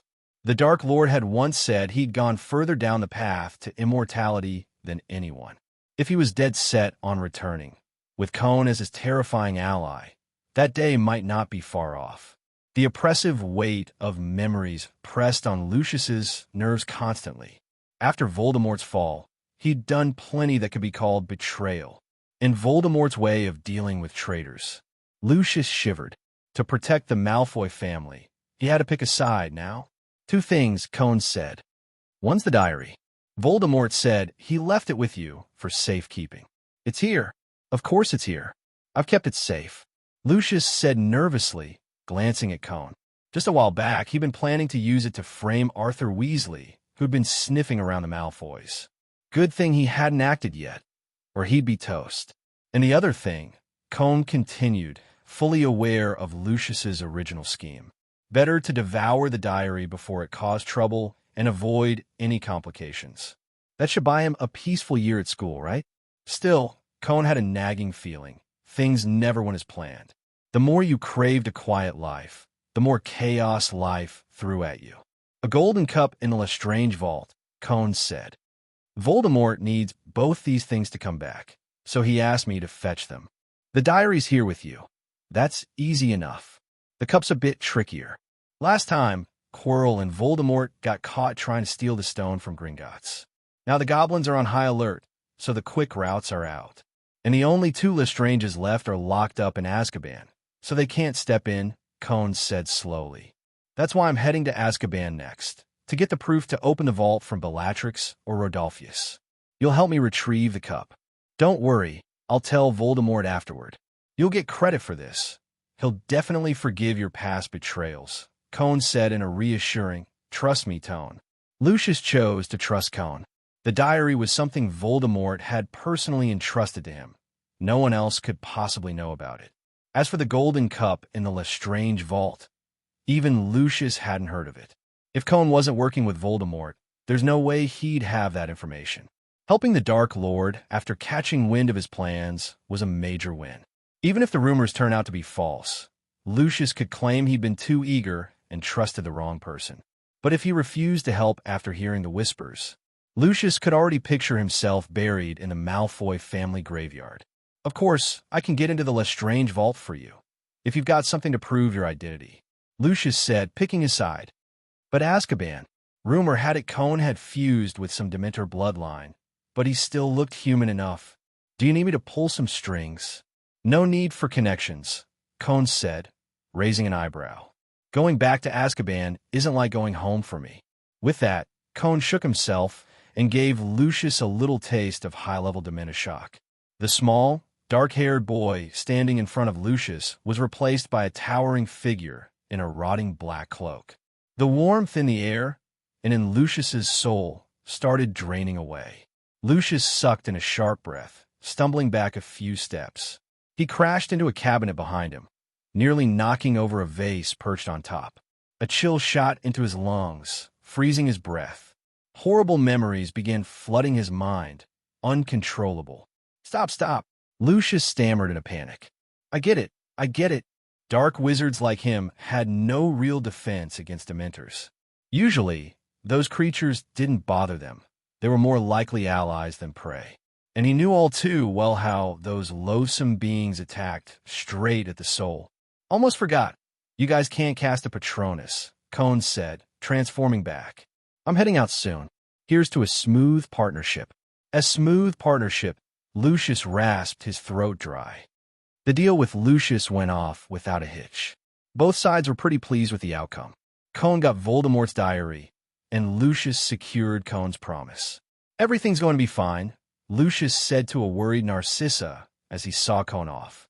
Narcissa was torn. She feared the Dark Lord's return might fail, exposing their renewed loyalty and landing the whole family in Azkaban. But she also dreaded what would happen if he did come back, settling old scores from the days when, to save Lucius, their family's backbone, they'd spent a fortune in gold and ratted out a bunch of Death Eaters. There was no perfect solution. One wrong move, and they'd lose everything. Cohn, now long gone, didn't care much about the Malfoys' stress and dilemmas. His focus was on snagging Horcruxes and boosting his own strength. That asterisk was the priority. After Voldemort had used Quirrell's soul to bulk himself up last time, Cohn realized his next goal couldn't just be hitting a soul strength of 40. Voldemort was probably at 50 by now. The tag Cohn had seen before read 40 plus 10, suggesting the stolen soul might not be stable for him. Still, Cohn preferred a plan for the worst. The good news? The Philosopher's Stone heist at the end of the school year hadn't soured things between him and Voldemort. Cohn had done his part, grabbed the stone, faked his death, and let Voldemort swoop in to take it. Quirrell could touch Cohn, and there was no sacrificial protection spell in play. Voldemort's failure was purely because he bolted the second he saw Dumbledore. If Voldemort ever asked why it flopped, Cohn had his excuse ready. Asterisk, what kind of team did I bring? The Voldemort stone-stealing squad. That's what. We had the stone in hand, 3 people on the scene, me playing dead on the floor, and you see Dumbledore and freeze up like a kid spotting his dad. Couldn't even walk over, grab the stone, and run? Asterisk. Could that plan succeed? No chance. It was doomed. Voldemort just didn't have it in him. After losing the stone, next up was the Chamber of Secrets. Then the Goblet of Fire, the Order of the Phoenix, and the Deathly Hallows. What came after that? Nothing left to lose. Cone's advice? Voldemort needed to figure out this whole revival thing. Folding at the first sign of trouble and then blaming everyone else? Shameless. It was a flawless combo. Cone could stand on a moral high ground, pointing fingers, leaving Voldemort feeling like a total loser. But who knew when he'd face Voldemort next? For now, Cone's top priority was Azkaban. According to Voldemort's memories, Azkaban sat on a small island in the North Sea, off England's northeast coast. Malfoy Manor, though, was in Wiltshire, southwest England. Flying across the whole country as a Dementor felt a bit too flashy for Cone's taste. So step 1 was heading to a friend of Lucius's, a family with a vacation cottage in Yorkshire, hooked up to a private flow network he could use freely. Cone arrived at the friend's place. The guy was a chubby, bald old collector named Montgomery Knott. Another pure-blood family geezer, but he didn't seem as shady. After showing Lucius's letter of introduction and mentioning he was touring Yorkshire, Montgomery welcomed Cone in with enthusiasm and ushered him through the Floo powder to his Yorkshire home. Oh, if you need to head back to Wiltshire, you can use this route too. I'll be vacationing here for a while. Old age, gotta take it easy, Montgomery said with a beaming smile. By the way, could you mention something to Lucius when you're back? I'm still hung up on that 50-year-old batch of blended throat-lock frenzy he's got. I'll up my offer to 600 galleons. Suffocation, excitement, wizards sure knew how to play wild. Even their potions were that intense. After promising to pass the message along, Cone left Montgomery's vacation cottage. It was close to the beach, but Cone didn't plan to take off from there. Montgomery might spot him. After circling past a cluster of buildings, Cone slipped into what looked like a tourist spot, the ruins of an old abbey. Using the broken walls for cover, he shifted back into Dementor form, grabbed his suitcase, and took off toward Azkaban. Good thing Dementors had cloaks to hide the suitcase. A Dementor lugging baggage would have been way too conspicuous. Thanks to Azkaban's existence, Cone figured it made sense for him to hang around the area. Dementors were bound to have a few stragglers wandering about. He dove down from a cliff, skimming close to the sea's surface. If any wizards spotted him from a distance, they'd just see a black dot on the water, maybe mistaking it for some magical sea creature. Muggles couldn't see Dementors, after all. What would Azkaban's Dementor crew be like? Cone was genuinely curious. They were, after all, 60% of his ancestry. Since arriving in this world, he hadn't encountered a single Dementor.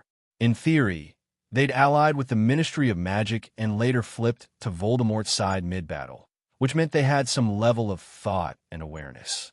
There might even be something like a pack leader. Otherwise, controlling a huge group of Dementors in one spot would be a nightmare.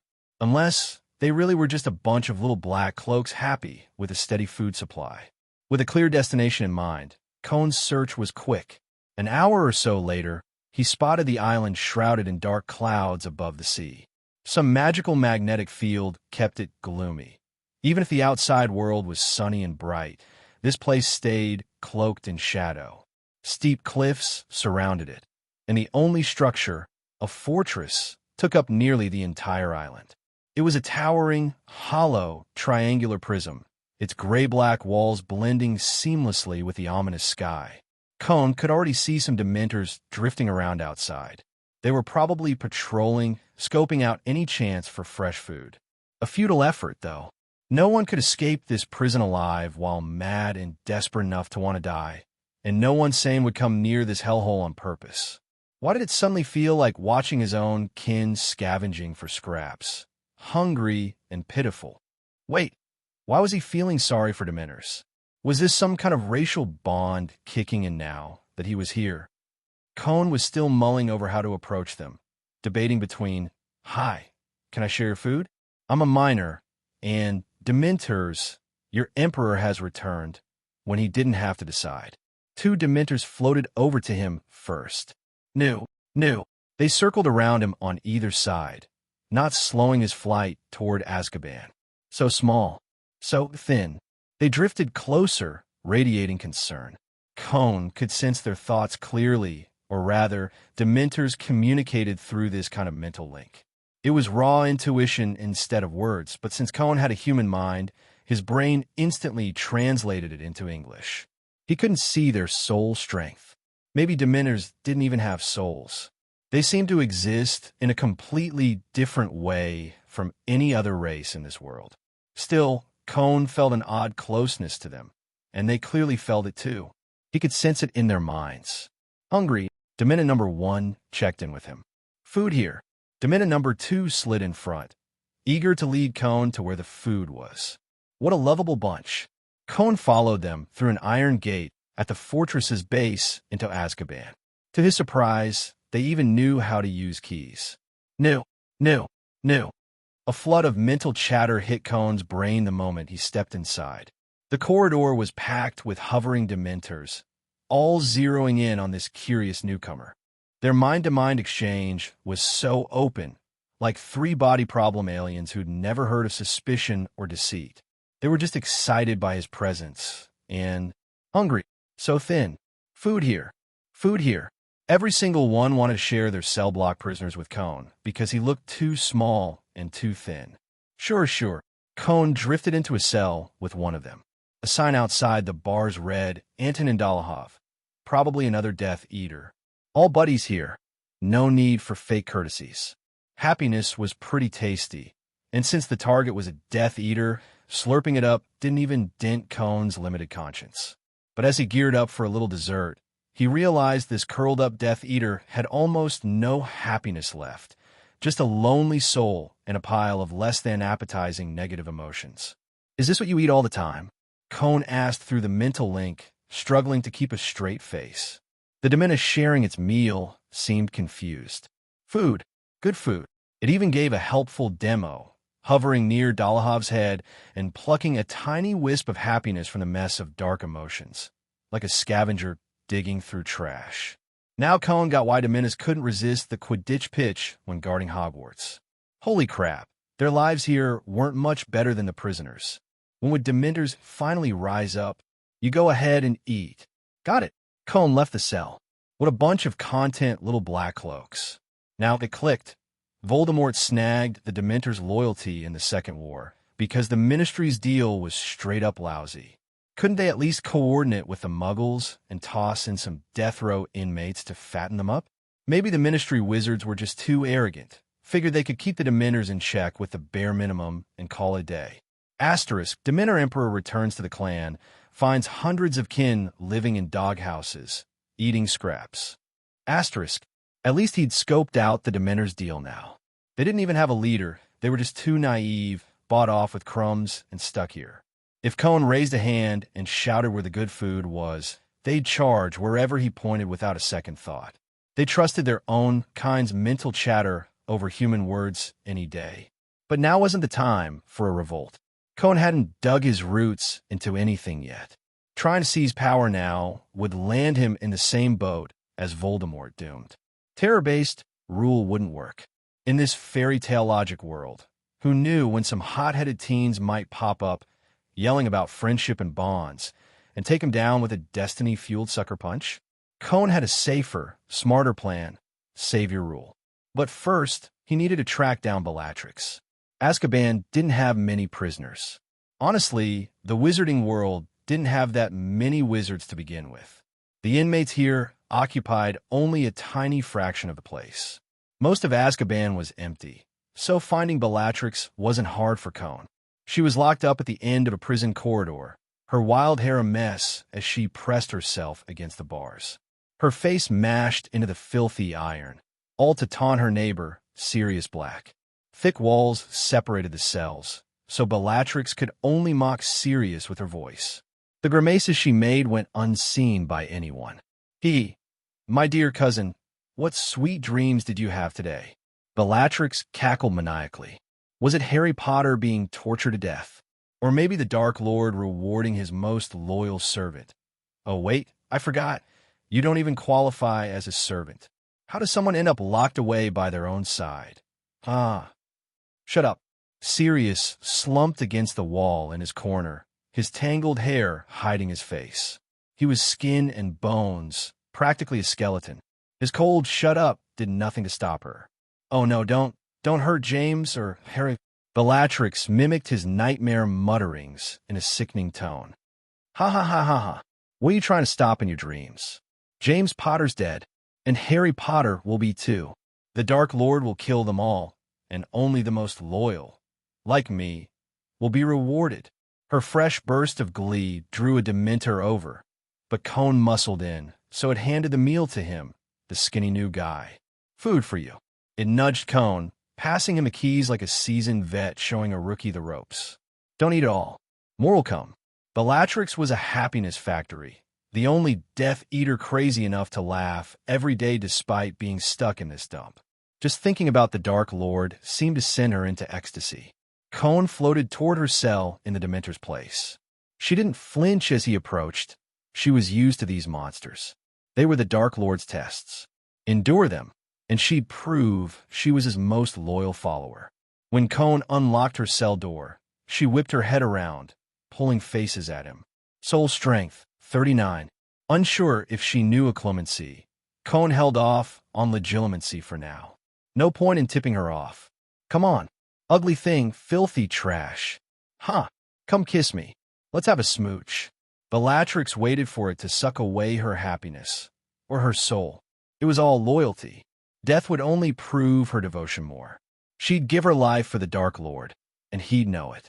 She closed her eyes, puckering up dramatically. She'd lost it completely. But the icy soul chill never came. Bellatrix snapped her eyes open. The Dark Lord has a plan. Cone rasped in a hoarse whisper. The Dark Lord needs you to prove your loyalty.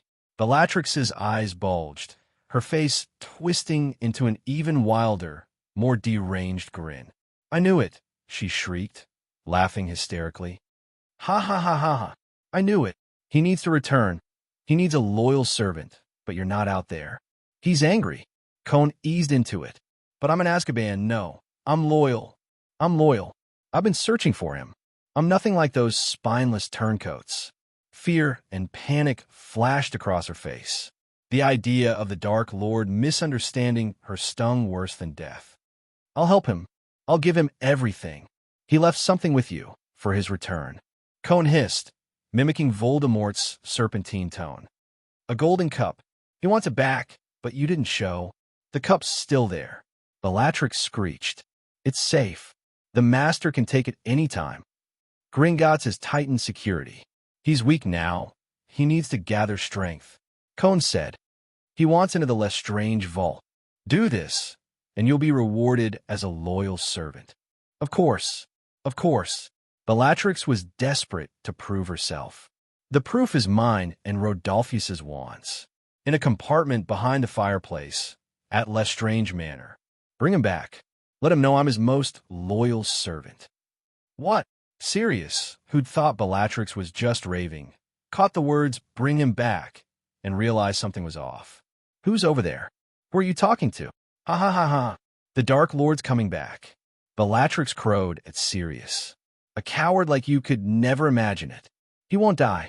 He'll never die. He'll be back soon, and then you idiots, and those filthy traitors, will all be dead. Cone slipped out of the cell and locked the bars again. More food now. The Dementor who'd shared with him floated back over. Go eat. I'm full. Cone handed back the keys, and it glided toward Bellatrix's cell with glee. Stop. What are you? Sirius pressed himself against his bars, flattening his body to peek out, looking just as frantic as his cousin had moments ago. What did you say to her? Who sent you? You don't need to know. Cone drifted to Sirius's cell, pulling his wand from the system inventory. Obliviate. Cone wiped that chunk of memory to keep Sirius from blabbing. He knew the Ministry sent inspectors periodically. Sirius would absolutely spill about Voldemort returning in the Lestrange vault if he remembered.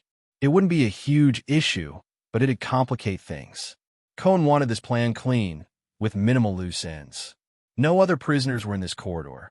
Cone had half a mind to snack on a few souls before leaving, but seeing the pitiful Dementors scraping tiny bits of happiness from these wrecks tugged at him.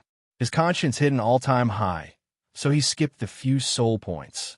If he got desperate later, he could harden up and feast then. Goodwill +10. Note: please, don't waste your conscience on shady stuff. Mission accomplished. Next stop, back to Malfoy Manor. Lucius would definitely know where Lestrange Manor was in Britain. Voldemort's name and clout sure came in handy. Cone wasn't planning to head back just yet. In broad daylight, a Dementor drifting from the sea to Azkaban was just going home. But one floating from Azkaban to the coast. That'd be a full-on terror attack. So he decided to wait for nightfall and slip away under cover of darkness. After leaving the prisoner area, Cone found an empty room on the top floor. Over centuries, anything worth taking from this fortress had long been looted.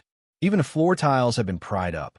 Cone figured the original owner, the mad wizard of Christie's, must have carved runes into them, making the flooring valuable loot too. He set down his suitcase and prepared to climb inside to kill some time. Sunlight, wide open plains, rivers, and caves. Stepping into his suitcase felt like returning to the living world.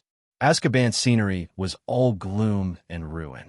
Sure, the Dementor's vibe was cozy for Cone, but stared at too long and it got old. Earl flat out refused to fly into Azkaban with him, even after Cone assured him regular Dementors wouldn't mess with animals. No dice. So Cone had stashed him in the suitcase. Earl was probably in Cone's house right now. Ollie too. He wondered if they'd gotten into another scrap. Earl and Ollie never got along, thanks to a language barrier and Earl's big mouth. Creak. Cone pushed the door open and stepped inside. No sign of Earl in the living room, but there was some noise coming from the study where Ollie hung out. Were they fighting? Or a bad feeling crept up on Cone. Earl's love life was a perpetual train wreck, and a lone guy and girl sharing a room. When Cone entered the study, a chain reaction kicked off. An overdone invisibility spell made an entire wall vanish, revealing Norbert's cave and an empty sheep pen outside. Earl flapped his wings in a panic, unsure what to do. Ollie shot up from lying down to standing, all jittery. "How's your kid back so soon?" Earl squawked at Ollie in horror. "Didn't you say you were off for some big plan?" Ollie avoided Cone's gaze. "Quit acting like you're sneaking around behind my back. I can smell the butterbeer," Cone said icily. "And cheating with booze isn't much better than cheating with each other." "I couldn't help it," Ollie protested. "I was just trying out." Earl scrambled for an excuse. "I just got dumped again." Is Hedwig the only female owl in all of Britain? Cone snapped. "Don't dress up your pathetic simping like it's some noble tragedy. And you, Ollie, I wanted us to be a chill, friendly little crew, so I didn't order you to quit drinking. It's not like it's a life or death betrayal." Cone wheeled on Ollie. "Do you think I'm holding back on booze because I'm too cheap? Oh, isn't it? I'm protecting your health, mental and physical." Cone growled, exasperated. "What kind of evil creature turns into a lush? And you're getting drunk easier these days. Your tolerance is dropping, unlike every other creature, where it goes up the more they drink. You, the more you chug, the faster your toast. Keep this up, and you'll rot away, turn into a mindless wreck rampaging around, and I'll have to put down the last nightmare in the world myself. So I can drink?" Earl piped up, curious. "My tolerance keeps going up." "Alcohol messes up your kidneys," Cone said flatly. Earl's face froze in terror. "I care about you guys so much, and you all treat my words like hot air," Cone said, disappointed. "Norbert's the only one with any sense. I tell him to eat sheep, and he sticks to one at a time." Cone cut off mid-sentence as it hit him. Something was missing in the suitcase. He stared out through the now transparent wall, accidentally zapped that way by either Earl or Ollie, at Norbert's cave and the sheep pen. The sheep pen was empty, totally empty. "He's not exactly a model dragon either," Earl said with a wicked edge. "Not much better than us. You gotta admit pets aren't that easy to raise." Moments later, Norbert, Ollie, and Earl stood lined up outside by size. Norbert, looking apologetic, nudged a charred sheep toward Cone with its head. Then it gingerly pawed the ground with its front legs and hung its head low. "You son of a... You actually moved me." Cone exploded, swearing for once. "I gave you over 300 sheep. You ate them all. It's been, what, a few days? How am I supposed to keep up with this? Other dragons live it rough, sleeping in caves, eating once every few months. I'll let you have 3 or 4 a day. And that's not enough? Ever heard of sustainability? Couldn't you leave a couple behind? But no, you scarf down all 300 in one go. What's your plan? Hope the sheep bones hook up and make baby lambs for you to eat. Playing pitiful won't work. I'm a Dementor. I don't feel emotions." Norbert looked like a scolded kitten, but Cone knew it was the sorry, but I'd do it again type. 300 in a day? Fine. Sleep in your cave for the next 6 months. No more food for you. And you, Earl, quit snickering over there. Drink your stolen booze all you want, but if you end up barren, don't expect me to take you to a vet. And Ollie you. I'm your mom. Then I'll inject you with my blood and be your dad. Cone shot back. No family titles during work hours. I called you mom last time because the chargin' like a mom move was cool. No more drinking. Pick a healthy hobby every normal unicorn has. They all love drinking now, too. After chewing out all 3 pets, Cone barely resisted the urge to blast them all to bits. Not one of them was easy. Disobedient brats, especially Norbert. He'd had this perfect plan. Sheep eat grass, dragon eats sheep, dragon poops, poop feeds grass. A flawless ecosystem. But Norbert couldn't control his greedy maw. Plan B. Starve him for a bit to teach him a lesson.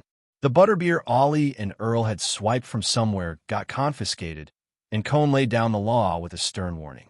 Leaving that headache behind, Cone shifted back into Dementor form and returned to Azkaban. But this time, a new Dementor he hadn't seen before was floating around outside. It looked a size smaller than the others. Cone had assumed all Dementors were identical. "Daddy." A pastry chef, too. Cone stared at the little Dementor in front of him, utterly baffled. In theory, Dementors didn't reproduce like normal creatures. Their numbers grew more like fungi, sprouting in dark, decayed, despair-filled places. But the author of Tracing the Origins of Evil Life clearly hadn't studied Dementor colonies up close, so there could be gaps in the theory. Still, a tiny Dementor calling Cone daddy was freaky no matter how you sliced it. Cone sent a wave of confusion through their mental link. Daddy. His connection seemed to confirm his identity for it. The little things surged toward him eagerly. Cone sensed happiness radiating off it. But Dementors weren't supposed to have emotions. Another escapee from that lab. Maybe that seemed the only explanation. Cone didn't stop it from rubbing against him. "Mind if I check your memories?" He probed into the little black cloak's mind through their link. It didn't resist. Dementors had no guard up around him. This race was absurdly tight-knit and friendly. This must be what Eden felt like. A big chunk of the little Dementor's memories tied back to Burke Manor. Cone saw its birth process and snippets of the homunculus in a bottle experiment at the manor. The researchers had snagged a Dementor and run all sorts of tests on it. Crude stuff like blasting it apart with a Patronus charm and dunking it in liquid curses. Cone couldn't help but wonder who the wizard casting that Patronus was. It looked like a bird. Could someone from the Burke family really summon a strong Patronus? Alchemy was often that brutal. Keep trying until something sticks. Maybe God got tired of blocking them, because eventually those researchers pulled it off. The original test subject broke into pieces. Most got stuffed into bottles as the base for the homunculus project, but one fragment escaped, and it grew into a new Dementor on a corpse in the lab. So, this little Dementor calling Cone daddy was actually spot on. That's how Dementors multiplied. The corpse was weird too. It was Cone Burke's body. The little Dementor's ability to feel emotions probably came from something it took from that corpse. As an unintended byproduct, the researchers booted the little Dementor out, while Cone's body stayed behind as experimental material. But if its happiness stemmed from Cone Burke, that meant the original Cone's soul had still been tied to the body at some point. So after the little Dementor fused with a piece of human soul and left, Cone Burke's corpse should have just been a regular dead body. Why then did it later show human-like mercy by sparing its own kin? Pure instinct. If so, Nicholas Flamel's claim that love was the key to the experiment's success wouldn't hold water. Cone leaned toward a darker guess. The original Cone's soul had already been shattered by some curse long before. It being trapped in the body made sense too. The Burkes had planned him as a lab rat from the start, orchestrating his death. The little Dementor might have only taken a fragment, leaving the rest to form the old Cone until the current Cone crossed over a year ago. Either way, this little Dementor was legit family. Don't leave. It clung to Cone's side, rubbing against him with glee. Cone could feel its emotions, soul-deep joy, familiarity, closeness. But having it glued to him forever wasn't practical. After letting it rub all over him for a solid half hour, Cone finally had enough. Okay, had your fill? I've got to go. He tried leaving it behind first, but it wasn't having it. Wherever Cone drifted, it shadowed him, inch for inch. Follow you. It sent back, sticking like glue. Won't eat your yummy stuff. It added after a moment's thought. Was it worried about stealing food? Cone was a little embarrassed for it. Taking it along wasn't out of the question, but the suitcase was a no-go. Even if Dementors didn't attack animals, Earl and Norbert might freak out and stress themselves silly. Plus, Dementors hated light, and the suitcase was usually bathed in bright sunshine. Even tweaking the time to night meant a glaring moon. How about you hop in here? Cone asked, opening his niffler skin pouch in front of it. He'd already moved everything from the pouch into the suitcase. Books from the underground lab, the rune cage that once held Ollie, all of it. Originally, he'd planned to stash the suitcase in the pouch for easy carrying, but that hit a snag fast. The pouch could sit in the suitcase forever without issue, but put the suitcase in the pouch, and the pouch's undetectable extension charm started unraveling at warp speed. Cone figured it was because his niffler pouch wasn't stabilized with a rampant feathers or something. No big deal now, though. The little Dementor obediently slipped inside. This was its new home for the time being. Since the pouch stayed close to Cone, it could still enjoy the rubbing daddy vibe from in there. Out of nowhere, he'd picked up a kid. This Azkaban trip had an unexpected bonus. Sure, the kid might be useless most of the time, since Cone was a Dementor too, but it could come in clutch against a high soul strength opponent for a surprise attack. While waiting for nightfall, Cone wandered around Azkaban, getting chummy with the Dementors. They were sweet, great talkers. Cone was seriously into them, but he also saw their other side.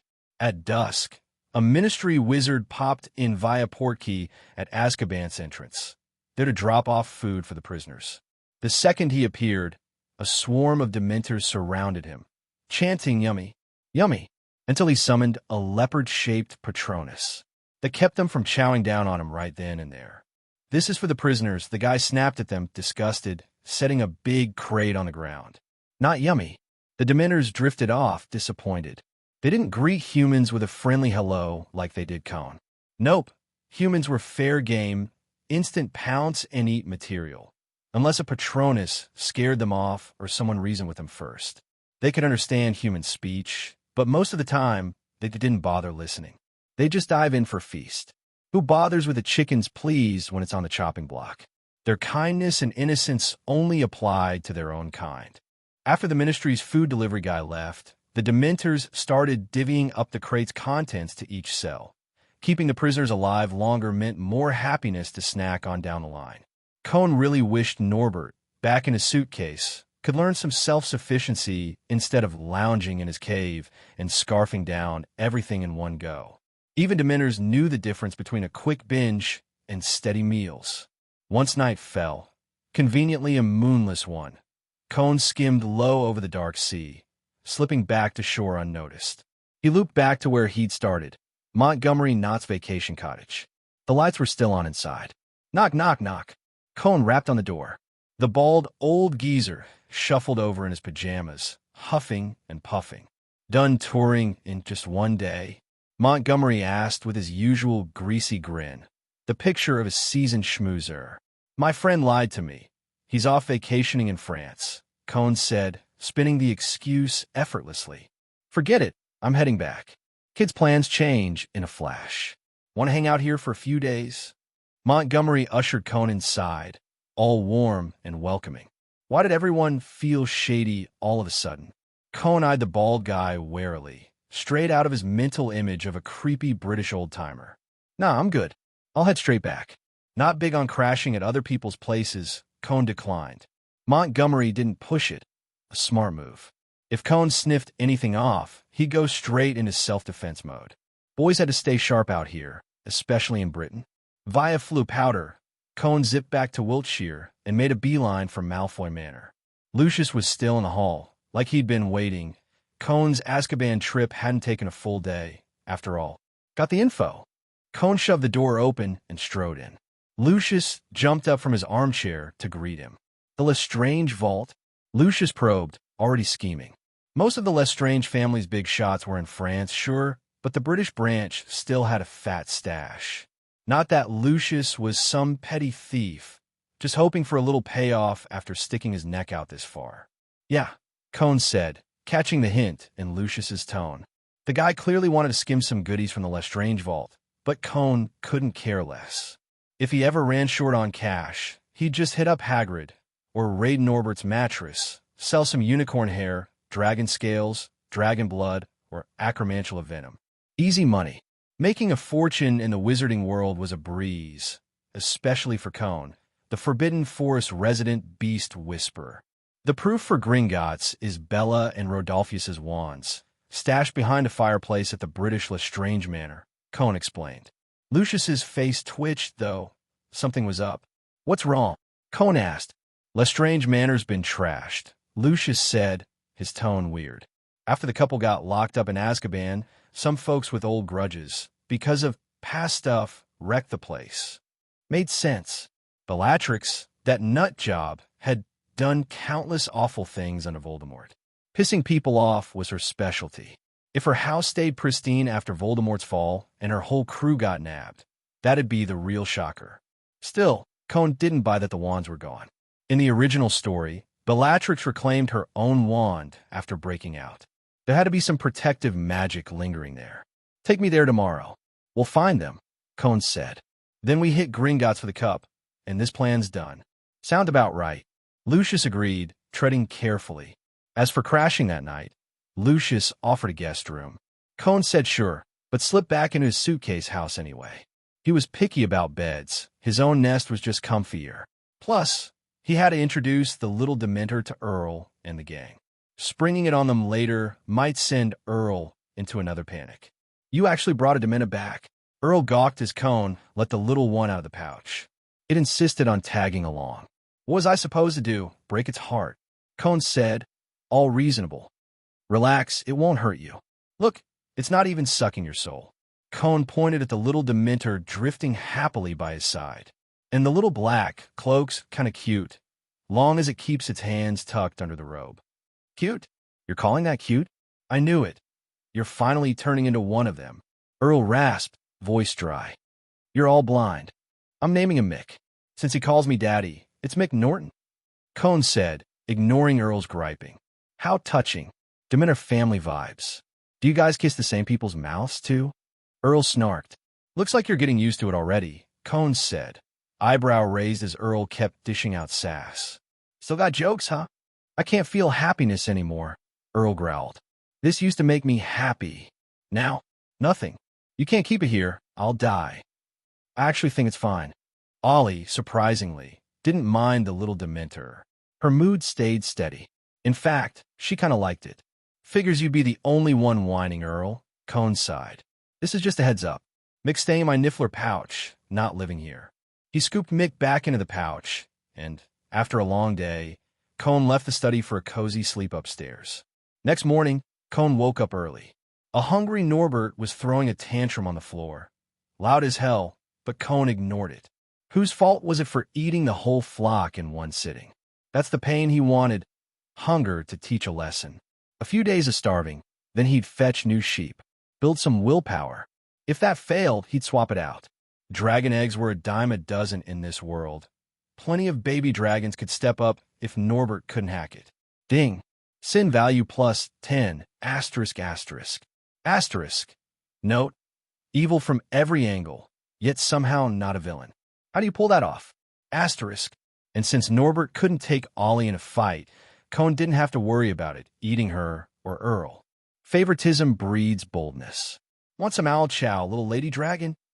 Earl, up bright and early, swooped outside, flaunting his breakfast in Norbert's face. The dragon drooled like crazy. Yup, real family vibes. Cohen left the suitcase, satisfied. Next up, Lestrange Manor to grab those wands. The ruins of Lestrange Manor weren't too far from Malfoy Manor, and since most of the buildings had been blasted apart by spells, Lucius had brought Cohen straight here with a quick apparition. Under the sunlight, Lestrange Manor looked like a total wreck, just crumbling walls and broken foundations. The site felt oddly familiar to Cohen. It wasn't all that different from what he'd seen at Borgin Manor. Unlike that place, though, there weren't many traces of heavy, dark magic lingering here.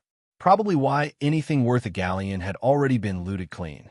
Gringotts really did serve a purpose. Kept you from coming back from a stint in Azkaban to find your whole house picked bare. Wizarding law was pretty spotty when it came to enforcement. Outside the pure wizard villages, most magical folk lived miles apart, making it impossible to keep tabs on everyone. Naturally, that led to more robberies and thefts popping up. Can you tell where the fireplace is? Lucius asked, eyeing the ruins with a skeptical squint. Anything worth taking from here's probably long gone. He was pretty sure the place had been stripped clean, especially since he'd helped himself to a few things back in the day, only to offload them to Borgin and Burks later. That probably doesn't include wands, Cohen said, narrowing his eyes. He could sense the emotions and souls of wands, same as he'd felt back at Ollivander's shop. These were faint souls, low in strength, tempting like a faint whiff of something delicious. But for some reason, he couldn't feed on them right now. Found it. Cohen strode past the debris, heading straight for where the wand soul was calling from. The spot was clearly hidden by magic, so well, in fact, that a person could walk right through it without noticing. Apparitium, Cohen muttered, tapping his wand against the hiding spot. The spell worked, sort of. A vague outline of a fireplace flickered into view for a second or two before fading again. Cohen tried again, this time brushing his hand against it. Solid. There was something there. Good enough. Apparitium he cast a third time. Try a blasting curse. Lucius started to suggest. Avada Kedavra. A flash of green light slammed into the half-visible fireplace. Dust and stone exploded outward. The protective magic shattered instantly, and a gaping hole appeared in its place. Lucius sucked in a sharp breath, instinctively stepping back from Cohen. The fact that Cohen could cast the killing curse didn't shock him. After all, a creation from that experiment being some ordinary little wizard would have been weirder. But didn't the killing curse require intense hatred toward its target? Why the hell did Cohen have that kind of murderous intent toward a rock? Was his head just full of destruction and chaos? More efficient than a blasting curse, Cohen explained casually. He turned around, only to catch Lucius looking like he was about to bolt. Relax, I wouldn't use it on you. I'm a good guy. Lucius trudged back silently. It wasn't Cohen's flimsy, I'm a good guy, that convinced him. More like the vibe Cohen was giving off. Run, and you're next for an Avada Kedavra. Cohen easily pulled a small box containing 2 wands from the wrecked fireplace.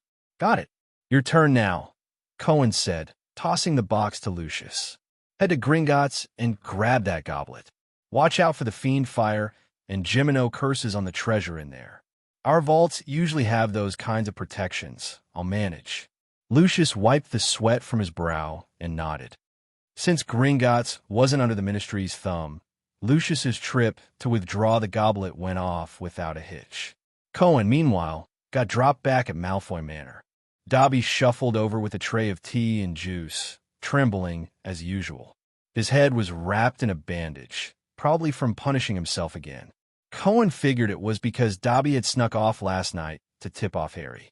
Not that Cohen cared much. After that mess in first year, Harry wouldn't bat an eye even if Cohen was pawing around with dark wizards. Besides, Cohen was getting scarily good at lying. So good he could even fool himself sometimes. Like when he'd cursed out Voldemort in front of Lucius, he'd actually meant it. That guy was a letdown. By the time afternoon tea rolled around, Lucius was back with Hufflepuff's cup in hand. Soul strength, 25. Compared to that diary Lucius had handed over yesterday, barely scraping 10 soul strength. The cup was a solid boost. What about the Dark Lord?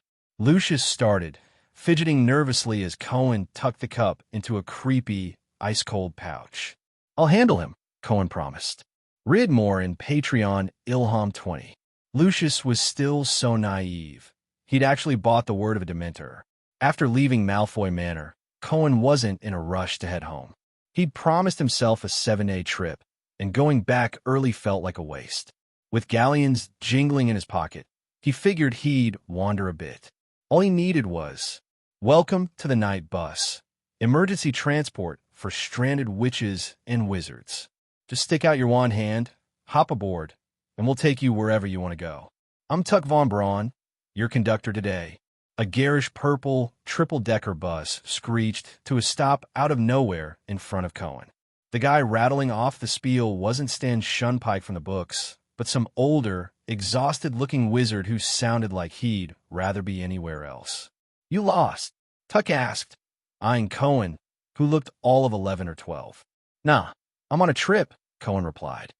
Muggle transport's too slow, and I'm out of Muggle cash. That was true. Rose had swapped all his pocket money for sickles and galleons, leaving him with a grand total of 7 pounds in Muggle money. Sounds like a little pure-blood lord, Tuck quipped tiredly, his drooping eyelids giving him the vibe of a grumpy old cynic. What's your name? Draco Malfoy, Cohen said, picking a name on a whim. No one from the Malfoy family would be caught dead on this bus, so he wasn't worried about getting called out. How do I get to the Borgin Manor ruins? Bit of a trek, Tuck's brain seemed half-melted from years on this bus. 1 galleon and, 3 sickles. Add another 3 if you want some chocolate. Deal. Throw in the chocolate, Cohen said, handing over a galleon and 6 sickles. Take this bed, Tuck said, shoving a ticket into Cohen's hand before leading him to a brass 4-poster bed. No seats here, just half a dozen movable beds on each level. Borgin Manor. Tuck mumbled toward the driver. It's Bach Manor, Cohen corrected, barely holding it together. No wonder they replaced this guy in a couple years. Tuck was clearly past his prime. Bach Manor? Ern asked, sounding puzzled.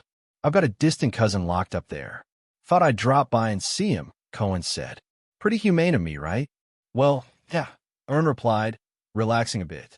Hardly anyone ever goes there. Last time was some ministry employee doing a routine check. After the bus lurched into motion, Cohen couldn't help but think it wasn't just the ticket collector who needed replacing. The driver, Ern Prang, was about the same age as the ticket guy, Tuck. With his thick glasses and a face like a shriveled walnut, he looked like he could barely see the road. And honestly, he couldn't drive worth a damn, because this bus was careening all over the place with no rhyme or reason. If it weren't for the magic keeping Muggle buildings out of its path, everyone on board would have been toast ages ago. The jerky, stop-and-go pace turned the trip into a nauseating roller coaster. No matter how much Cohen prided himself on a strong stomach, this ride was doing a number on him. He felt like he was about to puke up his soul and every ounce of happiness along with it. And the worst part? He had to take this damn bus back, too. After what felt like forever, the bus screeched to a halt, and Cohen stumbled off, his face a sickly shade of green. The night bus had stopped at the edge of the woods surrounding Bach Manor. Cohen shook his head, savoring the solid ground under his feet again. This bus had pulled off something nothing else ever had. It managed to dizzy up a freaking Dementor. Lugging his suitcase through the trees, Cohen spotted that familiar wooden cabin again. Why did it feel like the wizarding world was obsessed with cabins? His suitcase had a cabin folded up inside it. His dad's place was a cabin. Hagrid lived in a cabin too. Was the whole world just one giant cabin convention? The vibe suddenly got all philosophical. This time, though, Cohen didn't have to cover his tracks after the visit. In Dumbledore's and Edward's eyes, he already knew his origins, so popping in to see family was totally above board. But before he could fully step out of the inner circle of trees, he froze.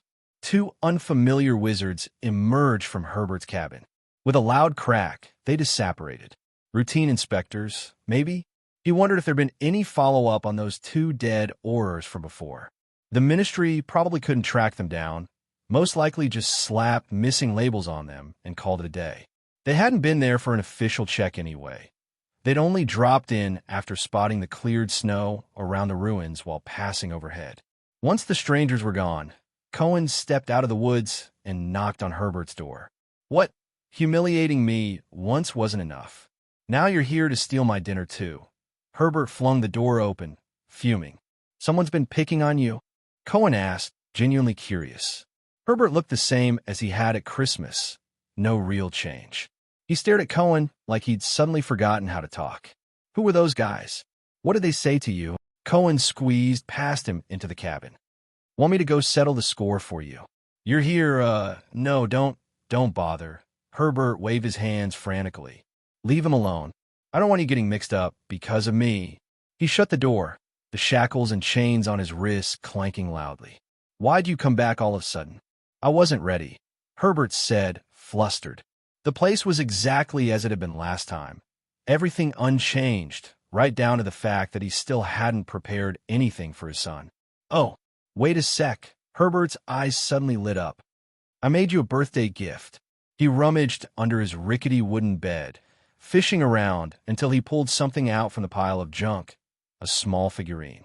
A little wooden carving of a boy, rough and simple. It was all Herbert had to work with. No face, though. Didn't want to mess it up and make you sad if I carved it ugly. Herbert handed it to Cohen carefully. So I left it blank. It's cute. I'll put it on my nightstand, Cohen said cheerfully, accepting the gift. I came here just to check on you and share some stuff. It makes me feel more human, I guess. You are human, Herbert corrected him. The best kid in the world. All parents say that about their kids, Cohen shot back. Herbert cracked a smile, and it shaved years off his face. He was only 49, but he'd looked 60-something before.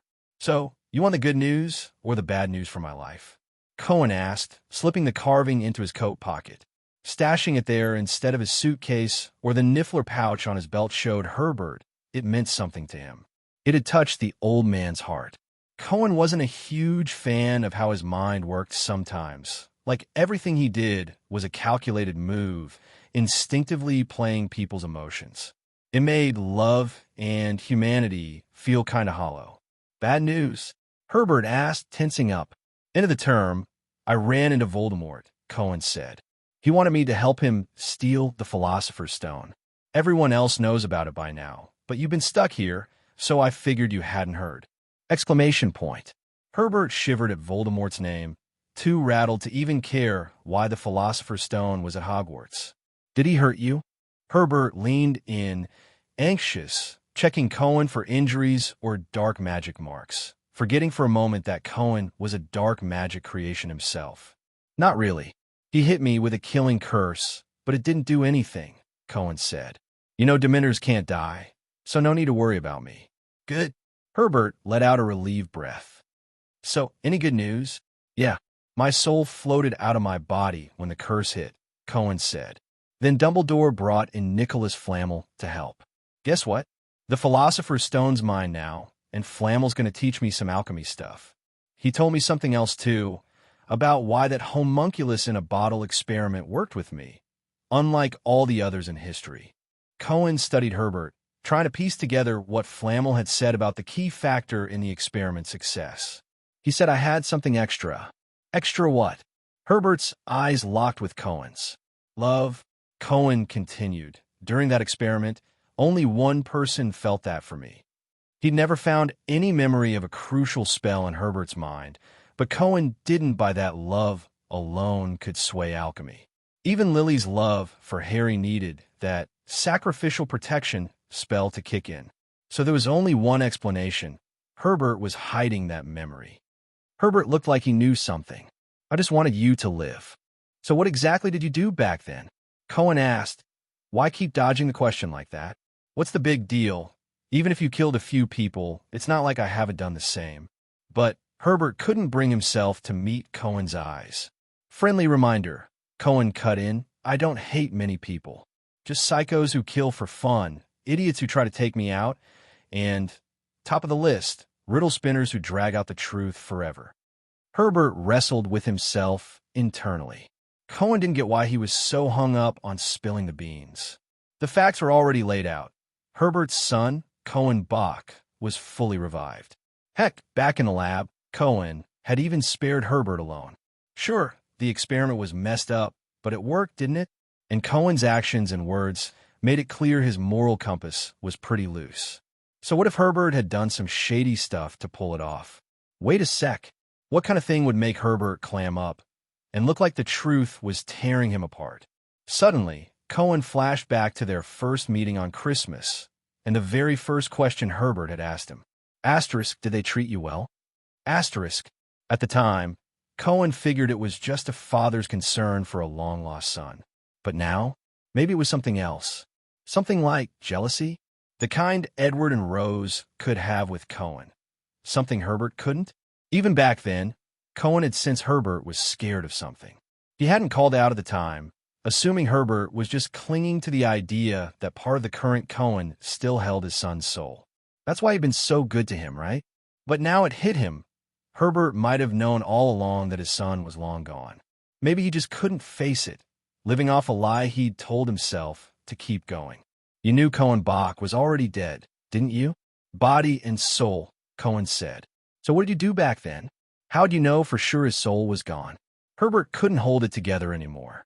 He broke down, sobbing, covering his eyes as he hunched over on the bed, crying like a kid. I'm sorry. I couldn't save him. Rose. Cohen frowned.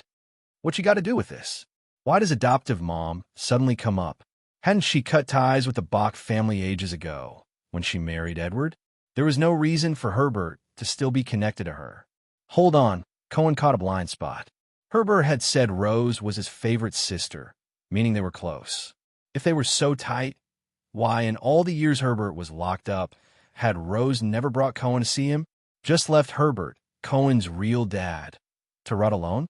And Edward and Rose had never even mentioned Herbert to Cohen. They knew about the experiment. Yet Cohen didn't peg them as the possessive types who'd keep their adopted son from meeting his birth father. A married couple with no kids of their own after 10 years, lovingly raising a dangerous half-dementor, and Edward's soul strength being downright pitiful. It clicked for Cohen in an instant. Rose and Edward didn't adopt him because he was Rose's nephew or because they were overflowing with parental love. Rose and Edward, they had a kid. Herbert mustered every ounce of strength he had left. After spilling the truth, he looked at Cohen with red-rimmed eyes, like he was begging for forgiveness. What happened to that kid? Cohen asked calmly. Legilimens. Cohen aimed his wand at him. This time, he didn't care about Herbert's feelings. He dug in hard, yanking out the memories Herbert was trying to bury again. Last time, he'd been too soft, only seeing what Herbert wanted him to see. Rose and Edward did have a child, a kid Rose had also named Cohen. Back then, the experiment was spiraling into disaster. The homunculus's soul was fading fast. The curse meant to trap Cohen Bach's full soul had failed. It was fractured. Cohen knew why. The little Dementor now tucked in his pocket had taken a chunk of Cohen Bach's soul. The lab's nut jobs came up with a new plan.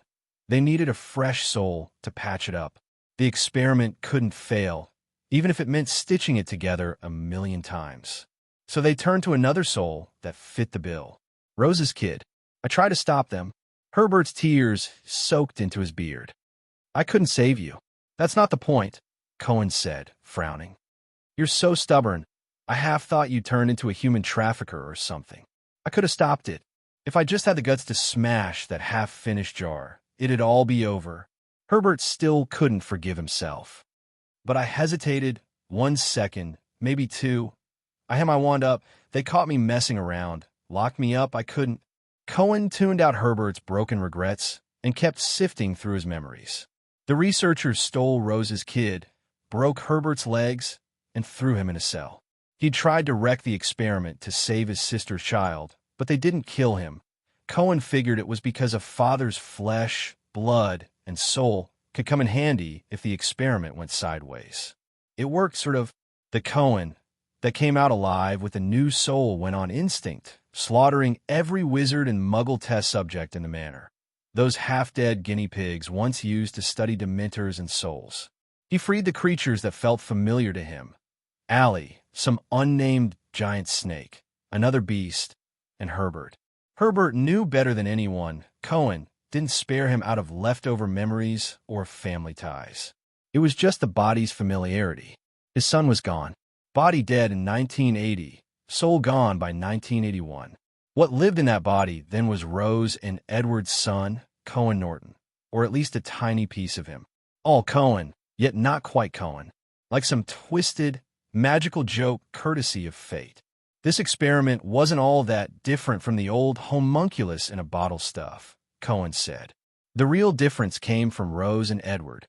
After you trashed the whole manor, Rose and Edward showed up. Herbert mumbled, his voice syncing with the scenes Cohen saw in his memories, like a movie with narration. You were a mess back then, like a stitched-up rag doll, soul bleeding out through the seams. I told them their kid had been taken by those researchers, but his soul was still alive inside this new test subject. They held you and cried. You were dying. I knew my Cohen was long gone from this world, but I still wanted to save you. Herbert's voice dropped low. How'd you save me? Cohen asked, the memory streaming from the wand tip into his mind. A spell, a dark, soul-tearing spell. I want to stitch you back together. Herbert stared blankly at Cohen, or maybe at the child he'd once had. One mistake always leads to more. I ripped my own soul apart, tried to patch you up, but it wasn't enough. Not nearly enough, you. Too broken, Cohen said heavily. You told Edward and Rose about that spell, didn't you? Herbert nodded, like it took everything he had left. I didn't tell Rose the whole truth. I felt I deserved this. If I hadn't handed over your body, if I hadn't helped them with the earlier experiments, if I'd just had the guts to act before they went after Rose's kid, it all made sense now. Why there were so many soul shards scattered around the Bach Manor ruins, why Edward's soul strength was a measly 10, why Rose and Edward loved Cohen so fiercely, why they never brought him to see Herbert all these years. A patched-up soul always falls apart eventually, like a shattered mirror that can't ever be perfectly pieced back together. The soul Edward and Rose had fixed unraveled last year, leaving room for the current Cohen, this stowaway from another world, to take over. A foreign soul might not be strong, but it's stable. That's what kept Cohen alive. Nicholas Flamel got it wrong. Love didn't make the homunculus live. But he was also right. Love kept it alive until 11. Without it, Cohen wouldn't have lasted long enough for a traveler to step in.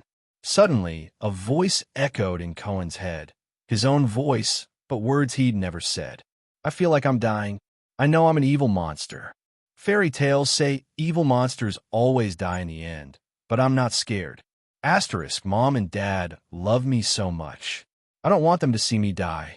If I could, I'd want another soul to take my place to stay with them. Asterisk. Aren't you going to tell Rose the truth? Cohen asked. She thinks you're one of the people who snatched her kid. I thought she'd kill me. Herbert said, his face pale as death. But after she found out where the experiment came from, she just took you and left. Didn't do a thing to me. Some things are worse than death, Cohen said with a nod. Still, she might have figured you gave her that spell and tore your own soul apart to fix it. So she let you off the hook. Knowing all this, you don't hate me? Herbert asked, his voice shaky with uncertainty. Leaving your soul all patched up and broken like that. I mean, being alive's enough for me, Cohen said, brushing it off. Like I told you, the real culprits are already in my stomach. Rose and Edward chose to rip their souls apart to save their son. Whether you keep beating yourself up or let it go and move on, that's up to you. I'm still kicking, sticking around with them, so everyone wins. All in all, it's a decent outcome. Oh, really? Herbert asked, his gloom hanging heavy. Man, quit acting so mopey. Thanks for the birthday gift, though, Cohen said, ready to head out. Anyway, I don't blame you anymore. Rose and Edward seem to have let it go too. If you ever sort yourself out, I'll help you tell them the truth. See you at Christmas. Oh, sure. Herbert mumbled, awkwardly standing to see him off. But Cohen paused at the door and glanced back. What do you want for Christmas? Herbert blinked, confused. I said, what do you want for Christmas? I'll have the Earl drop it off for you this year, Cohen repeated. Wool socks. What? Are you channeling Dumbledore or something? Cohen asked, giving him a weird look. But fine, socks are cheap. After piecing together everything that had happened to him, Cohen left Borgin Manor and hopped back on the night bus. Back already? Tuck, the foggy brain conductor, vaguely remembered this kid calling himself Draco. Weren't you off to jail? No, I was visiting a relative in jail. Not me going to jail, thanks, Cohen corrected, a little annoyed, before tossing 2 galleons at Tuck. Take me to Surrey, Little Whinging 5 Privet Drive. Another bumpy ride. Cohen swore he'd never set foot on this thing again. Once he grabbed some medical supplies to deal with the Horcruxes, he'd start practicing apparition ASAP. By evening, he was dragging his suitcase up to the front door. Knock, knock, knock. No keys on him. Rose? You're back early. Edward's voice called from behind the door. He opened it and saw no one. Look down. It's me, Cohen said, lugging his suitcase into the living room and flopping onto the couch. Didn't you go on a trip? Edward asked, eyes wide. How are you back already? It's only day 2. Got my heart broken, Cohen lied, sounding exhausted. Traveling sucked, so I decided to come home. You walk back?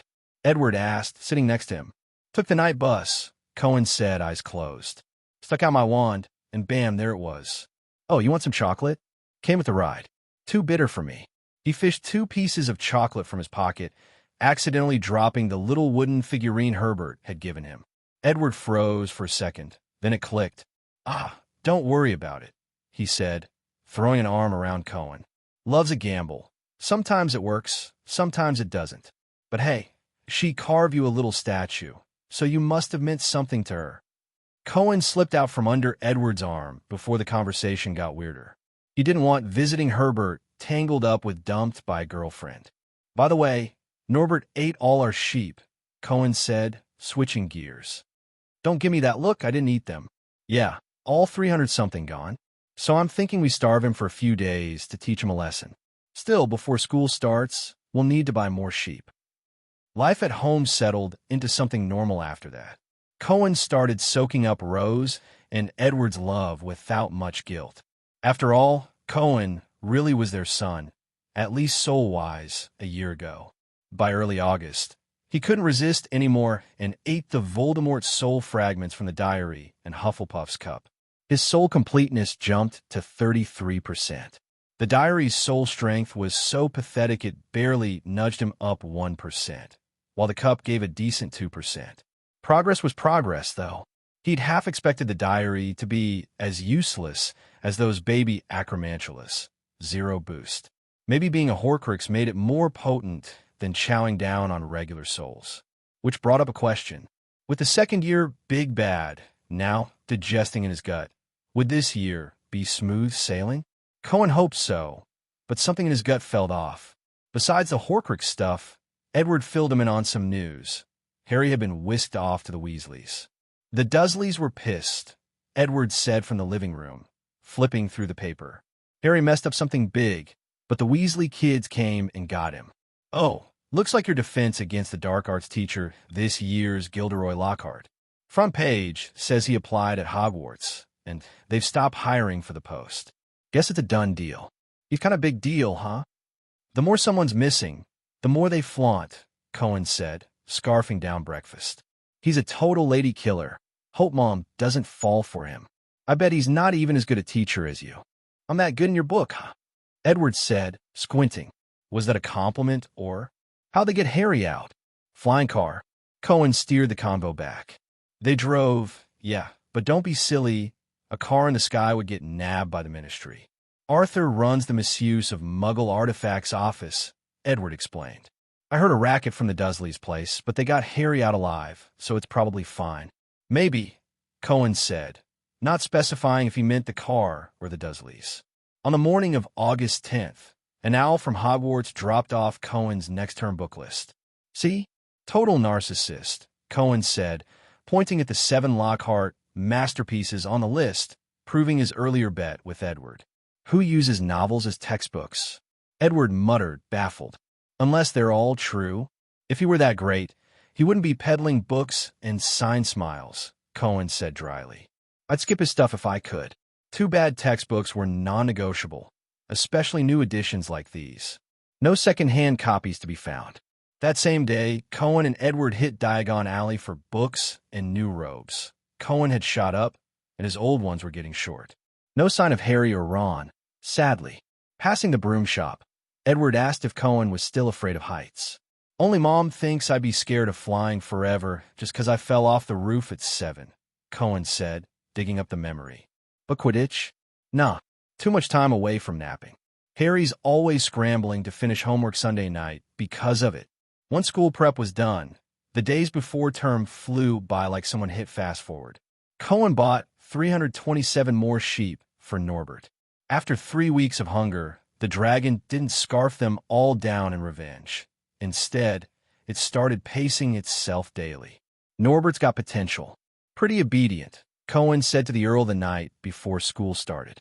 So what about you, Mr. Earl? That package the post owl dropped off today, don't tell me it's some egg-laying potion from Elop's Owl Emporium specially for me. Huh. I was just getting ready to find a new mate. The Earl stammered, trying to cover up the fact that he'd been sneaking booze again and was terrified of getting neutered. How do you even write wait? Cohen started to ask why the Earl would order stuff by mail. But the word right hit him like a brick, triggering a horrifying realization. Oh crap, I forgot to do my summer homework. Cohen yelped. He blamed Voldemort, the Malfoys, those Azkaban black-cloaked weirdos, Norbert, Ally, and you, Earl. You didn't even remind me. Cohen latched onto him like a lifeline. Didn't I tell you last term to keep an eye on my textbooks? Now, it's payback time. Help me crank out that homework. You're already writing letters, so get to it. You want a bird to do your homework? The Earl squawked, flapping in protest. No way. Work and school are for you furless freaks. Don't you dare drag that filthy nonsense into the animal kingdom. It's just one night of effort, Cohen said, turning the screws. Then you can have your egg-laying potion back. Make it 2 potions, the Earl haggled. And let me drink for a week. You're still hooked, aren't you? Cohen snapped, faking outrage. Otherwise, I'd rather die than write your stupid homework, the Earl shot back, puffing up defiantly. I've got more backbone than that dragon hag. Fine. Cohen sighed, acting like it was a huge concession. If you get it done tonight, I'll grudgingly let you have your week. Deal, done by morning. The Earl promised lightning fast, like he was scared Cohen would back out. Bargain struck. Cohen smirked like a sleazy capitalist. This was all part of the plan. Who actually cared if the Earl's kidneys took a hit from booze? It was just an excuse to give him an opening to exploit.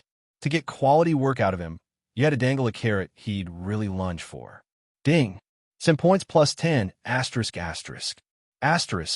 Note, exploiting even a bird? You're pushing the no humanity line a bit far. Humanity's for humans to worry about, Cohen figured. Having a flicker of it now, and then was plenty. Diarrhea log. Currently at Hogwarts, your resident capitalist Dementor. One night, one miracle. I believe in you, Earl, Cohen said, giving him a pep talk before bed as the owl hunched over the desk. Under the lamplight, an owl wielded a wand to scribble essays with a quill. What a fairy tale life. A magical owl doing your summer homework. Cohen had a new brainstorm.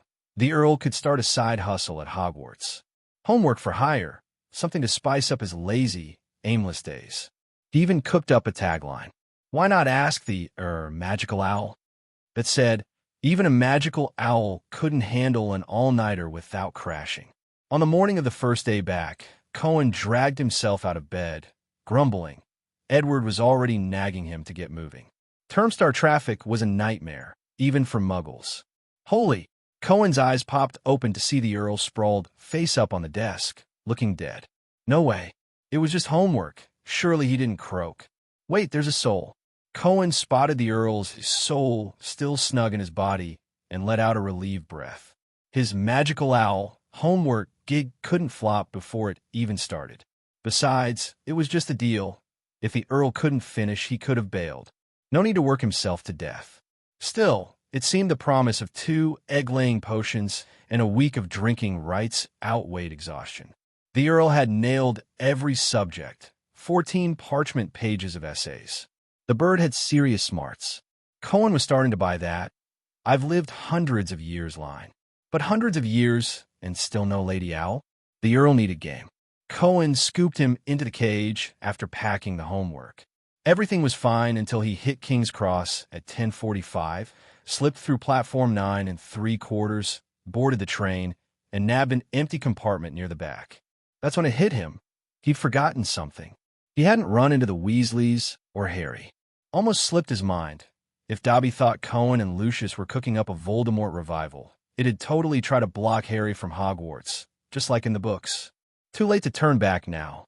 The train was about to roll. Even if Cohen hopped off, he'd never get through that elf-sealed wall. Damn it, no flying car for him.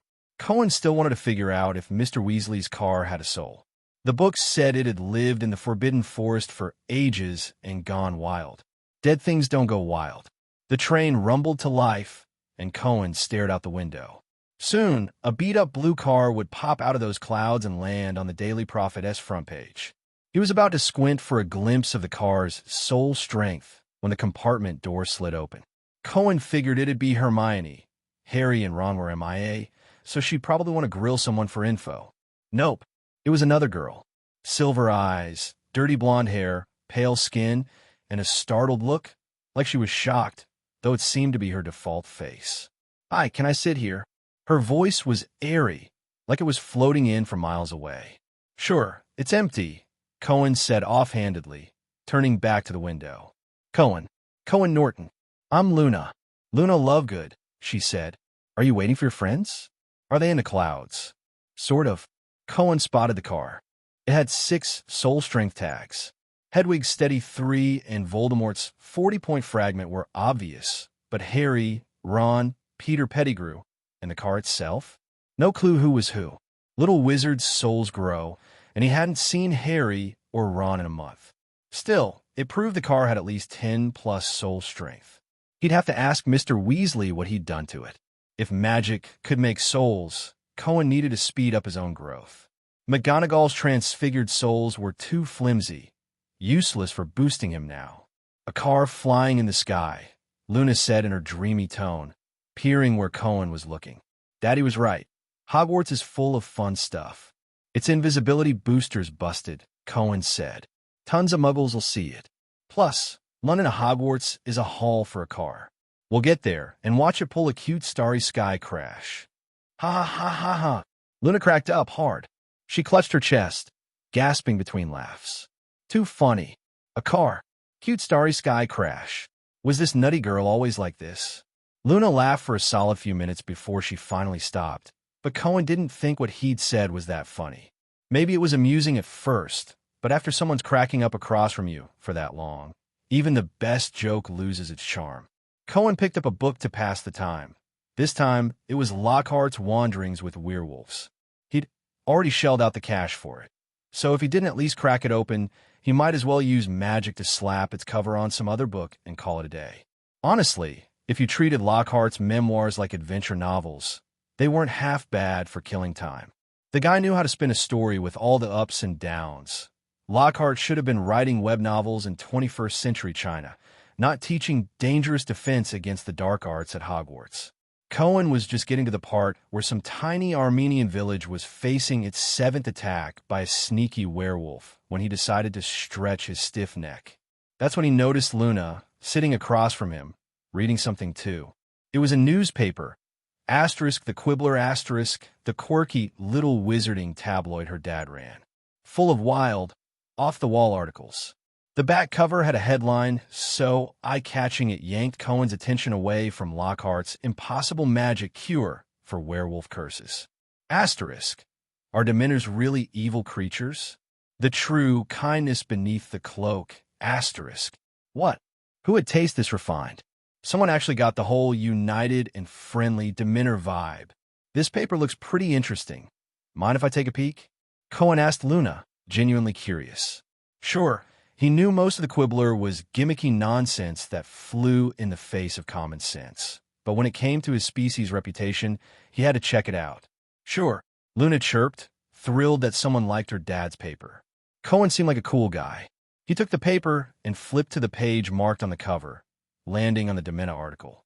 Dementors, really irredeemably evil, terrifying murder machines, or perhaps gentle, loving magical beings. Cohen had to stifle a laugh. If he'd written this himself, it'd make sense, but the byline read, Xenophilius Lovegood. For centuries, Dementors have served as Azkaban's guards, often branded as merciless killers. They don't have eyes, after all, and soul devourers.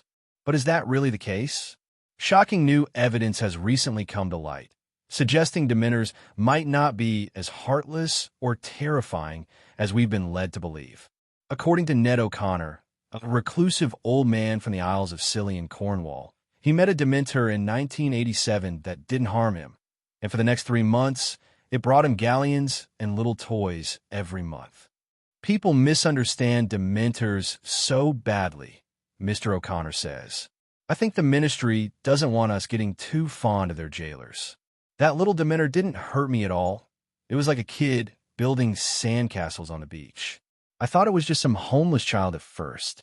When I realized it was a Dementor, I even brought 2 bottles of cheering potion to keep it from sucking out my happiness.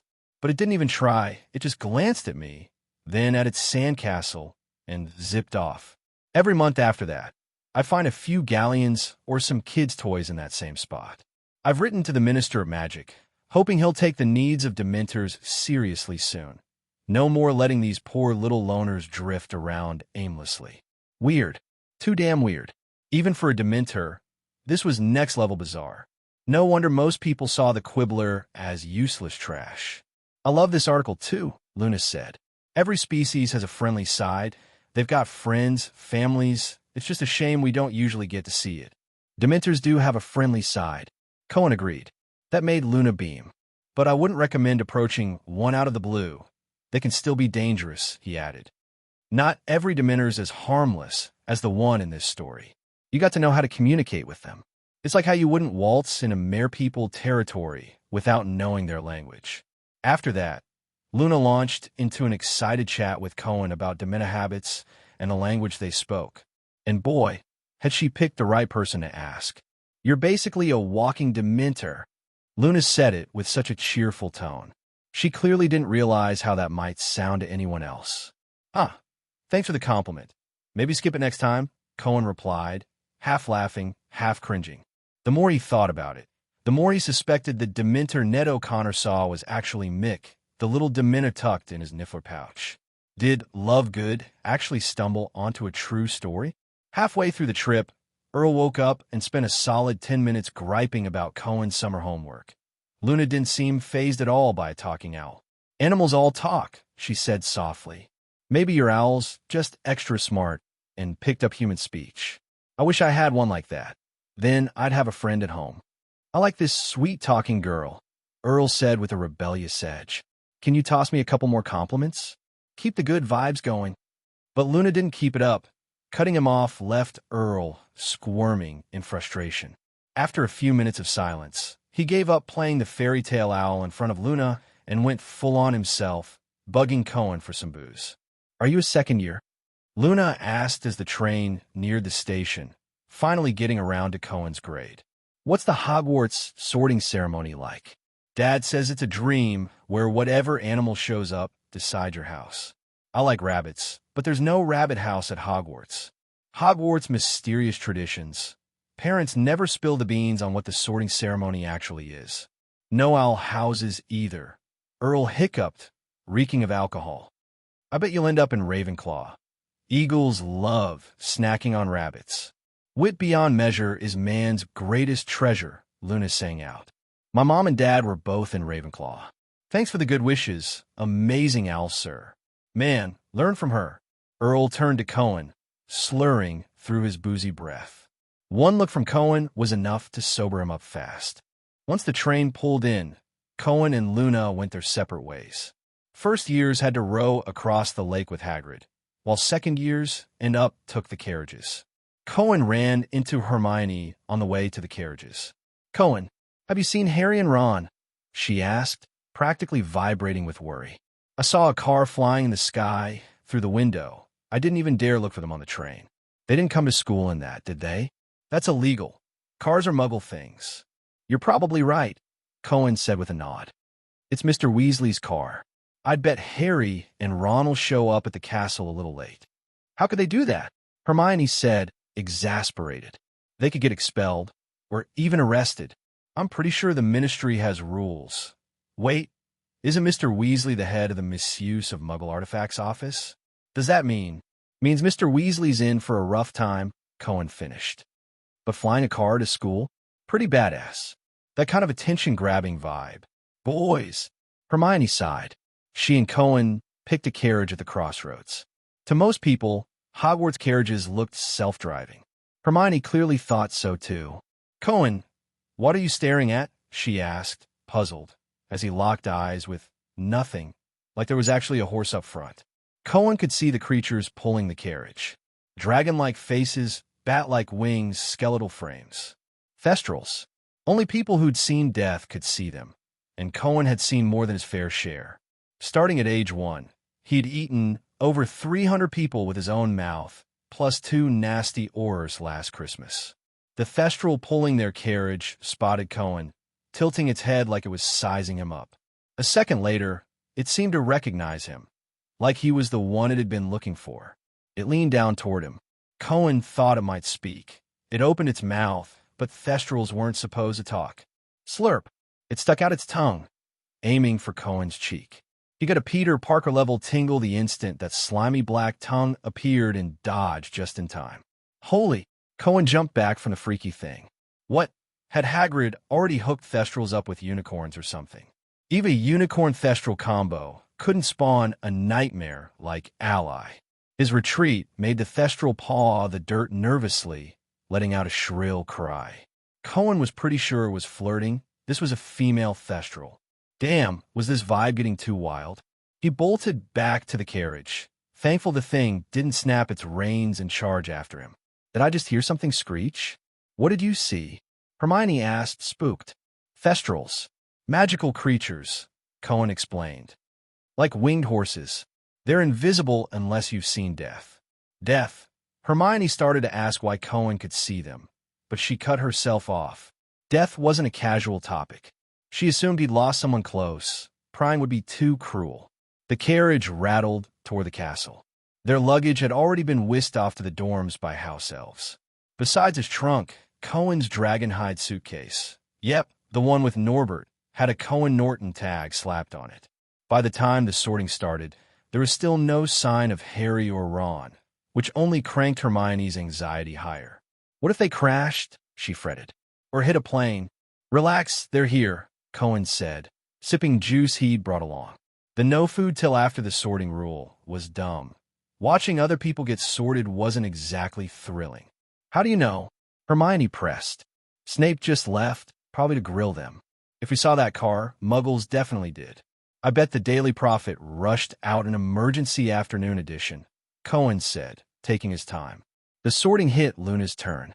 She got Ravenclaw, no surprise. Cohen watched her skip over to the Ravenclaw table, giving a little wave toward Gryffindor. Dumbledore and McGonagall just left too. Hermione whispered. They're not actually getting expelled, are they? Expel Harry Potter? Cohen shot her an incredulous look. After knowing Voldemort's plotting a comeback, Dumbledore'd have to be senile to let that happen. Even by the feast's end, Harry and Ron hadn't shown. Word of their no-show spread fast among the students. Gryffindor's version was already close to the truth. People said they'd flown a car to school, but probably got expelled. Hermione wanted to wait for them outside the common room, and she did. After most kids had gone in, Harry and Ron finally stumbled up, looking wrecked. I thought you'd been expelled. Hermione scolded them in full mom mode. Why would you fly here? What happened? You sound like McGonagall, Ron dodged. What's the password? It's Hummingbird, but that's not the point, Hermione snapped. We're not expelled, Harry said, calming her down. Or Hermione'd be out here waiting for 2 ghosts tonight, Cohen teased. This isn't a joke, Cohen. Hermione huffed. They could have gotten hurt, or died. We're alive, Ron groaned. Please, I drove all afternoon, and Harry and I got beat up by a tree. I just want sleep. As the fat lady's portrait creaked open, their voices drowned in the common room's chaos. Gryffindors swarmed Harry and Ron like they were heroes. Brilliant! Lee Jordan, the loud Gryffindor guy, shouted. Absolute legend stuff. Flying a car into the Whomping Willow. People talk about this for years. Nice one, some random upperclassman chimed in. You should have called us back for it. Fred and George griped. How we missed that idea. Cohen didn't stick around for the hype. Bed was calling, classes started tomorrow, and he needed to shake off vacation mode fast. Hogwarts didn't have 8 a.m.s, but 9 a.m.s were close enough. Before crashing, he let the Earl out of his cage so it wouldn't fuss all night. Not long after burrowing into his blankets, Cohen was out. And then, another dream. That familiar feeling. He was slithering through pipes, mossy, damp, sticky liquid everywhere, plus tiny bones. Rat bones, maybe? A snake? Second year, pipes Harry Potter. The basilisk. Wait. Cohen jolted awake the next morning. Was that dream real? What the hell? He'd eaten the diary. Why was the basilisk still popping up at Hogwarts? Yes. Harry, in the next bed over, sucked in a sharp breath. He clutched his forehead, right where his scar was, looking like the pain had jolted him awake. Did you guys eat something bad yesterday? Ron mumbled groggily from under his covers, still half asleep but catching the noise. Cohen figured it was more like the snake he'd sensed in his dream had a stomachache. The school's pipes were the basilisk's turf. Only it could slither around down there unchecked. But why the heck was he suddenly dreaming from its perspective? There's no way that basilisk was part of what made him. It hadn't been let loose in 50 years. Those researchers couldn't have controlled a 1,000-year-old basilisk either. Parseltongue isn't exactly common knowledge.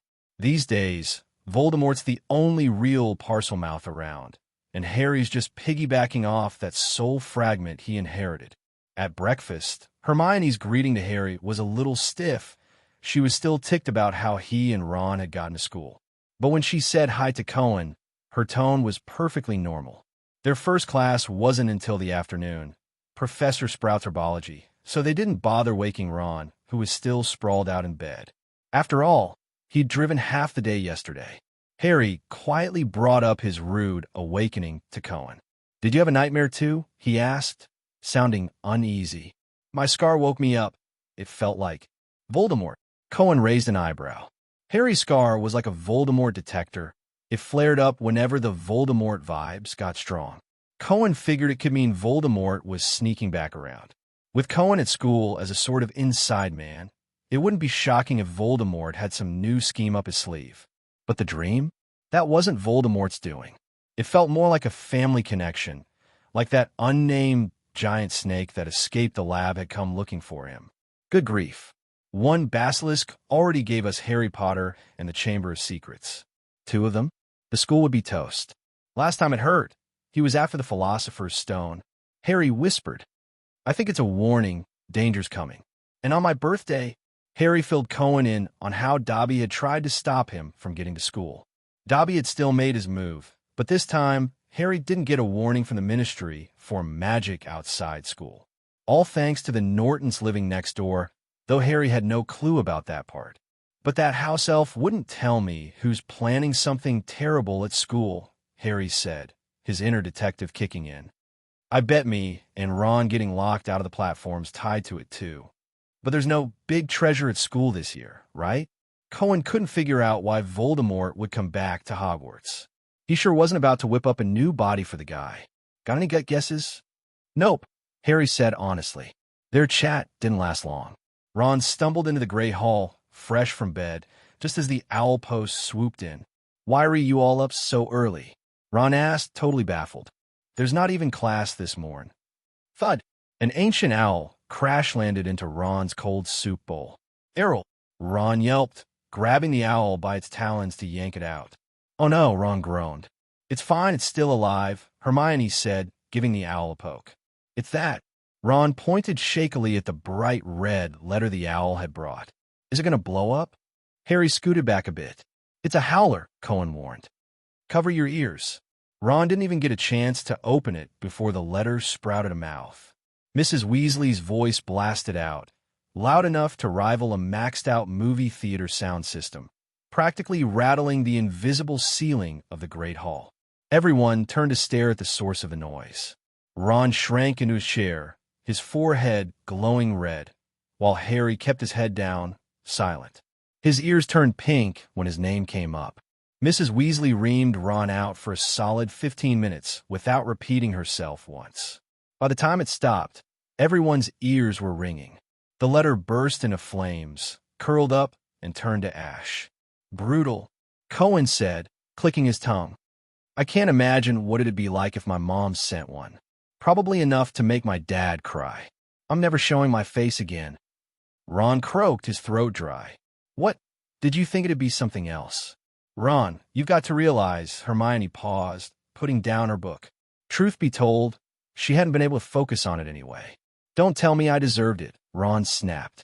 Sure, Ron and Harry took a hit to their pride, but it patched things up with Hermione. She figured they'd been punished enough and started talking to them normally again, which meant they could tackle some of their tougher, unfinished essays today, with Hermione's help, of course. Cohen, don't tell me you finished all your homework. In the common room that morning, Ron gaped as Cohen grabbed his suitcase, ready to head to Hagrid's. Yeah, it's done. Who leaves summer homework until school starts? Cohen shrugged. Good luck, guys. I'm off to cheer up Hagrid. Norbert's been on an all-sheep diet and seems a little malnourished. Since none of my pets have ever lasted a full year, I gotta step up my game. He only finished 'cause of me, Earl bragged after Cohen left, lounging drunkenly by the fireplace as he gloated to Harry and Ron. Took me one night to bang out his assignments. Asterisk kick asterisk, little essays. Piece of cake. The first day of school brought gloomy weather. Dark clouds hung heavy, looking ready to dump rain any second. Once Cohen stepped outside, the little Dementor poked its head out of the niffler pouch on his waist, but when he glanced down, it ducked back in. It really did seem like the kind Dementor from that Quibbler article. Maybe old Ned O'Connor had actually spotted this one. Crossing the grounds, Cohen reached Hagrid's hut. Hagrid was out in the garden, tending to cabbages the size of small kids, definitely hit with an engorgement charm. But they were riddled with bug damage, covered in holes big and small. Hey, Cohen. Hagrid spotted him and ushered him inside with a warm grin. How do you like the birthday gift I sent? I was torn between a belt made from bowtruckle leather or just giving you a live one. I'm guessing Earl vetoed option 2, Cohen said. Bowtruckles eat birds. Hagrid's gift had been a bag made from bowtruckle leather. It was enchanted to shrink when strangers got close. Only the owner could reach inside.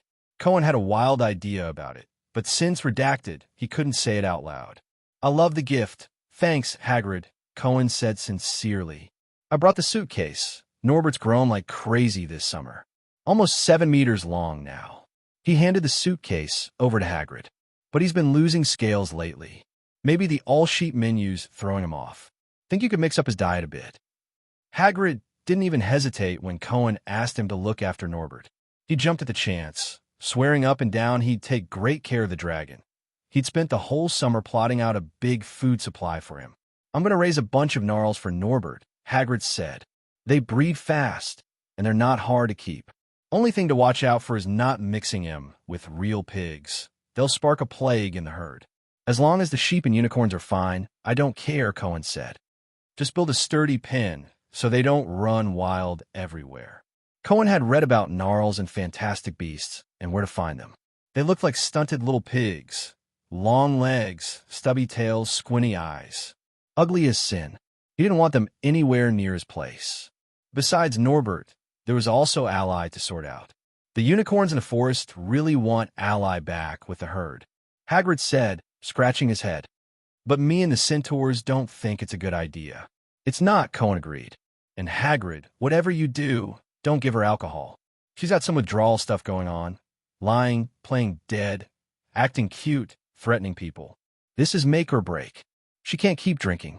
One day her blood's going to be pure, high-proof liquor, the kind that explodes with a single spark. Cohen wasn't sure if Hagrid would take that warning to heart, but whatever. If Ally blew up, that was on her. He had bigger fish to fry. like figuring out where Voldemort was hiding in this massive school. In his free time, Cohen started poking around the castle's shadowy corners. All he had to do was follow the soul strength tags. Voldemort's 40 plus 10 combo stood out like a sore thumb in a school full of students. But no dice. By the time herbology rolled around that afternoon, he hadn't found a trace. The school was too big, and the crowd of students didn't help. Their random soul tags were cluttering up his vision.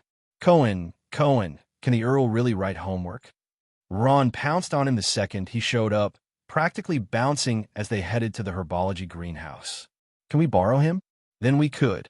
Ron, you can't just mooch off Cohen's owl to slack off. Hermione cut in. If you don't do your own homework, you and Harry won't touch a textbook all year. I know you too. But Cohen gets the Earl to do his, Ron shot back. Cohen still reads and practices magic on his own. You don't, Hermione said, sounding like a worried mom. Do you really want another howler for Mrs. Weasley at the end of the year? 5 sickles, Cohen offered, dangling the bait. Ron's eyes lit up. He was tempted, but the deal fell apart.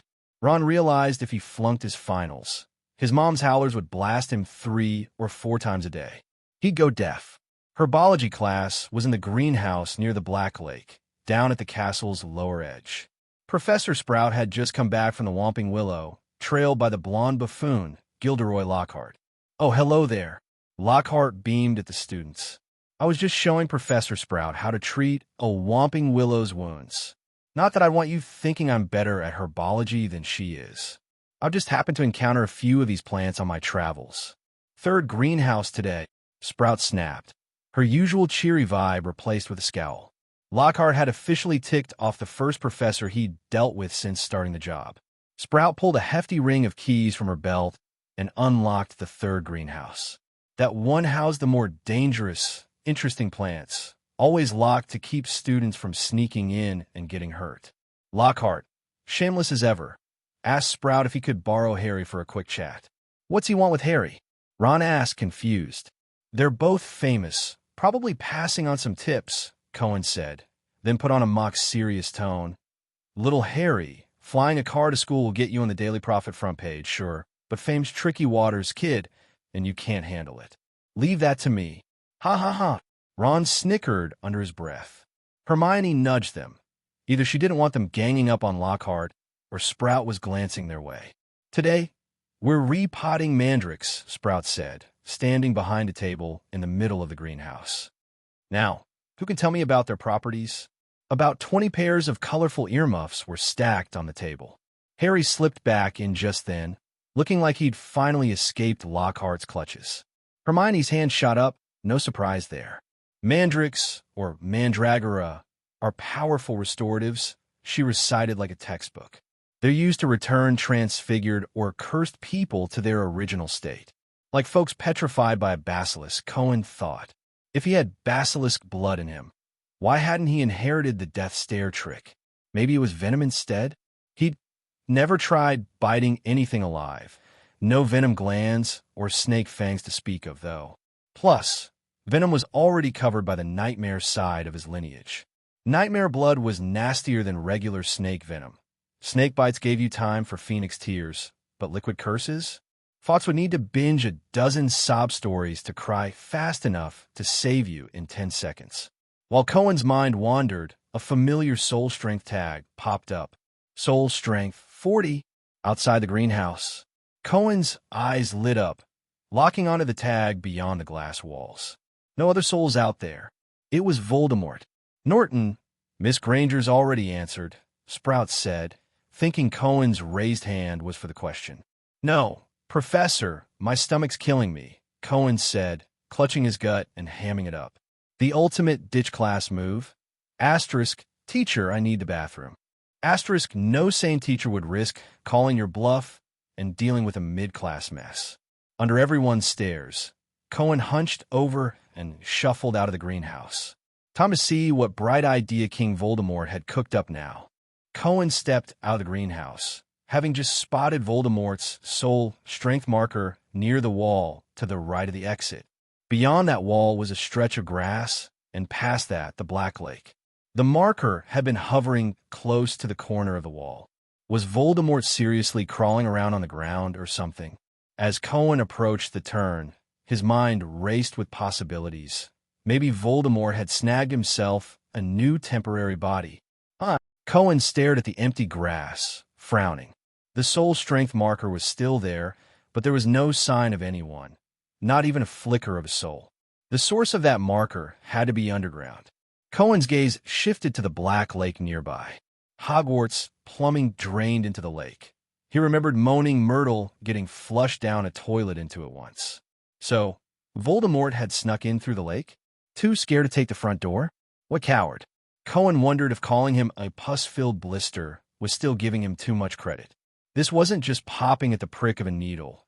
This guy wanted to self-destruct the second Dumbledore, so much as glanced his way. How was he supposed to be the big bad final boss? He didn't even hold a candle to Grindelwald. Suddenly, Voldemort's soul marker jolted, racing toward the castle like it was zipping through the pipes. Cohen picked up his pace, trying to keep up, but the closer it got to the castle, the farther it felt. Cohen watched as it sank deeper underground until, ow, someone yelped, followed by the thud of a body hitting the ground. Cohen had been so focused on tracking Voldemort below that he'd accidentally rammed into someone, Lockhart, who'd been walking back from the greenhouse too. "Oh, Professor, you're that easy to knock over?" Cohen apologized. I could protect myself with magic anytime," Lockhart said, rubbing his sore back as he struggled up from the ground. "But I didn't want to risk hurting you with a defensive spell. You know, my powerful magic can be pretty dangerous." Cohen didn't have time to chat with Lockhart, though. Voldemort's soul marker was diving deeper underground, and it took all his focus to keep tracking it with his eyes. "Wait, weren't you just in herbology?" Lockhart said, squinting at the distracted Cohen as it clicked. "Sorry, stomachache. Gotta hit the bathroom fast." Cohen tossed out an excuse and bolted toward the castle. Voldemort's path wound through the underground pipes, but Hogwarts' above-ground layout didn't match the sprawling network below. After dodging around 8 classrooms and 3 moving staircases, Cohen lost sight of the soul marker completely. "Darn it. Little Voldy, why were you hiding from me?" Cohen was ticked off. Hadn't their partnership gone smoothly enough? Did Voldemort really think Cohen would screw him over? Was there so little trust between a guy and a Dementor? The chase stalled out in a third-floor corridor. Cohen had lost his target, but not entirely. This hallway happened to lead to Moaning Myrtle's bathroom, the entrance to the Chamber of Secrets. Voldemort might have made the chamber his current hideout. As Slytherin's heir, he'd been there 50 years ago, unleashing the basilisk. As for why Slytherin stuck the chamber's entrance in a girl's bathroom, if Cohen ever got the chance to write a rogue history book, he'd go with Slytherin was too much of a freak to fit in with the other 3 founders and ditch the school in disappointment. Water stains streaked the floor, and faint sobs echoed from the bathroom. Cohen pushed the door open. No one ever came here anymore, so he wouldn't get called a creep. Woohoo! Myrtle was perched on top of a stall partition, weeping softly and muttering to herself. "Full of pimples, ugly as sin." The sound of Cohen entering caught her attention. "Ah!" she shrieked when she saw him, diving straight into the stall below.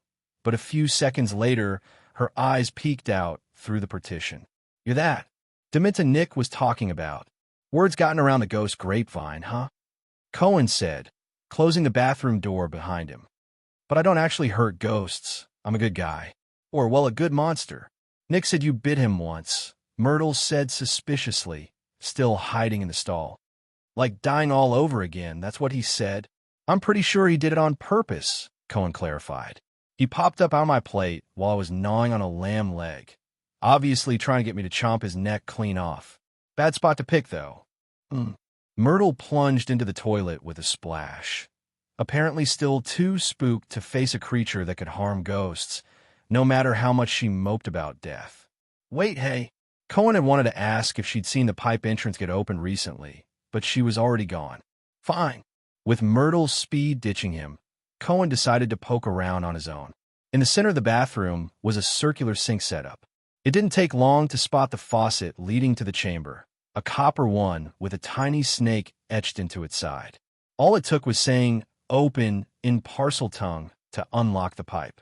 Problem was Cohen didn't exactly have parcel tongue as an active skill in his brain. Maybe he'd have to pull a Harry and pretend the faucet was a snake to make it work? He wasn't sure, but he figured he'd give it a shot. This, asterisk where, asterisk, asterisk where, asterisk. Cohen's eyes widened mid-attempt. He heard another voice, raspy and definitely not his own echo. That soul strength marker he'd thought was Voldemort popped up again, right beneath his feet in the floor's pipes. That soul, it wasn't Voldemort. It was the basilisk. What was the basilisk up to? The heir hadn't shown up to kick off its killing spree yet. Why was it jumping into the plot now? Hello. Cohen tried, but it came out in plain English. He could tell the difference. Dang it, could he actually speak parcel tongue? The basilisk was slithering through the pipes below him. Cohen had one trick up his sleeve. He could leave his body as a soul and pass through the floor to see it. But that was risky as heck.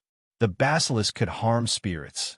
Nearly headless Nick got petrified by its stare in the original story. That thought made Cohen second-guess whether he'd be immune to its gaze. No one had ever tested a basilisk against a Dementor. Sure, he wouldn't die, but getting turned to stone until the Mandarin potion was ready would waste half his school year. Go ahead and hide. Who could ever out-hide you? Which kid cries every day? And which gambling addict loses every day? But Cohen wasn't a gambler, so he had no intention of crawling into the pipe under his feet, and therefore, no chance of losing. Facing the basilisk's soul head-on might, at worst, turn Cohen to stone rather than kill him. Still, turning into a statue in some forgotten sewer pipe no one ever sets foot in, Cohen wasn't about to take that risk just to get a peek at what the basilisk looked like, especially now that he was sure it was a basilisk and not Voldemort. It hissed asterisk where, asterisk in parcel tongue, meaning it was looking for something. Maybe food, maybe Slytherin's heir. Either way, that had nothing to do with Cohen right now. He watched the basilisk's soul zip through the pipes beneath the floor, moving fast until it vanished from sight. His ability to see through things had its limits, and Hogwarts' layout was just too perfect for a basilisk to slither around undetected.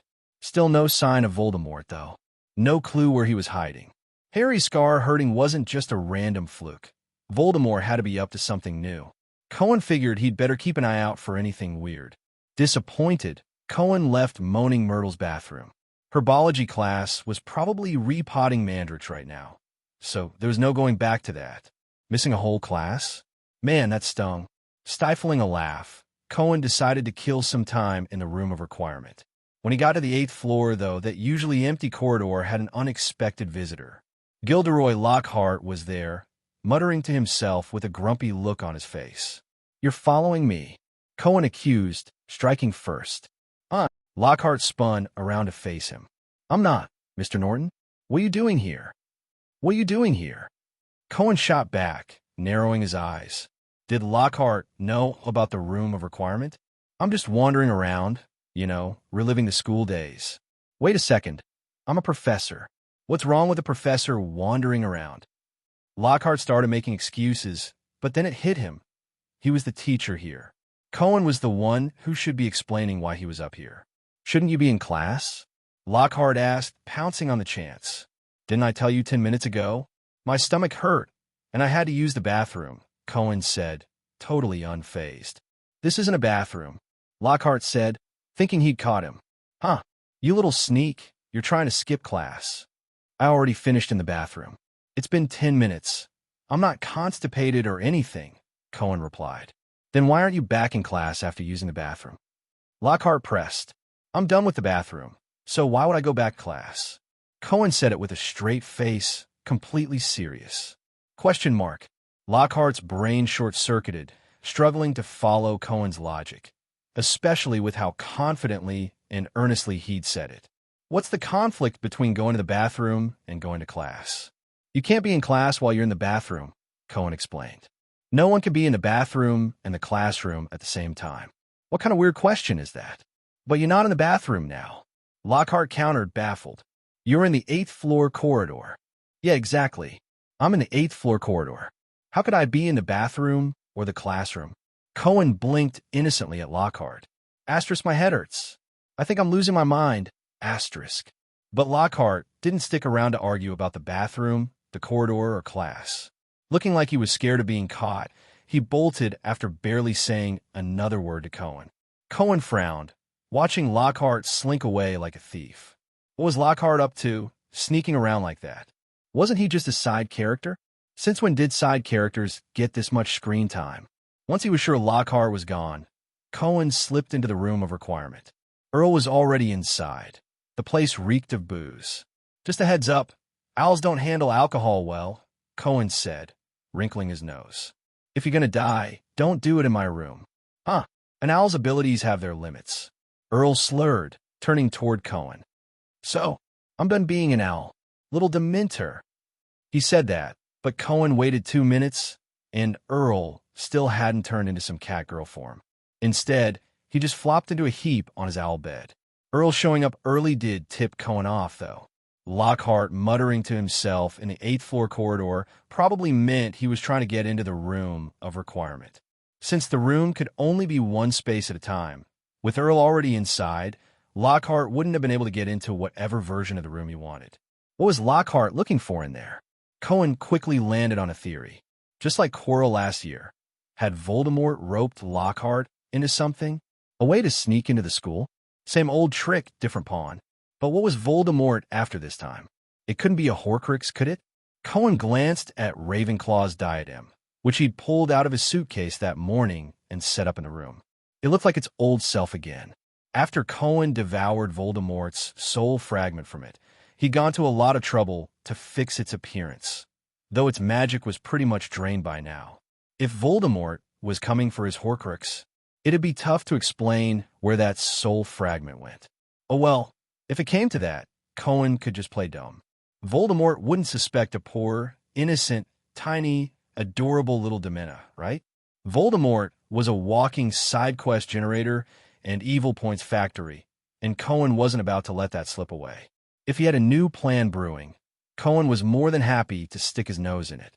Out of all the suspicious characters right now, Lockhart was topping the list, especially since he'd been acting shady today, arguing with Cohen and then rushing off without even docking points. That screamed guilty conscience. Cohen had plenty of ways to keep tabs on him. Asterisk ding. Kindness side quest progress, updated asterisk. Asterisk kindness side quest, February 7th, asterisk. Asterisk 2. Stop Tom Riddle's grand purge plan asterisk. Asterisk rewards, 1,000 kindness points, advanced counterfeit spellcraft asterisk. It had been a while since he'd heard a notification that long. Cohen frowned at the quest title on his task list. Voldemort would have to be brain dead to plan a grand purge before he'd even come back to life. Did he think Dumbledore was just decorations?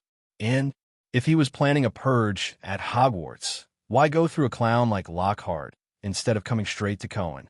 Was Cohen not trustworthy enough? Or did Voldemort still have the tiniest doubt about his strength? Maybe he still thinks I'm too extreme. Cohen muttered, baffled by Voldemort's motives. Come on, I'm in second year now. I've matured a lot. Mr. Voldemort, do you have to turn this into some kind of suspense thriller? The Earl muttered in his sleep. The killing methods have definitely gotten a lot more polished. Shut up and drink your wine, Cohen snapped, clearly annoyed. Taking advantage of the moment when Lockhart's supposed plan seemed to flop and he headed back to his office, Cohen left his body in the room of requirement. His soul detached and floated straight toward the 3rd floor. Lockhart was already back in his office, and Cohen trailed behind him, keeping watch. Maybe Lockhart had a little mirror with Voldemort's soul attached to it. Or perhaps he'd stashed a snake-faced, ugly baby version of Voldemort in a box somewhere. Cohen lingered there until the school's dismissal bell rang, but Lockhart didn't do anything shady.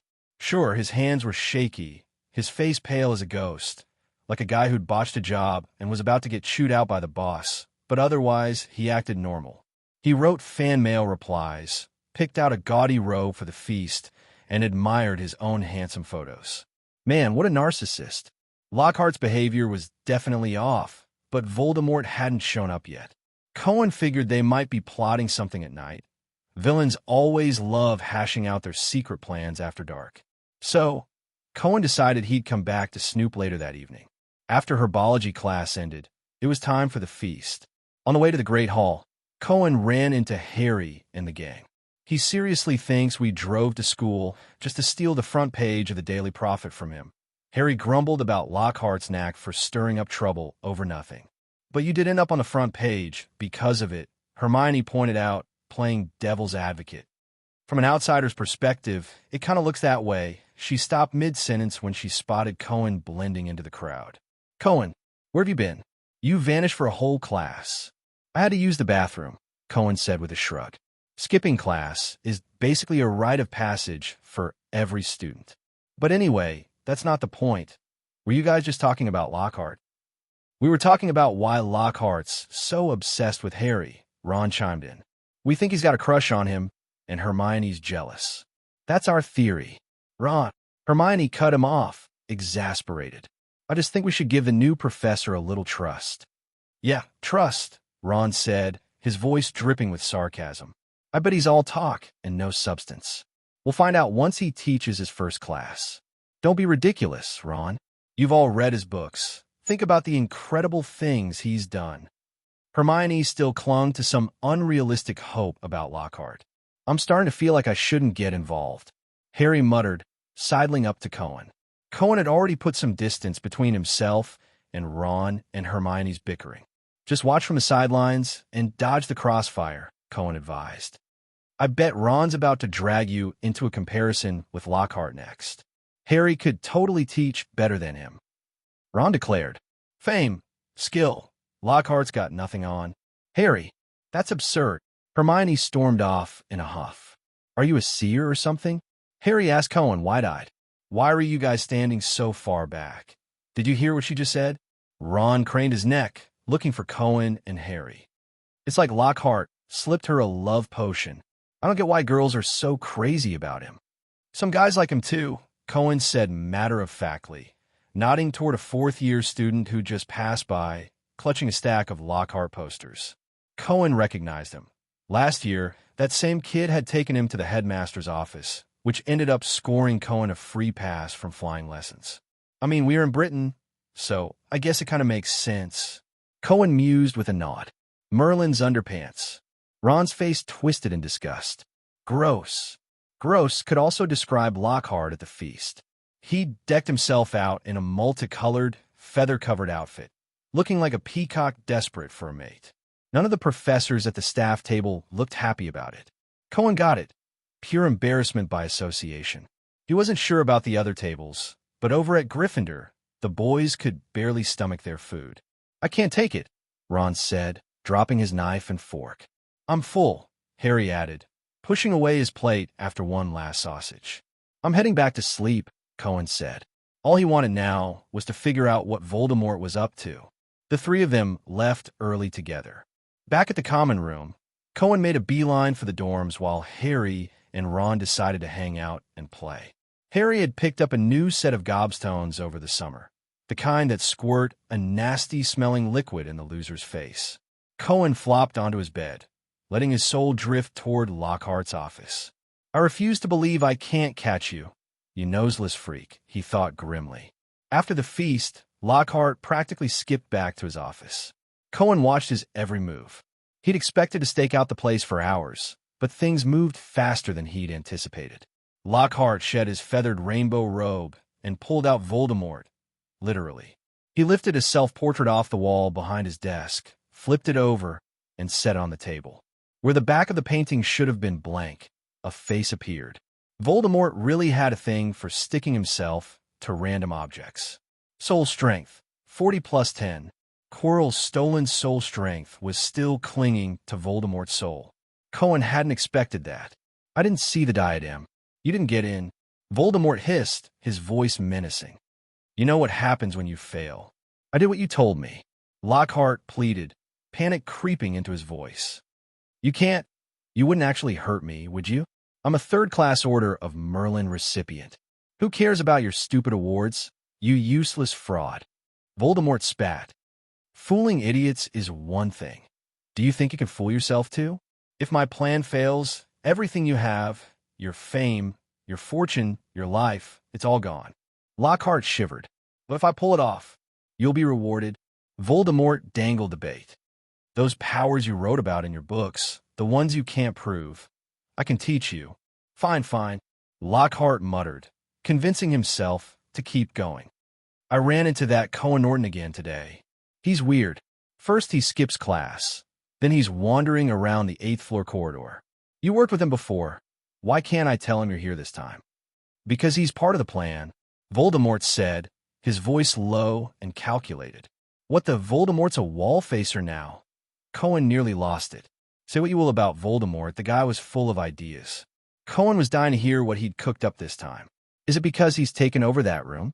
Lockhart asked suspiciously. How does he even know about the Room of Requirement? He's a talented little monster. Way smarter than you, Voldemort said, unfazed. He's important to me. Since we can't get the diadem, it's time for the next step.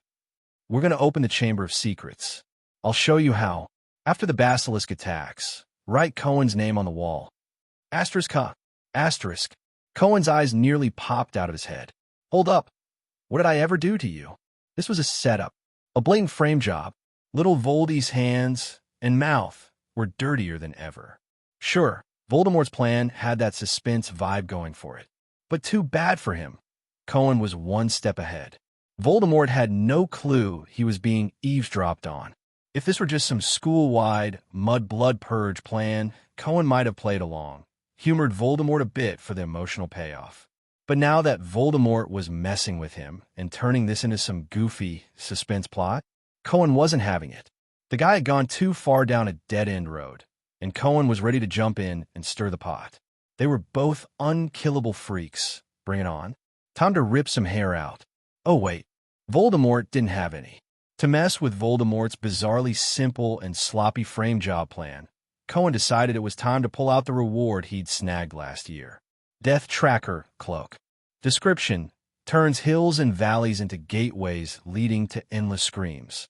Passive: shadow itself. When you consume a creature's soul, you and your belongings gain invisibility for 20 minutes. An invisible Dementor. All Cohen needed was a few small animals stashed in his pocket, and he could go invisible anytime, anywhere. Regular Dementors didn't bother with little critters, so Mick, the tiny Dementor in his pocket, probably wouldn't fight him for them either. He'd used a transfiguration spell to disguise the cloak as a school uniform robe, perfect for vanishing on the fly whenever he needed to. For the next few days, Cohen kept a close eye on Lockhart, just waiting for him to make a move so he could swoop in and ruin it. But Lockhart, for some reason, stayed quiet. He hadn't even gone near Moaning Myrtle's bathroom. Then came Wednesday, their first defense against the dark arts class of the term. Right at the start, Lockhart did his usual thing, handing out a quiz titled All About Gilderoy Lockhart. Cohen, Harry, and Ron all turned in blank sheets. I'd rather die, jump right out of here, than read his garbage books, Ron growled. Tisk TSK, TSK. Hardly anyone remember my favorite color is lilac. I mentioned it in year with the Yeti. Lockhart muttered as he flipped through their nonsense answers. A few of you need to brush up. In Chapter 12 of Wanderings with Werewolves, I clearly wrote that my ideal birthday gift is harmony between all magical and non-magical people. Who cares what he did with a werewolf? Harry grumbled under his breath. He'd only skimmed a few pages of Lockhart's books. The book says the werewolf was a woman, Cohen chipped in. But I bet he threw that in for drama. No way a spell could cure a werewolf. If it did, she'd probably be so grateful she'd throw herself at him, which is exactly what Lockhart wants readers to imagine. Question mark. Ron stared at Cohen, disbelief written all over his face. You actually read it? I already spent the money, Cohen said with a shrug. If you ignore the fact it's all fake, it's not half bad as a story. Quiet, please, Lockhart called out, shooting a warning glance at their table. Next, I'm going to teach you how to handle the most wicked things known to the wizarding world. But don't worry, as long as I'm here, you're safe. Just stay calm, that's all I ask. Yeah, right? Cohen didn't buy a word of it. If Lockhart was so great, let's see him summon a solid Patronus.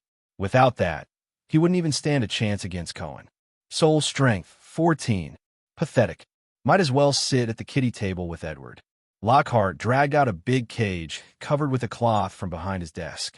Whatever was inside was making a racket, like a flock of parrots fighting. I must ask you not to scream, Lockhart said, lowering his voice dramatically.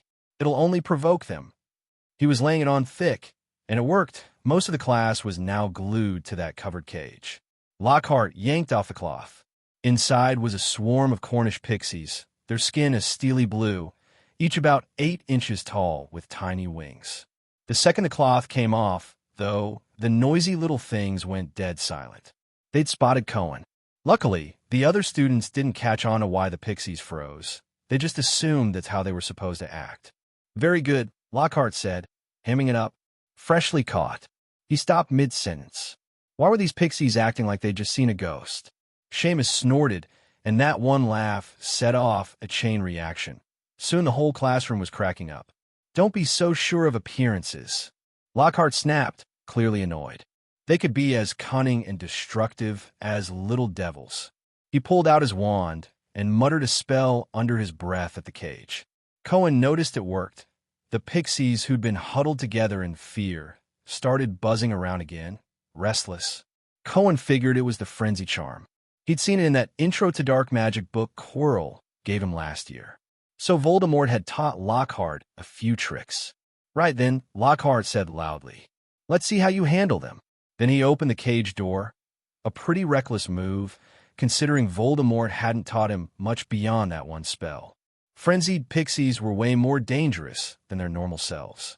They shot out like bullets, tearing through the classroom, ripping up books, smashing ink bottles against the floor and walls, even lunging at a few students' faces with their tiny teeth bared.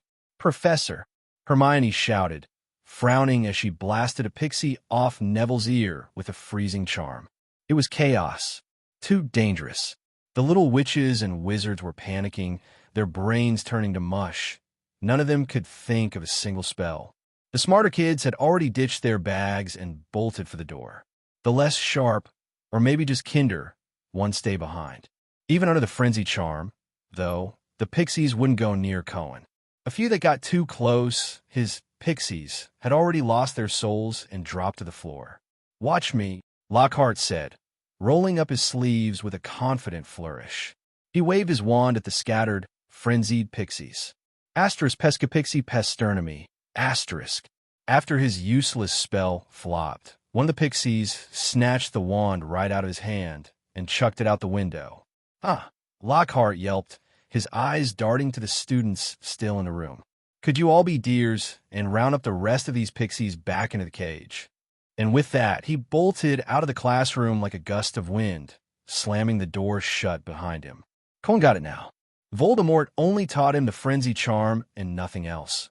No counterspell, no follow-up. He wanted Lockhart desperate, dependent, and obedient. "Help!" Neville whimpered, cowering under a desk as the crazed pixies swarmed him. They'd pegged him as an easy target. Ron and Harry were smacking them away with heavy books, and Hermione was freezing them with spells. No one else was such a pushover. Amid the madness, Cohen caught a familiar voice, one that absolutely shouldn't have been here. Where find him? The basilisk. Cohen whipped his head toward the sound. It was coming from inside the wall at the back of the classroom. Soul strength 40. Wait, no. He turned toward where Lockhart had run off. Lockhart's soul was glowing on the other side, nowhere near the basilisk's position. That didn't add up. It had been less than 10 seconds since Lockhart bailed, and the halls were packed with fleeing students. No way he had time to summon the basilisk. Can a basilisk take murder appointments? If no one's guiding it, it could easily hit the wrong target during an attack. Maybe even a professor or some random student. Voldemort's not that dumb. He rarely goes after purebloods. He's not as extreme as Cohen, after all. Plus, Salazar Slytherin must have given the basilisk strict orders, like no slaughtering students willy-nilly. The old guy was a pureblood nutcase, not a serial killer. "What's that noise?" Harry perked up, noticing Cohen scanning the area too. "Cohen? You hear it too?" "Yeah," Cohen said, not bothering to lie. With the basilisk on the move and Voldemort plotting to frame him, he needed Harry on his side. If things got messy and his name couldn't be cleared, dragging the main character down with him was the safest bet. Dumbledore wouldn't suspect Harry, which meant Cohen would be in the clear too. "What are you guys hearing?" Ron asked, swatting away 3 pesky house elves buzzing around him. "It's like it's looking for something," Harry said, puzzled. "I don't really get it. The sound's kind of creepy." Cohen wanted to track where the noise was headed, but those elves were way too loud. So he raised his wand toward the ceiling, muttering a few words like it was some spell. In reality, he just sucked the souls right out of the elves around them. One by one, they dropped to the floor, crawling around in a daze. "What spell was that?" Hermione gasped. Her curiosity instantly piqued. "Something Lockhart mentioned earlier," Cohen lied smoothly. "Works great on house elves." With a flick of his wand, he used a levitation charm to toss the soulless elves back into a cage, kindly covering it with a cloth. "We'll give him back later," he said. "Leave a mark? Leave a mark."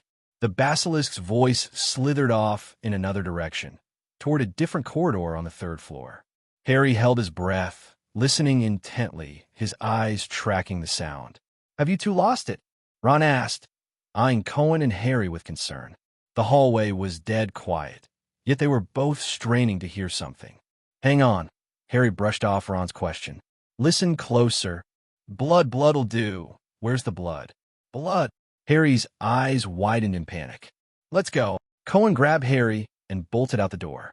Going alone would look suspicious, but with Harry in tow, totally different story.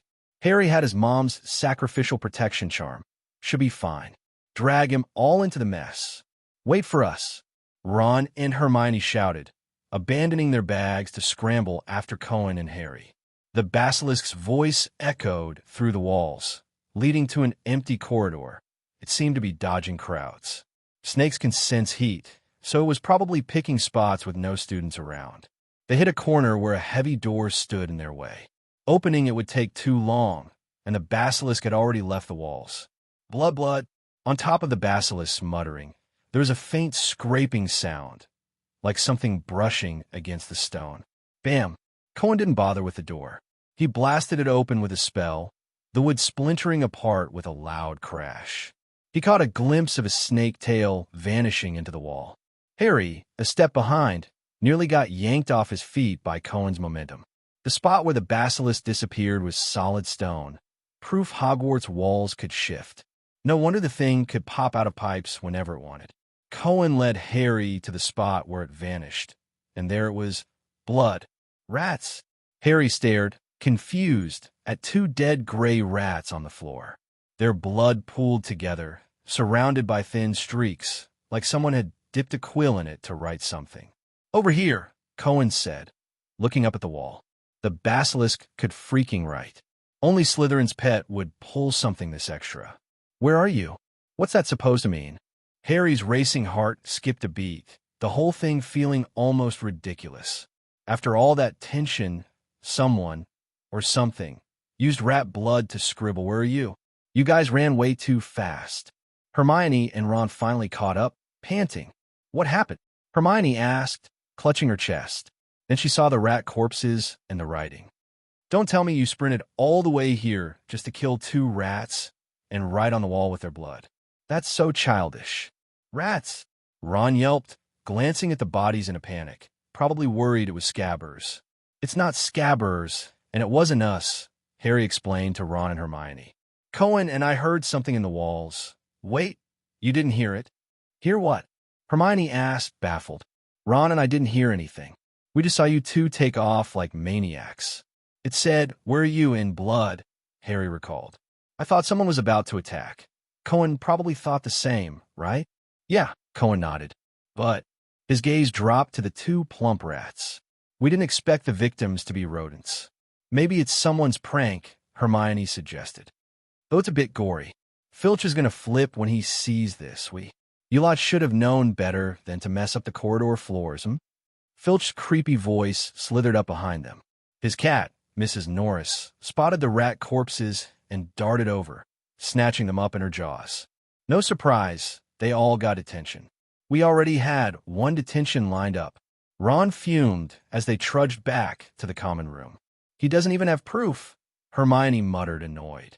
It was her first detention ever, and over something she didn't even do. 2 detentions, or 1? What's the difference?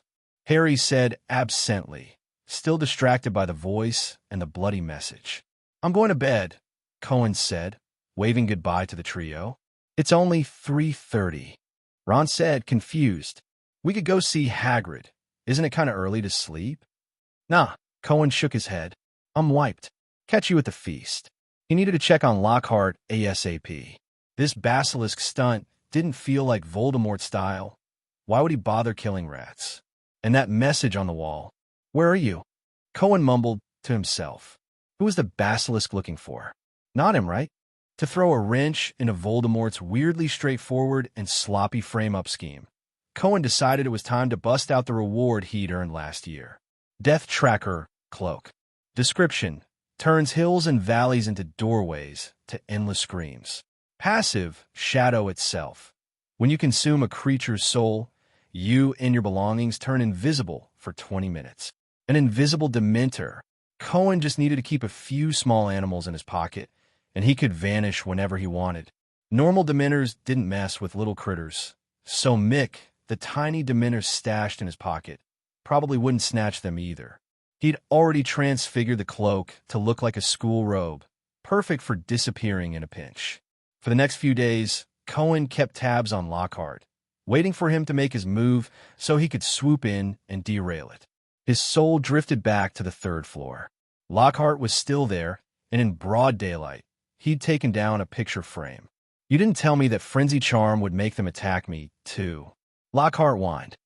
That class could have gotten me dozens more fans. It's got nothing to do with the spell I taught you, Voldemort snapped. You can't handle pixies because you're useless, you idiot. Don't you have any other spells? I got a 3rd-year class tomorrow. I need to show them something real, or my reputation's toast. Lockhart said, sounding desperate. He completely ignored Voldemort calling him a waste. Ugh, I should have never come to teach at Hogwarts. I thought I'd rack up some fame, but then Dumbledore starts going on about combining theory and practice. I can teach you, Voldemort said, his tone dangling like bait. But we'll need to speed up our plan a bit. Don't let Cohen catch on. Tomorrow. Lockhart jumped in eagerly. You help me get through that class, and I'll start your plan tomorrow. Wait, hold up. That basilisk you mentioned won't hurt me, right? Moron, Voldemort muttered, his patience wearing thin with Lockhart's stupidity. If you die, I just have to find another stooge. It's not worth the hassle. Lockhart nodded like a bobblehead, then sneakily hung the portrait back up with all the grace of a thief. Cohen lingered a bit longer, but Lockhart didn't spill who their first target was. One thing was clear, though. The basilisk showing up today was definitely after Cohen. Not because Voldemort sent it, but Cohen didn't feel any connection to it. Not like when he first met Arya. He was certain he had no blood tie to this basilisk, yet it was definitely hunting for someone. Weird. Things were getting weirder by the minute. Pushing the confusion aside, Cohen knew Lockhart and Voldemort were planning to act tomorrow. Time to cook up a sabotage plan. Last time he'd eavesdropped, Voldemort wanted to scribble Cohen's name on the wall to frame him as Slytherin's heir and get him ostracized. Cohen couldn't imagine getting the Harry Potter treatment himself. Voldemort's game was too obvious. Cohen was sure he wanted to drive a permanent wedge between him and the good guys. Nothing twists things like misunderstandings and false accusations. And if that didn't work, well, just pile on more misunderstandings and accusations until it did. What a jerk. If Voldemort was plotting to swap out the goldfish in Cohen's tank, then Cohen wasn't above pouring boiling water on Voldemort's money tree. Soul back in his body, Cohen calmly ate dinner, then just as calmly headed to the room of requirement to hash things out with Earl. What? Earl's eyes bulged after Cohen dropped a totally outrageous request. What the heck did you just say? Is it that hard? Cohen raised an eyebrow, giving Earl a look that screamed, asterisk. You're not saying you can't do it, are you? Asterisk. What do you wait now, I mean? Earl stammered, scratching at his head. If his claws could even reach that far. Why do you always come up with stuff I'd never see coming? Making me do your homework was bad enough. Now you're stealing my midnight snacks too. I need live field mice. Cohen clarified. Not dead ones. Live ones, Earl muttered, trying to figure out what Cohen wanted with mice. Wait, you're not going to EW? Cohen silently pulled out his wand. How many do you need? Earl backtracked fast. I'm a pro at catching mice, you know that. One swoop, bam, got him. I'll even wash their little mouths for you. Say one more dumb thing, and I'll shove your beak up your own butt, Cohen growled. Go get to work. Earl flew off, grumbling under his breath. Cohen's plan was simple. Use the live mice to go invisible. Suck out one mouse soul, and he'd get 20 minutes of cloak-powered invisibility. Plenty of time to tail Lockhart and mess with him. Lockhart would probably strike when Cohen wasn't in class. Perfect for framing him. If Cohen had an alibi, the whole plan would flop. And what would Cohen be doing when he wasn't in class? Oh, just following Lockhart and screwing things up. Naturally. Compared to first year, second year Thursdays had a lighter schedule, giving Cohen plenty of time to track Lockhart's moves. But Lockhart waited until after the feast to act. He sent Cohen an anonymous letter. Wow, real original, Cohen muttered, clicking his tongue. Luring someone with a letter was a trick Cohen had suggested to Voldemort last term. Only back then, the target was Dumbledore. Now, it was Cohen himself. Who's that letter from? Harry asked, noticing Cohen staring at it for a while before dinner. Professor Lockhart. Cohen lied smoothly, secretly using his wand under his robe to scribble a fake signature. Thanks to Hermione getting Lockhart to sign a book, Cohen could mimic his handwriting perfectly. He wants me to meet him on the third-floor corridor before the feast ends. Says it's some secret mission. Secret mission? Harry frowned, suspicious. Are you too close or something? Nope. Cohen shook his head and handed the letter to Harry. But I'm going to head over early and see what he's up to. Before the feast wrapped up, Lockhart slipped out of the Great Hall first. The big dummy actually thought Cohen wouldn't know who sent the letter. It even hinted at Voldemort's involvement, meaning if Cohen used it to clear his name, Dumbledore might still think he was tangled up with Voldemort. Too bad Lockhart overestimated Cohen's morals. Even if Cohen didn't know it was him, he'd still slap Lockhart's name on it. Drag everyone down with him. The second he left the hall, Cohen sucked the soul out of a mouse in his pocket. The Death Tracker cloak kicked in perfectly. He was invisible now. It didn't take long to find Lockhart. He was outside the third-floor bathroom. Voldemort had taught him a ghost-repelling spell, so moaning Myrtle couldn't meddle. Lockhart stepped inside the bathroom, and not long after, he came out, the basilisk trailing him from within the walls. Lockhart left the bathroom, and the basilisk slithered along inside the pipes, right behind him. Kill, kill. Cohen stuck close, tailing Lockhart. Their target turned out to be a creature that had already spotted Lockhart. Lockhart let out a relieved breath. He didn't have the guts to actually attack a student. Hiss, no wait, it's like this, right? Hiss, hiss, hiss. Asterisk, kill it. Asterisk. Lockhart fumbled, trying to recall the second parcel-tongue phrase Voldemort had taught him. Cohen glanced at the only other living thing in the corridor besides him and Lockhart, and his mouth twitched. Great. The first victim was none other than Mrs. Norris. The basilisk burst out of the wall. It had its back to Lockhart and Cohen. The basilisk locked eyes with Mrs. Norris.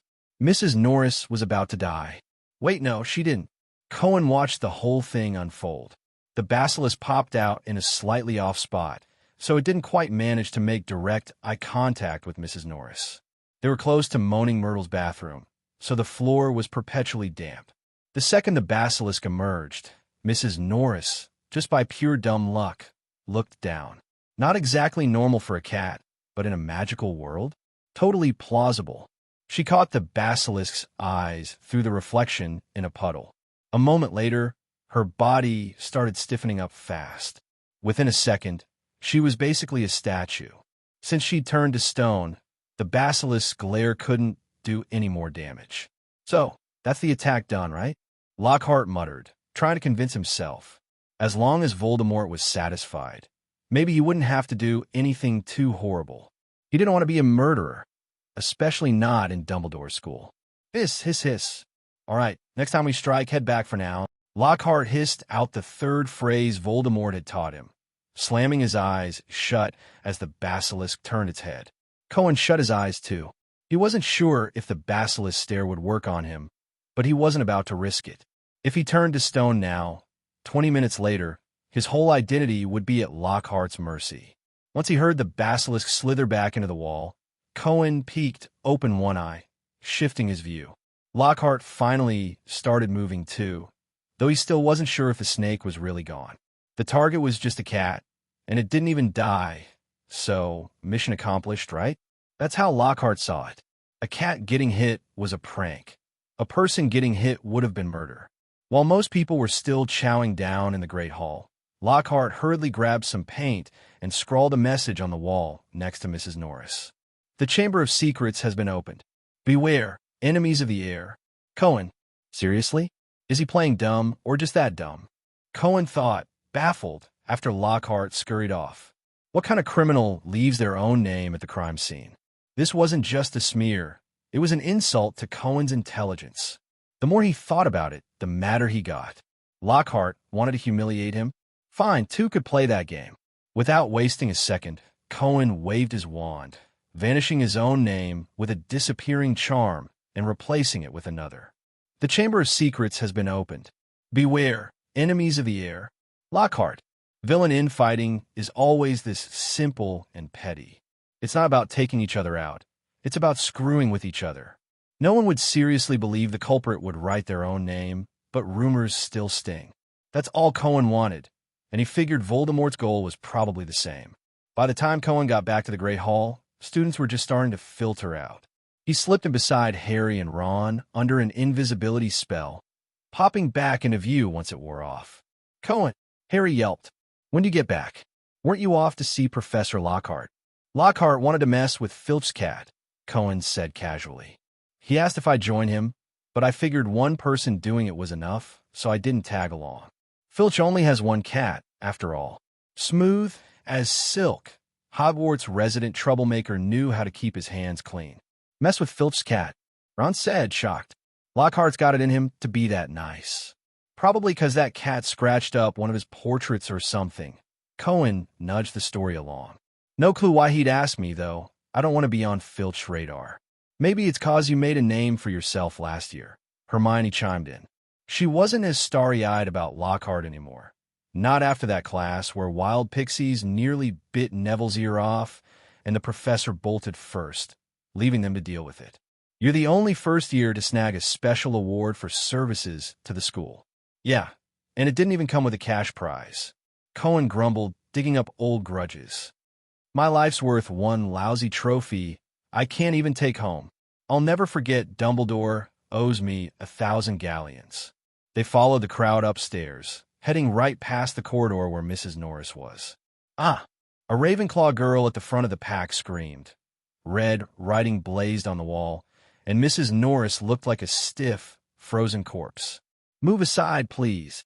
Lockhart and the other professors heard the scream and eagerly pushed forward with the group. His office was just downstairs, but he'd tagged along anyway, obviously hoping to bask in his handiwork and watch Cohen get fingered as the culprit. His smug grin froze the second he spotted Cohen in the crowd. Hey there. Cohen gave him a little wave and a sweet, innocent smile. Lockhart's face went from smug to horrified, color draining fast. Cohen hadn't shown up early like the letter said. No, wait. The student should have seen the wall by now. Why was Cohen so calm after seeing his own name? Happy, even? Asterisk, did he figure it out? Asterisk. Lockhart shoved past the gawking students in a panic, elbowing his way to the front. Where Cohen should have been, the wall now read Lockhart in bold letters. Professor? Did you do this? The Ravenclaw girl who'd screamed first asked hesitantly. Of course not, Lockhart snapped, but his face was as pale as marble, like he'd been the one stared down by the basilisk instead of Mrs. Norris. What's going on? What happened? Out of the way. Filch huffed and puffed his way through the chaotic crowd. Then he saw Mrs. Norris. He stumbled, barely keeping his balance, clawing at his face in panic. My cat! My cat! Filch let out an unholy screech. What happened to Mrs. Norris? His wild eyes darted around for clues, then landed on the wall, and that fancy, cursive signature.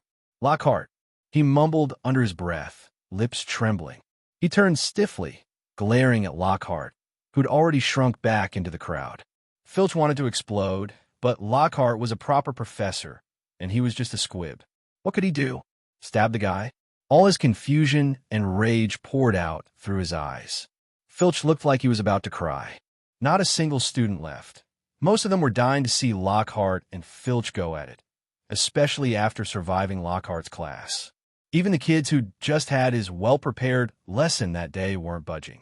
Sure, Lockhart had shown off some decent magic in that class, but when they actually wanted to learn something, he clammed up like a teapot full of dumplings that wouldn't pour. It left everyone seriously disappointed in his teaching skills. Dumbledore showed up quick, other professors in tow, rushing to the chaotic scene. Filch was glaring at Lockhart with pure resentment, while Lockhart couldn't even meet his eyes. Dumbledore glanced at the writing on the wall, then at Lockhart and the petrified cat. Gilderoy, Dumbledore asked, frowning at him. It's absolutely not me.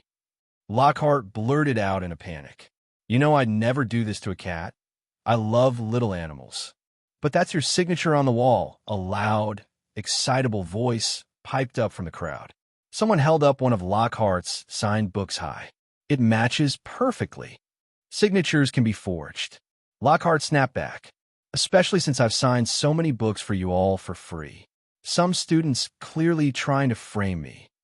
Without evidence, please don't make baseless accusations against students, Dumbledore said, his tone turning stern. My cat's dead, Filch wailed, seizing the chance now that Dumbledore seemed to care. I want the culprit punished. Argus, let's talk in my office, Dumbledore said, picking up Mrs. Norris. His sharp blue eyes peered over his half-moon glasses at Lockhart. I believe Gilderoy's office is right nearby. Mind if we borrow it, Gilderoy? Of course. Lockhart stammered nervously. Everyone, back to your dorms, Dumbledore urged the students gently. You've had your fill of food and drink. Now you need a good night's sleep. The professors will handle this. Don't panic. No one looked remotely panicked. Nobody liked Mrs. Norris or Filch anyway.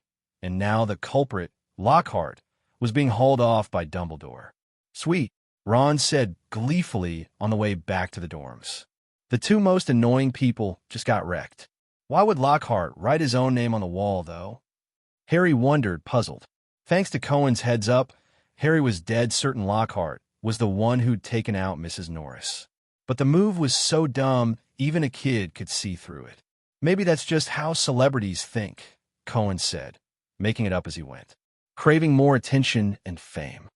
Hashtag Hogwarts professor attacks Cultivation cat. Sounds like a headline that'd blow up.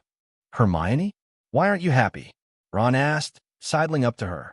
It's a great day, and you're not even cracking a smile. I don't think it's funny, Ron, Hermione said, her brow furrowed. I thought Cohen saying Lockhart wanted to murder Mrs. Norris was just an exaggerated joke, like pulling out her fur or something. Or taking out her and Filch together, Ron added darkly, lost in his own imagination. That's not the point. Hermione cut through Ron's fantasy. Didn't you see the writing on the wall and Lockhart's face when he saw it? The chamber has been opened. Enemies of the heir, beware. But when Lockhart read it, he looked totally confused, like he hadn't expected it at all. I could tell. Hermione, after that class, I thought you were done fangirling over Lockhart, Harry said, a bit thrown. This isn't about fangirling. Hermione's brain was racing. Don't you think there have been too many weird things happening this year? First, you and Harry getting stuck outside the station. Then you and Cohen hearing that mysterious voice. Now Lockhart attacking Filch's cat. And Harry, didn't you say your scar hurt again a few nights ago? Yeah. Harry's eyes lit up. You're saying there's a conspiracy behind all this? Little detectives, what's the password? They'd reached the Gryffindor common room entrance without realizing it. The fat lady grinned down at them. Cockroach cluster, Hermione said, barely pausing. Lockhart attacked Mrs. Norris, but he might not be the one who wrote that message. I don't buy that someone would be dumb enough to sign their own name at a crime scene. If we want answers, we need to figure out what the chamber is first. But figuring out the chamber wasn't happening tonight, and Cohen didn't have a reason or the desire to spill any more info to the trio just yet. He needed to play the clueless card a bit longer. Back in the common room, Cohen headed straight for the dorms, as usual. Again, so early? Ron said, shocked. Why again? Cohen shot back. It's past 8. If you don't sleep during school, you won't have time to catch up on it after graduation. I'm hitting the sack too, Harry said, rubbing his scar. Maybe it's lack of sleep. My scar's hurting again. It's been acting up off and on these past few days. Oh no, Ron groaned, suddenly feeling very alone. You could finish this week's homework, Hermione suggested to Ron. If you get stuck, I'll help. I'm so tired, I think I'll sleep too, Ron said, instantly not alone anymore. Cohen's soul drifted toward Lockhart's office, hoping he wasn't too late to catch the drama. But the office was dead quiet when he slipped in. Lockhart was alone. Looked like the professor's meeting had wrapped up. Lockhart wasn't packing his bags, so he must have managed to defend his innocence. Cohen watched as Lockhart nervously checked the door a few times, making sure no one was spying or eavesdropping. Then he pulled down the portrait with Voldemort hidden on the back. I couldn't, Lockhart started, but an enraged Voldemort cut him off. I heard everything, you idiot. Voldemort barked. You screwed up. He's on to you now. Dumbledore didn't figure it out. I'm talking about Cohen. Voldemort roared. He must have followed you. Who else would have changed the Cohen you wrote to Lockhart on purpose? He's just a kid, Lockhart said, baffled by Voldemort's fury. As long as Dumbledore. Dumbledore's not the problem. Voldemort's disappointment in Lockhart was palpable. You don't get it? I'm so done with you. Wait, you're not.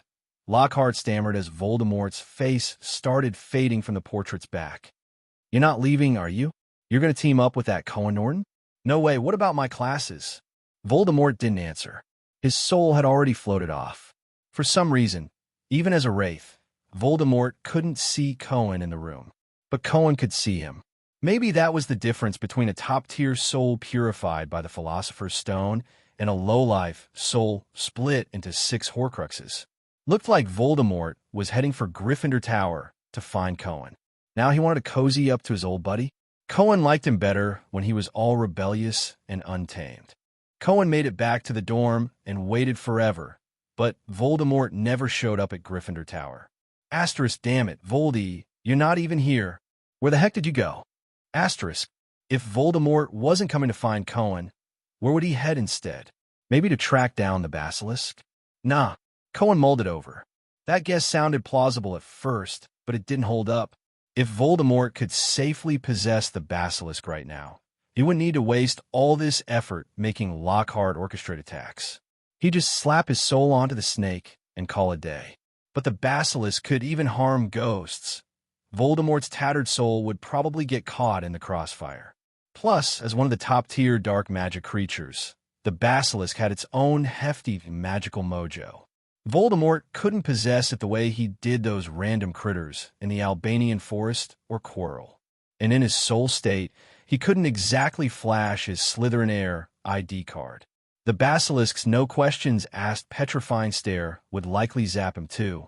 So, that left Voldemort with 2 options: bolt like he did last term, or cozy up to some dark magic-loving student and sweet-talk them into helping him out. Even then, he still wouldn't come straight to Cohen for a team-up. Come on, Riddle, don't waste your last brain cell on weird stuff like this. Cohen couldn't wrap his head around Voldemort's thunder antics, going out of his way to frame him while refusing to just show up, admit he messed up, and work things out. Since Voldemort was playing dirty with these sneak attacks, Cohen decided to double down on his stick-to-Harry strategy. As long as he stayed glued to Harry's side, he'd have 0 time or motive to look guilty. Drag Harry into the mess with him, and Dumbledore wouldn't dare pin this on Cohen. Voldemort's little stunts would only end up exposing himself. Voldemort clearly didn't get how Dumbledore ticked. Harry equals Dumbledore's current fave student.jpg. Full-on, 360-degree defense. Voldemort didn't stand a chance. The worst this frame job could do was tank Cohen's rep with the other students. Big deal. He didn't care what they thought. He barely hung out with kids from other houses anyway. And last term, he'd already ticked off most of them for the sake of racking up some sweet villain points.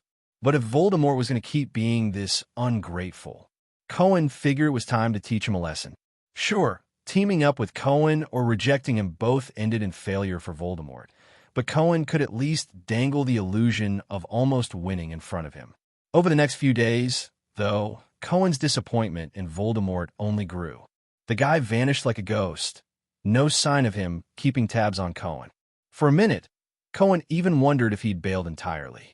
Saturday morning rolled around, and Harry wanted to drag Cohen and the crew to chat with Hagrid. But before the sun was even up, Wood stormed into their dorm, shaking Harry awake. Cohen and Ron got rudely woken up in the process, too. Quidditch practice, Wood barked. Let's go. Outside, the sky was just starting to lighten, a soft pink with streaks of gold, wrapped in a thin layer of mist. Oliver, Harry groaned. It's barely dawn. Exactly, Wood said, way too hyped. It's part of our new training plan. Come on, grab your broom. No other team's out yet. We've got to get in gear and take the top spot. What about us? Cohen grumbled, still cranky from being woken up. Are we part of this training too? Or are we the brooms that need training? Ron mumbled through a yawn, eyes half shut. Just snag Harry and go, why all the noise? I wanted to sleep more. Wood hauled Harry off. Cohen and Ron tried to catch some extra ZS, but once you're jolted awake and the sunlight's streaming in stronger by the minute, falling back asleep is a lost cause. So they dragged themselves to breakfast instead. When they hit the Great Hall, Hermione was already there, done eating and apparently waiting for them. You're all up early today, she said, raising an eyebrow. Heading to Hagrid's later?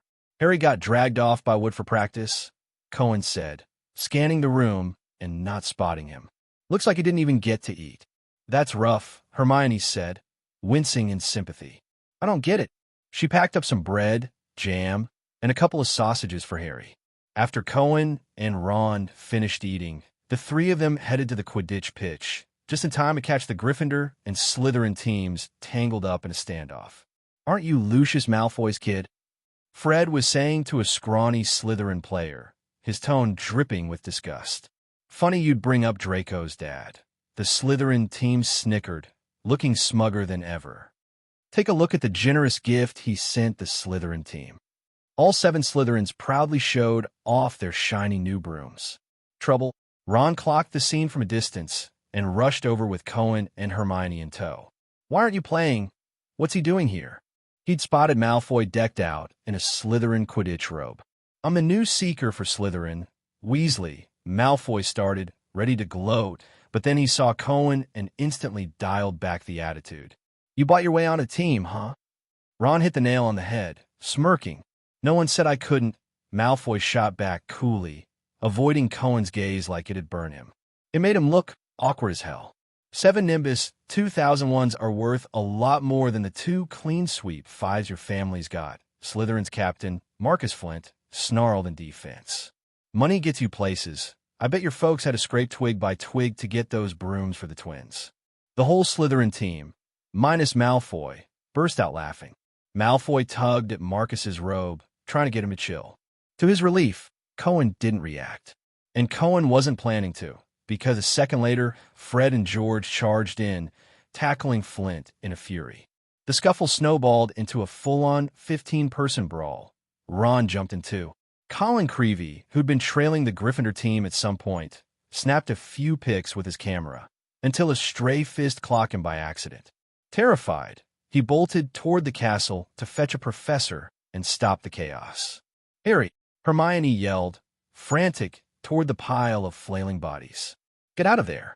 The professors are coming. You don't want a 3rd detention in a row, do you?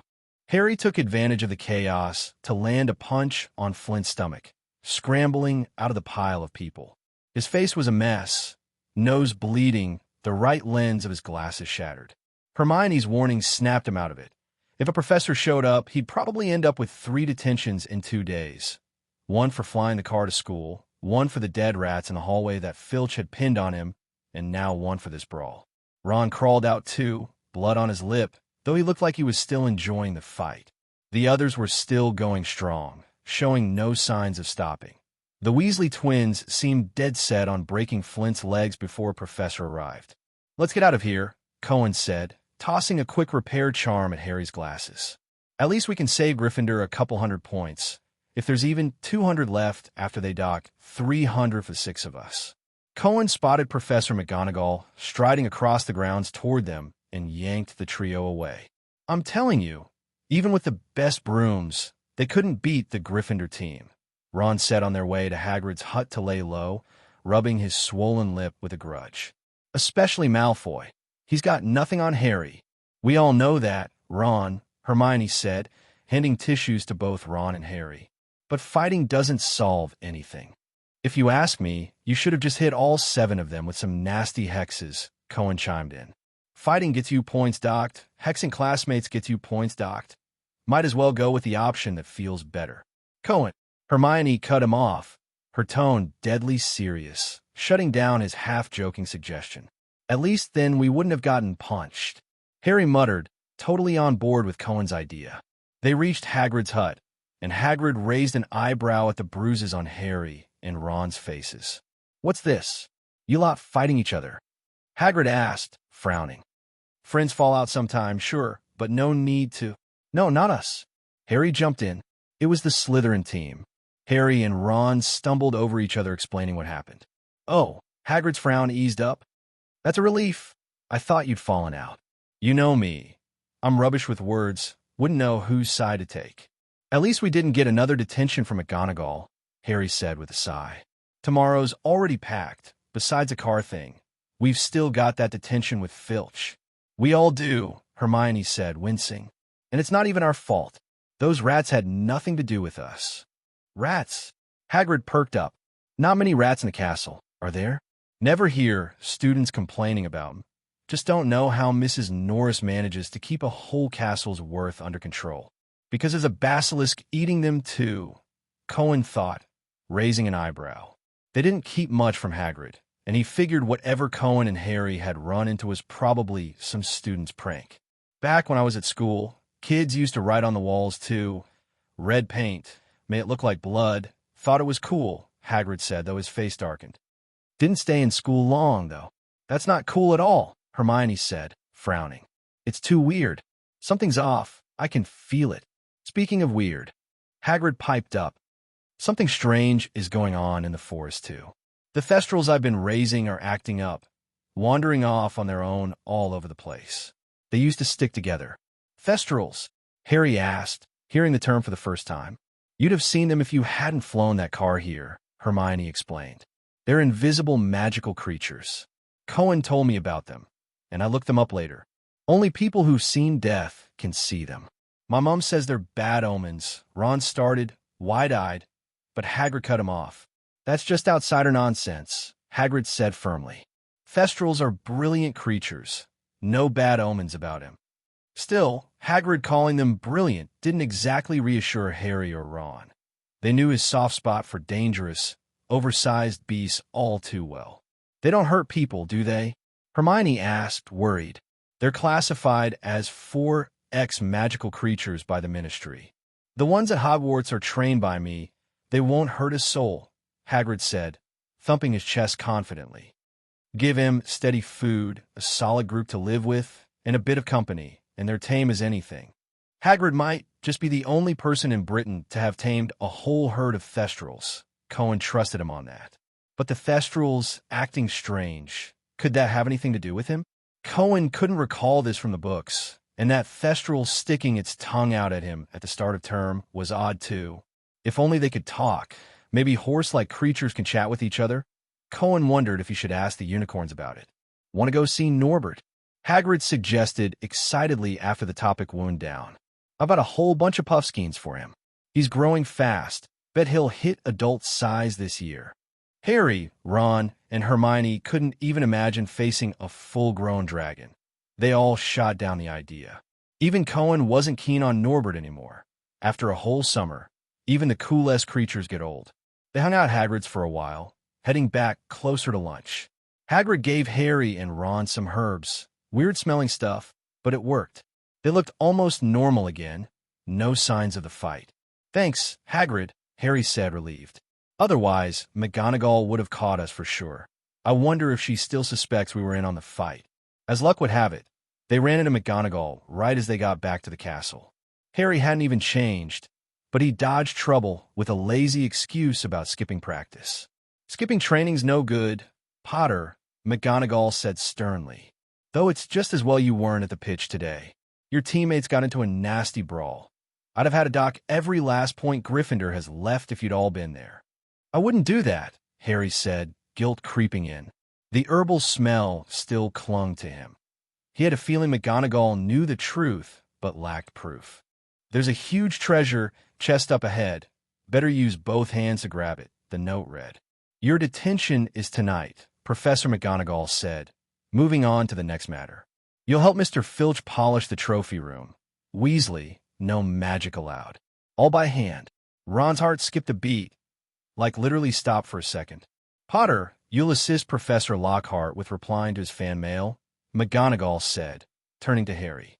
Oh no, can't I just polish trophies instead? Harry pleaded, desperation dripping from his voice. Absolutely not, McGonagall replied sternly. And Norton and Granger, you two are helping Mr. Filch clean picture frames. All of you, 8 o'clock tonight. Weasley and Potter, your second detention is tomorrow night, same as Norton and Granger. Honestly, how do you four manage to rack up 6 detentions in less than a week of being here? Is there an award for that? Cohen asked, genuinely curious. I mean, I could probably swing a few more. No, McGonagall snapped, her patience visibly fraying. I don't want to see any of you in detention again this term, or I'll start wondering if regular detention even works on you lot. So, you're saying we can rack up a few more next term? Cohen quipped after McGonagall stormed off. That's not what she meant. Hermione shot back, half tempted to put some serious distance between herself and this crew. Filch is going to be the death of me, Ron groaned, clutching his chest dramatically. No magic? That room's got at least 100 trophies, and I'm no muggle when it comes to scrubbing. Make sure you polish mine extra shiny, Cohen said, mimicking Filch's gruff tone. I don't want to see a speck of dust on it. Harry and Hermione burst out laughing. Ron just elbowed Cohen in the ribs, fuming. Filch can't be in 2 places at once, though, Hermione said uneasily. He can't watch the trophy room and the castle corridors. I'd rather not have him hovering behind me the whole time. It's creepy. Don't worry, Ron muttered, still sulking. He'll probably park himself in the trophy room to babysit me instead of chasing you two around the castle. He was wrong. By 8 o'clock that night, they split up on the 4th floor. Ron headed to the trophy room, completely deserted now. Harry trudged down to the 3rd floor defense against the dark arts office, where Lockhart was humming some obnoxious tune. Cohen and Hermione, meanwhile, were off to Filch's office near the entrance hall. Fred says it's filthy and dark in there, Cohen told Hermione as they walked. Smells like grilled fish, too, though maybe not anymore, since Mrs. Norris can't eat fish these days. If Filch hears you say that, you're toast, Hermione said, pressing her lips together. Good thing I used to help out with chores at home. Cleaning frames shouldn't be too bad. Have you ever done housework? Huh, Cohen grinned. Never had the chance. My dad's got it all covered at home. Polishing frames didn't sound too tough, though. Plus, Filch probably wouldn't stick around to supervise, so they could slack off a bit. They made their way through the quiet castle staircases, past the silent great hall, and into the long outer corridor leading to Filch's office. The torches on the castle walls crackled and flickered, straight out of a horror movie vibe. An empty Hogwarts did feel like the kind of place that'd be haunted. Wait, no, Hogwarts was already haunted, and now it was even more haunted. Asterisk kill you asterisk. The basilisk's voice slithered out from a nearby wall, moving off into the distance, straight toward Filch's office. Cohen froze mid-step, slowing down. What's wrong? It's almost 8. We need to hurry, Hermione said, noticing his pace drop. If we're late, they might extend our detention. I've got a feeling we might not have to worry about detention anymore, Cohen said, clicking his tongue. Huh? Hermione blinked, confused. The basilisk was already in position, and Cohen was weighing their options. They had to play dumb, like they didn't know anything. Running away wasn't an option. If Filch's body or statue turned up later, the 2 kids who fled the scene would be prime suspects. But going in right now wasn't smart either. The basilisk was still inside. Cohen might just get petrified. Big deal. But if Hermione saw it directly, she'd be dead on the spot. So right outside Filch's door, Cohen blocked Hermione's path. Asterisk soul strength, 40 asterisk. Asterisk soul strength, 7 asterisk. Filch was still alive, probably hadn't looked the basilisk in the eye and got petrified instead. But the basilisk was still in there. Cohen could sense it slithering around the room, circling once then. It looked toward Cohen through the wall, like it could smell him. Just when Cohen braced for it to smash through the door, it bolted. The basilisk sped off along the wall, silent as a ghost. Cohen, Hermione said, picking up on something weird. I've got a bad feeling about this. Cohen pushed open Filch's door. Hermione gasped, clapping a hand over her mouth at the sight inside. This. She could barely breathe. Filch was facing the window, his expression frozen in terror. Outside was pitch-black night, the candlelight bouncing off the glass and reflecting his petrified face. He was a statue now, just like his cat. Is he dead? Hermione's voice shook as she stumbled back a few steps. Same as his cat, Cohen said, shutting the door. We need to tell McGonagall. Something's happened. Sure, it'd look suspicious, but following the standard find a crime scene, report it playbook was their safest bet. This wasn't their fault, after all. Voldemort hadn't given any warning, just struck out of nowhere. Why, we gotta tell McGonagall fast. Hermione's mind was blank, not even registering that she might end up a suspect. They raced to McGonagall's office. Shouldn't you two be with Mr. Filch? McGonagall asked, frowning as they burst in. Professor McGonagall. Mr. Filch, Hermione panted. Something's happened. What? McGonagall shot up from behind her desk. It's like what we saw with Mrs. Norris in the corridor, Professor. Cohen said, his face deliberately pale, as if he were terrified. Should we get a doctor? Or, I'll fetch Professor Dumbledore. You two shouldn't be involved in this. McGonagall said sharply. I'm taking you back to the common room. Stay there tonight. I assume Mr. Weasley's in the trophy room. She marched them straight to the Gryffindor Tower, picking up Harry from Lockhart's office and Ron from the trophy room on the way. What's going on? Harry asked, his hand stained with violet ink from when McGonagall had barged in and startled him. Don't leave the common room. McGonagall barked, her tone fiercer than they'd ever heard. It's dangerous out there. None of you are to wander off. That line didn't mean much to Harry, or to most Gryffindors for that matter. What happened? Harry asked Cohen and Hermione after McGonagall left. Why'd she say, dangerous? Hermione filled him in on what she and Cohen had seen. Filch is dead, too. Ron's eyes went wide. I was just joking earlier. No one's suspecting you, Ron, Hermione said, then turned to Harry. Harry, you were with Lockhart the whole time, right? Yeah. He kept rambling on about fame being a fickle friend and celebrities needing to act the part, Harry said, feeling something off. But if he was the killer, he wouldn't have been in the office then, right? So to the murderers still out there, and the professors don't have a clue, Hermione said, her voice shaky. If they'd only gone after cats, it wouldn't be this bad, but now they've attacked a person. There's a big difference between a cat-killing creep and a murderer, Cohen nodded. Because, well, Lockhart was the one who'd gone after the cat. But the victim being Filch? That kind of makes it seem like a student might have done it, Ron reasoned. Think about it. Everyone hates Filch. If some kid knew a way to take him out and just happened to get stuck in detention with him. He trailed off, suddenly speechless. We're the ones who just got detention with him, Hermione said, her face paling. And we were the first ones to find him. Asterisk after asterisk, he was attacked. But it can't be you guys, Harry said, panicking. You don't even know what spell hit Filch. The killer could just say the same thing, Ron pointed out, still uneasy. How do you prove you're innocent? The prior incantado spell, Hermione said, though she didn't sound convinced. It can check what spells our wands have cast recently. But what if it wasn't a spell? Remember the writing on the wall when Mrs. Norris got attacked? The chamber has been opened, Harry asked. What's the Chamber of Secrets? Hogwarts is full of hidden rooms, but it's not just some random, empty classroom. Maybe there's something in the library about it. I've gone through tons of books. Nothing mentions a chamber, Hermione said, shaking her head. Asterisk Hogwarts. A history asterisk is checked out right now. Last time, people laughed it off as a joke, but some still wanted to dig into what it really is. I've got my own copy at home, but I didn't bring it this term. Why not?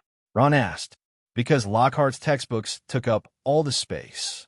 Hermione snapped, her patience with Lockhart long gone. There's no room in my trunk for an extra 1,000-page brick. I should have gotten an owl. Then I could have had my parents send it over. You can borrow Hedwig, Harry offered. But it might take a few days to get here. London's kind of far. Even with McGonagall's stern warning to stay in the Gryffindor common room, Harry couldn't sleep. He tossed and turned in bed. Cohen, he whispered toward Cohen's side of the dorm. What? Summoning my soul or something? Cohen poked his head out from under the covers. The moonlight outside was dim, leaving the dorm so dark you could barely see your hand in front of your face. Hermione said you stop her outside Filch's door today. Did you hear something? Harry asked, uncertain. Remember last time? We heard that voice in the walls. Then those 2 rats died, and there was writing smeared on the wall. Were you? Yeah, I heard it, Cohen admitted. There was a kill you voice coming from inside, same as what we heard in the walls last time. But I didn't want to tell everyone. Hearing voices no one else can hear isn't exactly normal in the wizarding world. It'd just make us look more suspicious, especially right now. Could it be a ghost? Harry guessed. It moves through walls. Ghosts can do that. Ghosts can't hurt people, Cohen said through yawn. Let the professors handle it. Go to sleep. Cohen knew Harry wouldn't let it go that easily. But Voldemort seemed to have the same plan. He still acted like Cohen had no idea Lockhart was his puppet, determined to frame him no matter what. At midnight, Cohen dreamed again. He figured he deserved the title of Hogwarts Dream King by now. This was the nth time he dreamed about that same snake. The basilisk slithered through pipes, but something felt off about the perspective. If he was seeing through the snake's eyes, how could he see its whole body? Last time, the view felt normal, first person. Now it was suddenly third person. Could the basilisk pull its soul out of its body too? Asterisk here, asterisk. The voice was right next to him. Cohen jolted awake. Harry shot up at the same time. It was still pitch black outside, the dorm swallowed in shadows. Did you hear that? Harry said, voice trembling. I swear it sounded like it was under my bed. Under bed? Cohen's tone was oddly calm. I don't think so, because Cohen could feel something big and cold pressed against his leg. Asterisk soul strength. 40 asterisk. Same soul strength as before, but Cohen could tell this one was related to him somehow. It's in my bed. Even if they were family, you don't just slither into someone's bed without a heads up. Thud. Something hit the floor with a wet smack and bolted toward the dorm door, yanking Cohen's blanket off in the process. And it stole my blanket. In the middle of the night. Cohen fumed. No manners. Asterisk chamber. Find me. Asterisk. The dorm door slammed open, waking everyone up. What's going on? Ron mumbled, groggy. Did something explode? Seamus jolted upright. Nah, just a pervert invading the dorm, Cohen said, lighting his wand tip to inspect his bed. At least it hadn't left any dead rats or creepy snacks behind. Small mercies. What was that? Harry asked, peering into the dark doorway. It had been too shadowy to see clearly.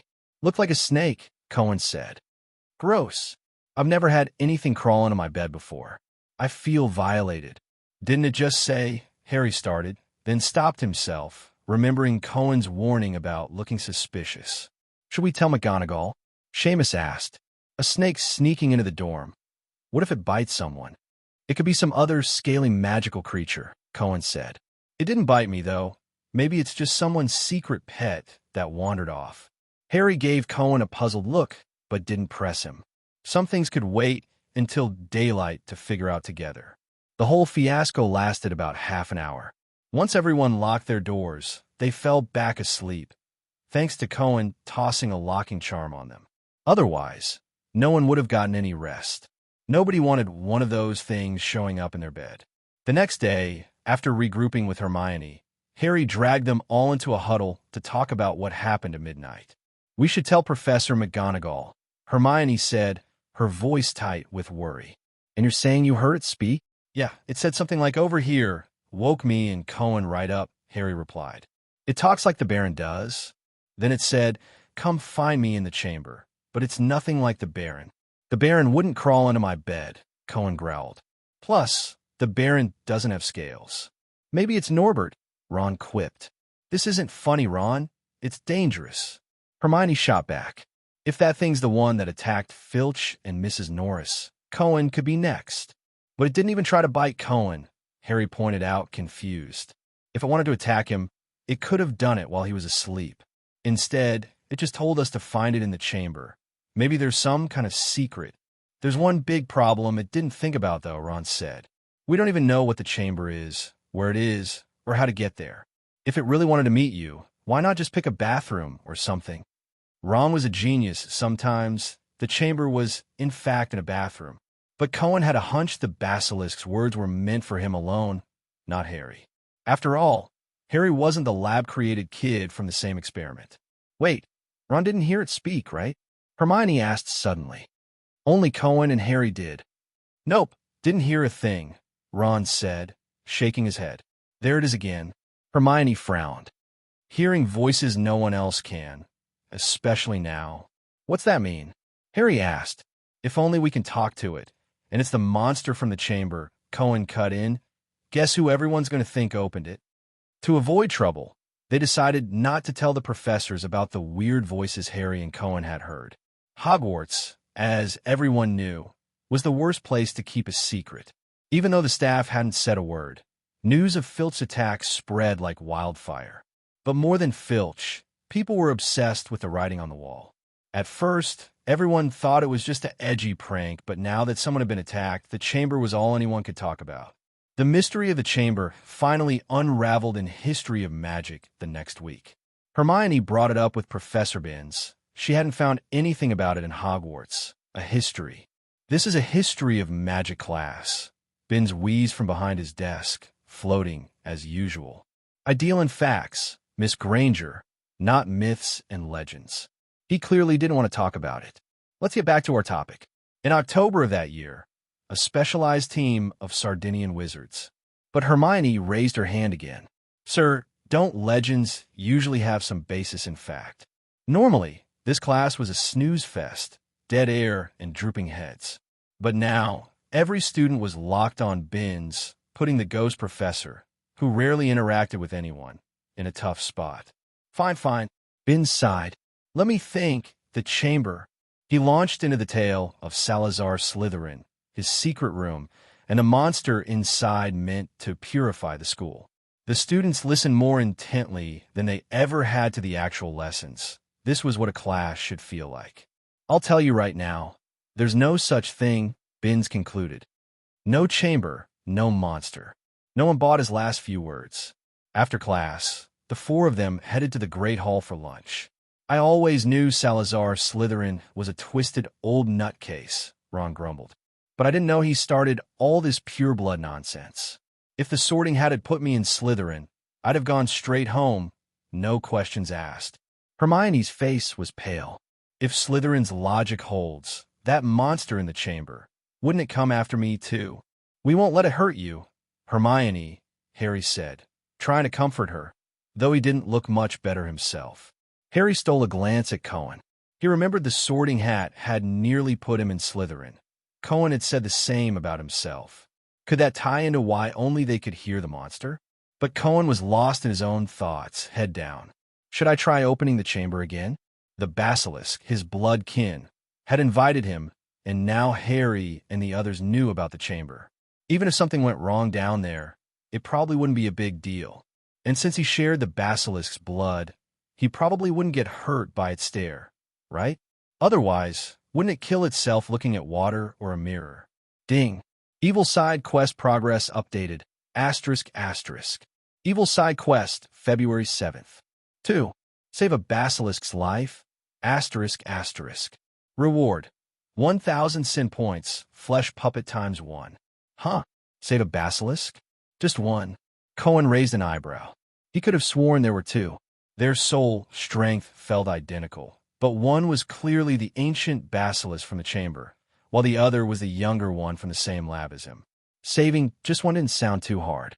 As for that flesh puppet reward, it sounded like some warped, fleshy robot, perfect for odd jobs or scaring people. Better than last year's frost wand, anyway. That thing was only good for keeping cool in the summer. Cohen hadn't found any real use for it yet. Decision made. He was going to the chamber this time. But he wouldn't bring Harry. Harry couldn't help much and might get caught in the basilisk crossfire. Then Dumbledore would probably come knocking. Cohen slipped into Myrtle's bathroom during the lunch break. Weirdly enough, the ghost-repelling charm Voldemort left here last time was still active, or maybe he'd roped someone else into doing his dirty work again. Either way, it seemed like Voldemort wasn't hiding out in the chamber. He was blending in with the students instead. Still, Cohen had to go meet this basilisk relative of his. The chamber was probably empty right now, except for that one snake. The original old basilisk only crawled out of Slytherin's statue when summoned by Parseltongue, right? And this new one had been looking for him all this time. Kind of pathetic, really. Sneaking all the way to Hogwarts just to track down a blood relative Dementor from the same lab. Cohen made it to the tap that hid the chamber's entrance without any trouble. Back to the same old problem he couldn't get past before. How was he supposed to speak snake to a faucet? Serpensortia. Cohen smirked. He should have tried this ages ago, but kept forgetting. A sleek black snake shot out of his wand tip, looking so real it could fool anyone. It slithered and twisted across the slippery sink. When Cohen locked eyes with it, something felt off. Hiss hiss. Asterisk open asterisk. This time, Cohen spoke in Parseltongue, and after that first try, he could clearly feel the snake language buzzing in his blood. With a flick of his wand, the conjured snake vanished. The tap glowed with a blinding white light and started spinning fast. Then the whole circular sink rumbled, shifting and fading away until a massive pipe appeared. Hiss, hiss, hiss. Asterisk not that hard, I guess, asterisk. Cohen muttered to himself. Looked like he could speak Parseltongue now, even without a snake around. Like some fancy gadget finally unlocking a hidden feature. Asterisk ding. Special ability unlocked. Parseltongue, 9 out of 10, asterisk. The pipe was pitch black, long and twisty. Slytherin couldn't even be bothered to make the entrance a little classier. Or maybe since he could apparate around Hogwarts, he didn't care about sprucing up the outside, just decked out the inside to match his vibe. Cohen hopped into the pipe, but he didn't bother with the gross sewer slide experience. After turning into a Dementor, gliding down was way easier. No worrying about sludge or accidentally face-planting. He zipped past a bunch of branching pipes, sticking to the main one until he hit the bottom. It opened into a dark stone tunnel. Switching back to human form, he lit his wand. The tunnel was littered with rat bones. Hogwarts must have had a serious rat problem once. The reason you never saw them running wild wasn't Mrs. Norris being some superstar Mauser. It was the basilisk down here putting in the work. Cohen almost wanted to give a medal. Without Voldemort, it'd probably just keep quietly doing pest control for Hogwarts instead of turning into a terrifying murder machine. At the tunnel's end, he spotted some grayish-white sheds of snake skin. The chamber's basilisk hadn't molted in ages. Next time might be soon, maybe around Christmas. The walk was dead quiet, until he reached a wall carved with 2 giant snakes entwined together. Finally, some noise. It sounded like 2 snakes whispering behind the wall. Too far to make out what they were saying. He'd come this far. Backing out now would be kind of rude. Hiss, hiss. Asterisk, open asterisk. Cohen said to the wall. The carved snakes sprang to life, slithering apart as the wall cracked down the middle and slid open, revealing a passage. It led to a long, dimly lit room lined with stone pillars, each etched with coiled serpents. They stretched up to support a ceiling lost in shadowy darkness, casting eerie black shadows across the greenish, mysterious space, like one giant snake. Slytherin really loved his snakes. Cohen could see 2 souls at the far end of the room. Asterisk soul strength, 40 asterisk. Asterisk soul strength, 40 asterisk. Both basilisks were here, hissing away in conversation. Hungry, he told me to kill, but I can't eat them. One grumbled, sounding bummed out. They turn to stone, can't eat that. Salazar never mentioned this, Just said we could look at people in the castle when his heir showed up. Idiot! I told you you're a country bumpkin, and you didn't believe me. The other one snapped, exasperated. You've got to stare right into their eyes. That guy turned to stone 'cause you looked at his reflection in the mirror. Both voices were male, hoarse and low. No wonder Harry thought there was just one monster.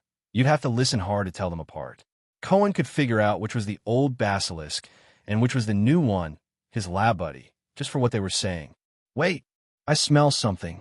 The new basilisk flicked its tongue, slithering toward Cohen. Snap! Torches on the pillars flared to life one by one, lighting up the massive room in seconds. Two enormous green snakes reared up from the floor, staring straight at Cohen, one in front, one behind. Cohen stared right back. He got a clear look at two pairs of yellow slit eyes this time. Locked gazes, but nothing happened to him. Some power in his blood canceled out their stare. Basilisks couldn't hurt their own kind, apparently. Asterisk ding. Special ability unlocked. Death stare, 5/10, toggleable, asterisk. Damn it.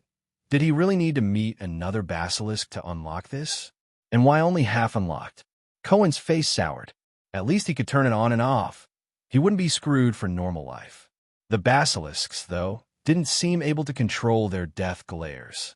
And since snakes don't have eyelids, their eyes were stuck open 24/7. The old basilisk was longer than the new one, hanging back and eyeing Cohen oddly. This human-looking kid had a faint whiff of their kind. Not strong, but its sharp tongue could pick it up. It had smelled this kid before through a door when that Slytherin heir ordered it to kill. Maybe he was... The old basilisk stayed quiet, shifting its gaze to the new one. The new basilisk froze, or looked like it anyway. Its mouth opened and closed a few times, like it couldn't decide what to say. Right as it finally spoke, Cohen had a hunch about what was coming. Son, the new basilisk hissed, way too excited. Get lost, Cohen shot back, cool as ever. Is this the son you've been searching for all this time? The old basilisk asked. Wah! The new basilisk, despite not shedding tears or actually crying, slithered toward Cohen dramatically. I've been looking for you forever, Wah. You snuck into my bed in the middle of the night and made me risk being called Slytherin's heir just to come to the chamber. Also, you could call me son to my face and take advantage of me. Cohen dodged its loving embrace. Getting hit by that thing would probably feel like being run over by a truck. Again. Here's the weird part. Everything he'd read said Parseltongue was supposed to give you control over basilisks. But Cohen didn't feel any control here. Either the library books were wrong, or his 9/10 Parseltongue was missing that crucial last tenth. You don't know what I've been through all these years, Wah. The new basilisk whined at Cohen. Ever since everyone in that lab disappeared, I've had a hunt for my own food every day, and I couldn't even run into living people. If a bunch of them dropped dead out of nowhere, the wizards would have hunted me down. Well, that Derek guy was a total liar. Derek? Who's that? Cohen caught an unfamiliar name. Some wizard from the lab, the new basilisk said. He wanted to catch me. Of course, as a basilisk who's lived over 300 years, there's no way a puny wizard with barely any hair on him could nab me, even if he picked up some snake talk later on. So he resorted to some really shady, dirty tricks, you know? Basilisks will never be slaves. Unless there's free food and lodging, Cohen muttered.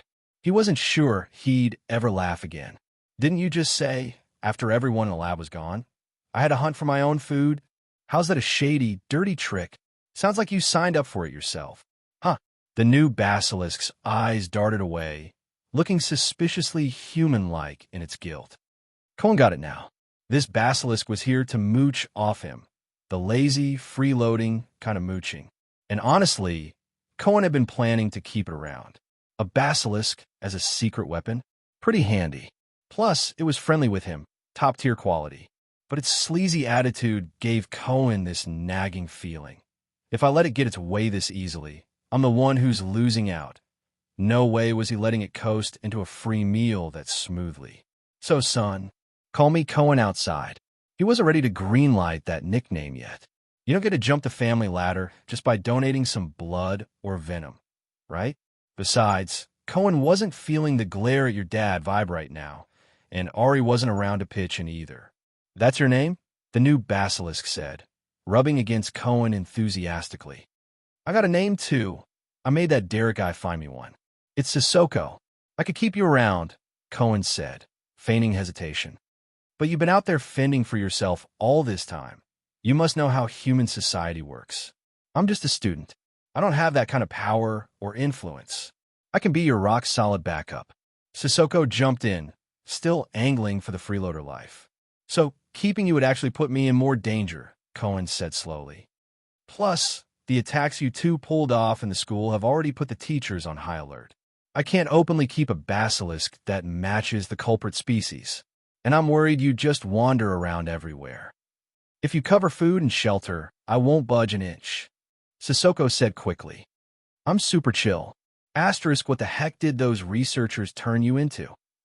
Asterisk, Cohen decided roping it into an unbreakable vow was even more critical now. Without some hard rules, this thing would just laze around in his trunk like a dead snake. Forget getting it to do anything useful. And I've got other creatures in my magical beast trunk, Cohen added.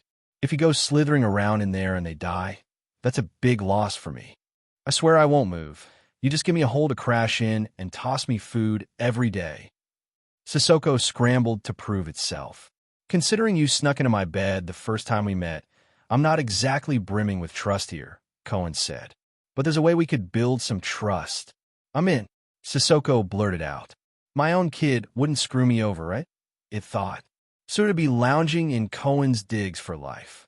Sissoko was practically buzzing with hope. All right, I'll bring my owl by later, Cohen said cheerfully. We'll set up an unbreakable vow. Then I'll move you into my place. Not right now, though. I don't want to drag you around and have people think I'm the one behind the Hogwarts terror attacks. Sooner or later, the professors are going to hunt down the culprit and clean house. Wait a sec.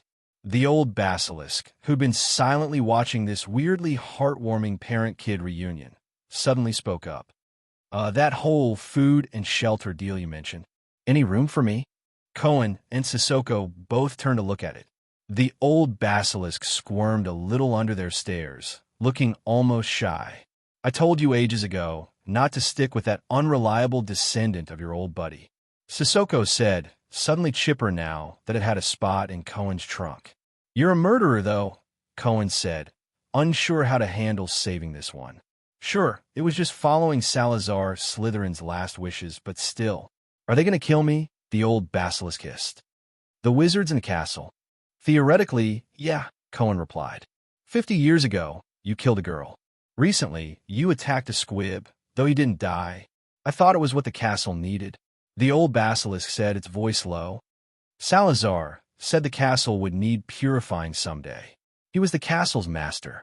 His orders should have been the castle's orders. But Salazar Slytherin's dead. He lived over 1,000 years ago, Cohen pointed out. His descendants aren't him. Aside from a tiny bit of blood, there's no real connection. T.H. Sissoko clicked its tongue, like it wanted to defend the old basilisk. Cohen, this old guy's been stuck in this room its whole life. You can't expect it to keep up with the outside world. I'll figure something out, Cohen said, raising an eyebrow. The evil side quest was to save one basilisk. But what if he saved two? Would he get double the rewards? Sorry, I didn't catch what you just said. In the room of requirement, the Earl asked Cohen cautiously but politely. Did you just say you want me to help you catch a blast-ended scrit? You might need to clean out your ears, Cohen corrected. I said, loud and clear, that I need to make an unbreakable vow with one, or maybe two, basilisks, and I want you to witness it. You've got experience, and I don't trust humans with this. 5 seconds of silence. Did a field rat run off with your brain? The Earl shrieked. Basilisks? 2 of them? If you're mad I'm not a girl, just transfigure me or kill me outright. No need to drag 2 basilisks into this to stare me down. Even though you're yelling like crazy, I know you're totally going to do it, Cohen said, locking eyes with the Earl, his gaze brimming with sincerity and enthusiasm. Why were you looking at me like that? The Earl squinted suspiciously. Then his 2 horn-like feathers shot up, and his eyes widened in panic. Wait, hold on. How are there 2 basilisks in this school? Holy wait, the lab, you. Smart guy, Cohen said with a grin. Am I about to die? The Earl said calmly, like he'd already accepted his fate. I knew this was coming the day you bought me. Huh, snakes. They used to slither into my nest, and now they're still clinging to me. What, you got a persecution complex or something? Cohen asked. No, I've got you. The Earl shot back, sounding like he'd run out of steam and tricks. Thank Merlin, I'm blessed enough to be an owl that deals with dementors, nightmares, and basilisks all at once. If owls had a history book, I'd go down as the bravest, strongest one ever. The Earl couldn't say no to Cohen. Not that Cohen was actually sending him to his doom. Just cover your eyes, Cohen said, tying a black silk ribbon around the Earl's head. All you've got to do is hold the wand and be a witness. You don't need to see anything, and the unbreakable vow doesn't care either. Snakes eat birds, the blindfolded Earl said, his voice dripping with despair. And now that I can't see, I feel even less safe. They won't hurt you. I've got this, Cohen reassured him. Hiss, hiss, son, you brought food already?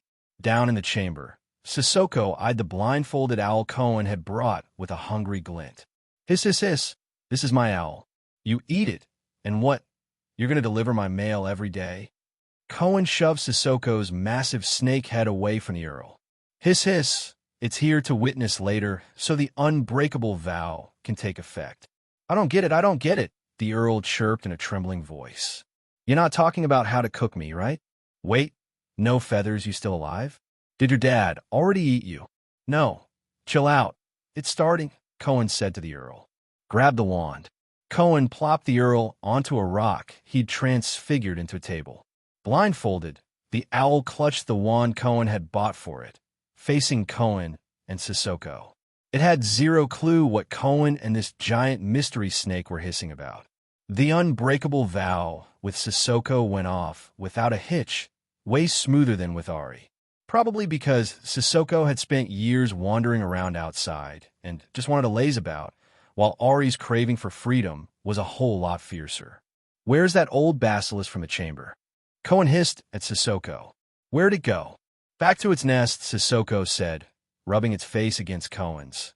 Its cold scales somehow sending a warm vibe through him, some kind of magical blood bond thing. It's kind of down.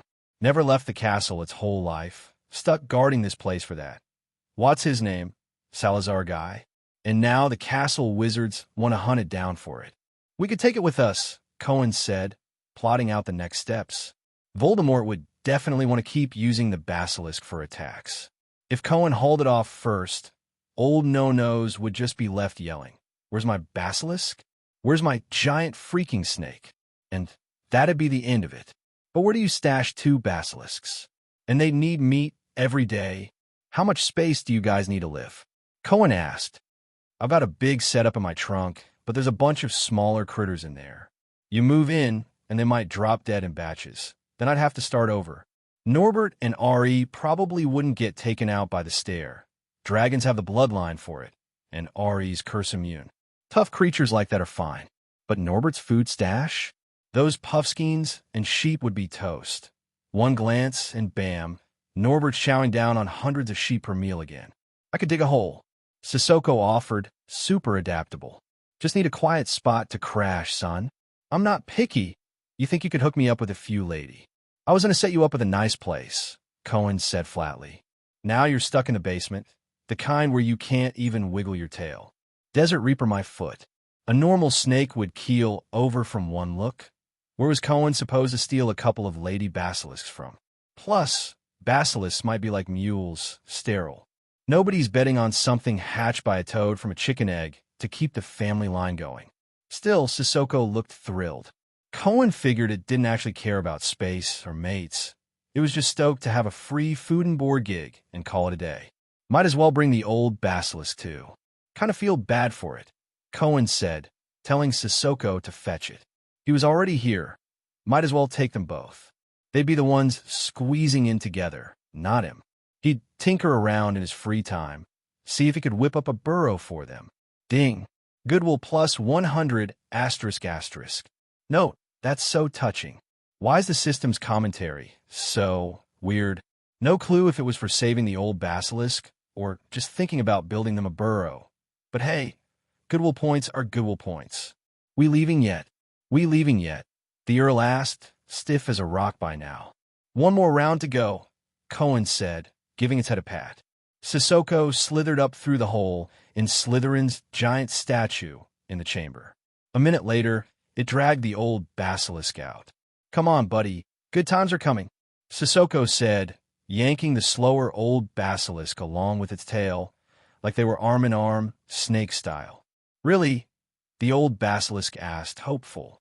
For a split second, Cohen felt a tiny pang of conscience, like a pebble stuck in his chest.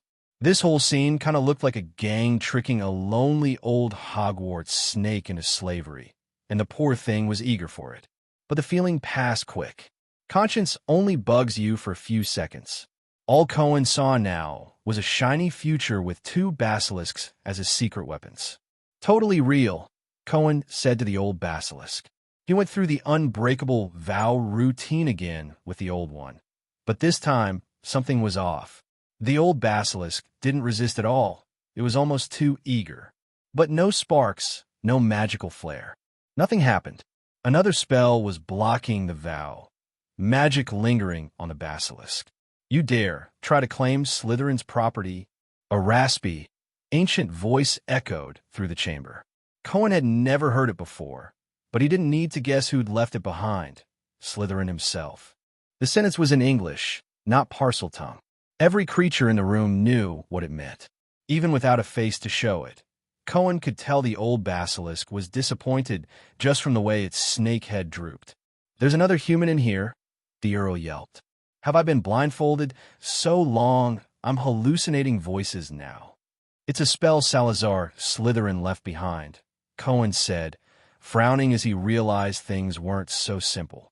Slytherin had slapped a curse on the basilisk, and it wasn't just to protect it from other spells. The real point was to stop anyone from taking it out of Hogwarts. Slytherin's been dead for over 1,000 years, so this spell had to be insanely powerful to still be working today, which meant the old basilisk couldn't fit in Cohen's suitcase. The unbreakable vow wasn't even the main issue. Cohen had just thrown that in as extra insurance. The real problem was this restriction curse. The basilisk hadn't left the school not because it was lazy or a shut-in, but because Slytherin flat out wouldn't let it. Maybe I should. The old basilisk coiled into a pile. Find a spot and wait. That Slytherin heir's going to come back, Cisco said. He'll make you kill again. Why don't you just refuse to see him next time? The guy who came the time before last couldn't even speak Parseltongue. He's like that half-baked Derek from the lab. Picked it up on the fly. But the second one who came, he was the real deal. The old basilisk sounded oddly calm. I couldn't resist him. So neither of you can defy real Parseltongue. Cohen asked, What about you, Cisco? Did that Slytherin heir tell you to do anything? Me? Cisco raised his head to Cohen's level, looking smug as hell. He's too green to control me. Not every snake's dumb enough to, oh, no offense, old-timer. The old basilisk's feelings took another hit. What's different about you compared to other snakes? Cohen asked. Guess those lab folks injected me with something, Cisco said, flicking his tongue. To know what, though, they fed me, so I didn't care. Question mark. Cohen gave Cisco a look that screamed Subway old man phone levels of disbelief. They fed you, and you just let them mess with you? What else was I supposed to do? Cisco tilted his head, not getting Cohen's point. They gave me food, so you let them poke around with your body just for some snacks? Cohen pressed. They gave me a whole cow every 3 days, man. What if they stuck some weird crap in you? No sense of danger at all. Cohen scowled. I mean, doesn't that gross you out? Selling yourself for food. It's a cow every 3 days, Cisco said, like it was the deal of the century. I mooched off them for a year. Go eat your cows, then. Cohen now had a deeper, more complete picture of Cisco. This snake was a simple-minded foodie, pretty much Norbert's twin, except it could talk. Wait, no. There was also that annoying son habit. Cohen needed to break him of that, or he'd keep feeling like Cisco was taking advantage of him. But it's not totally hopeless, Cohen said, turning to the old basilisk. Its yellow slit eyes locked onto him nervously. A living person would have been dead by now from that stare, but to the basilisk, Cohen was some wizard-shaped kin. In over 1,000 years, this was the first time a wizard had chatted with it like this. Slytherin's heirs just barked orders. They couldn't or wouldn't say more. "I've been blending in with wizards for 11 years, Cohen said confidently. Their moral compass is easy to play. Show them your heart's in the right place, and most'll forgive evil you didn't mean to do. I killed over 300 people when I was 1, and they didn't hold it against me." "Oh yeah, I was there watching," Cisco chipped in. "Don't get it." The old basilisk blinked, totally lost by Cohen's spiel. "He's saying you should tell the castle wizards who want to kill you that you were forced into it," Cisco explained. "Back in the lab, I made that researcher Derek tell me wizard stories to pass the time. It's like something out of the tales of Beetle the Bard. Proud of needing bedtime stories at 300 years old." "Huh," Cohen said, face-palming. "Don't embarrass me out there. So, you're admitting I'm your... Can snakes live without their tongues?" Cohen cut in. Cisco shut up fast. Good grief, the Earl virus was still spreading. "But those wizards don't speak parcel tongue," the old basilisk said. "I can't explain it to them." No, Cohen shook his head. "There are 3 parcel mouths in this school. Me, that Slytherin heir, and one other student, Harry. He'll definitely come after you to protect the school if the heir keeps making you kill. There's also a crazy powerful old weirdo who'll back that hot-headed kid up," Cohen went on. "Normally, you get taken out by the student. But normally doesn't apply here because I'm the wild card. So I tell the student I was forced," the old basilisk asked, worried. "Will he buy it?" "Not if you're lunging at him mid-sentence," Cohen warned. "He'd kill you in self-defense, and it'd be fair game, especially if you've already killed someone by then. Killing's a way bigger deal than petrifying. That death 50 years ago, no one's digging up old news. But a fresh one? People won't forget. To save you, we've got 2 mustos." "What are they?" The old basilisk pinned its hopes on Cohen. "What are they?" Cisco echoed, just joining the hype. "What are you all talking about?" "I'm freezing. Am I dead already?" the Earl mumbled, lost in the sea of hissing he couldn't understand. "First, the easy one," Cohen said. "Even if the heir orders you to kill, don't use your death stare. No direct eye contact means the curse weakens to petrification. Petrification's fixable. Hogwarts has mandrakes. You won't do real harm, and you can tell Harry you tried your best. Sounds more sympathetic that way. Trust me, that kid's a bleeding heart. But how do I control my eyes?" the old basilisk asked. "You can't, but I can," Cohen said, raising an eyebrow. "I told you, I'm a wild card here. Cisco too. For now, Cisco stays with you. If the heir shows up and says to kill someone, Cisco comes to me. I'll swoop in and stop it. No complaints here," Cisco agreed.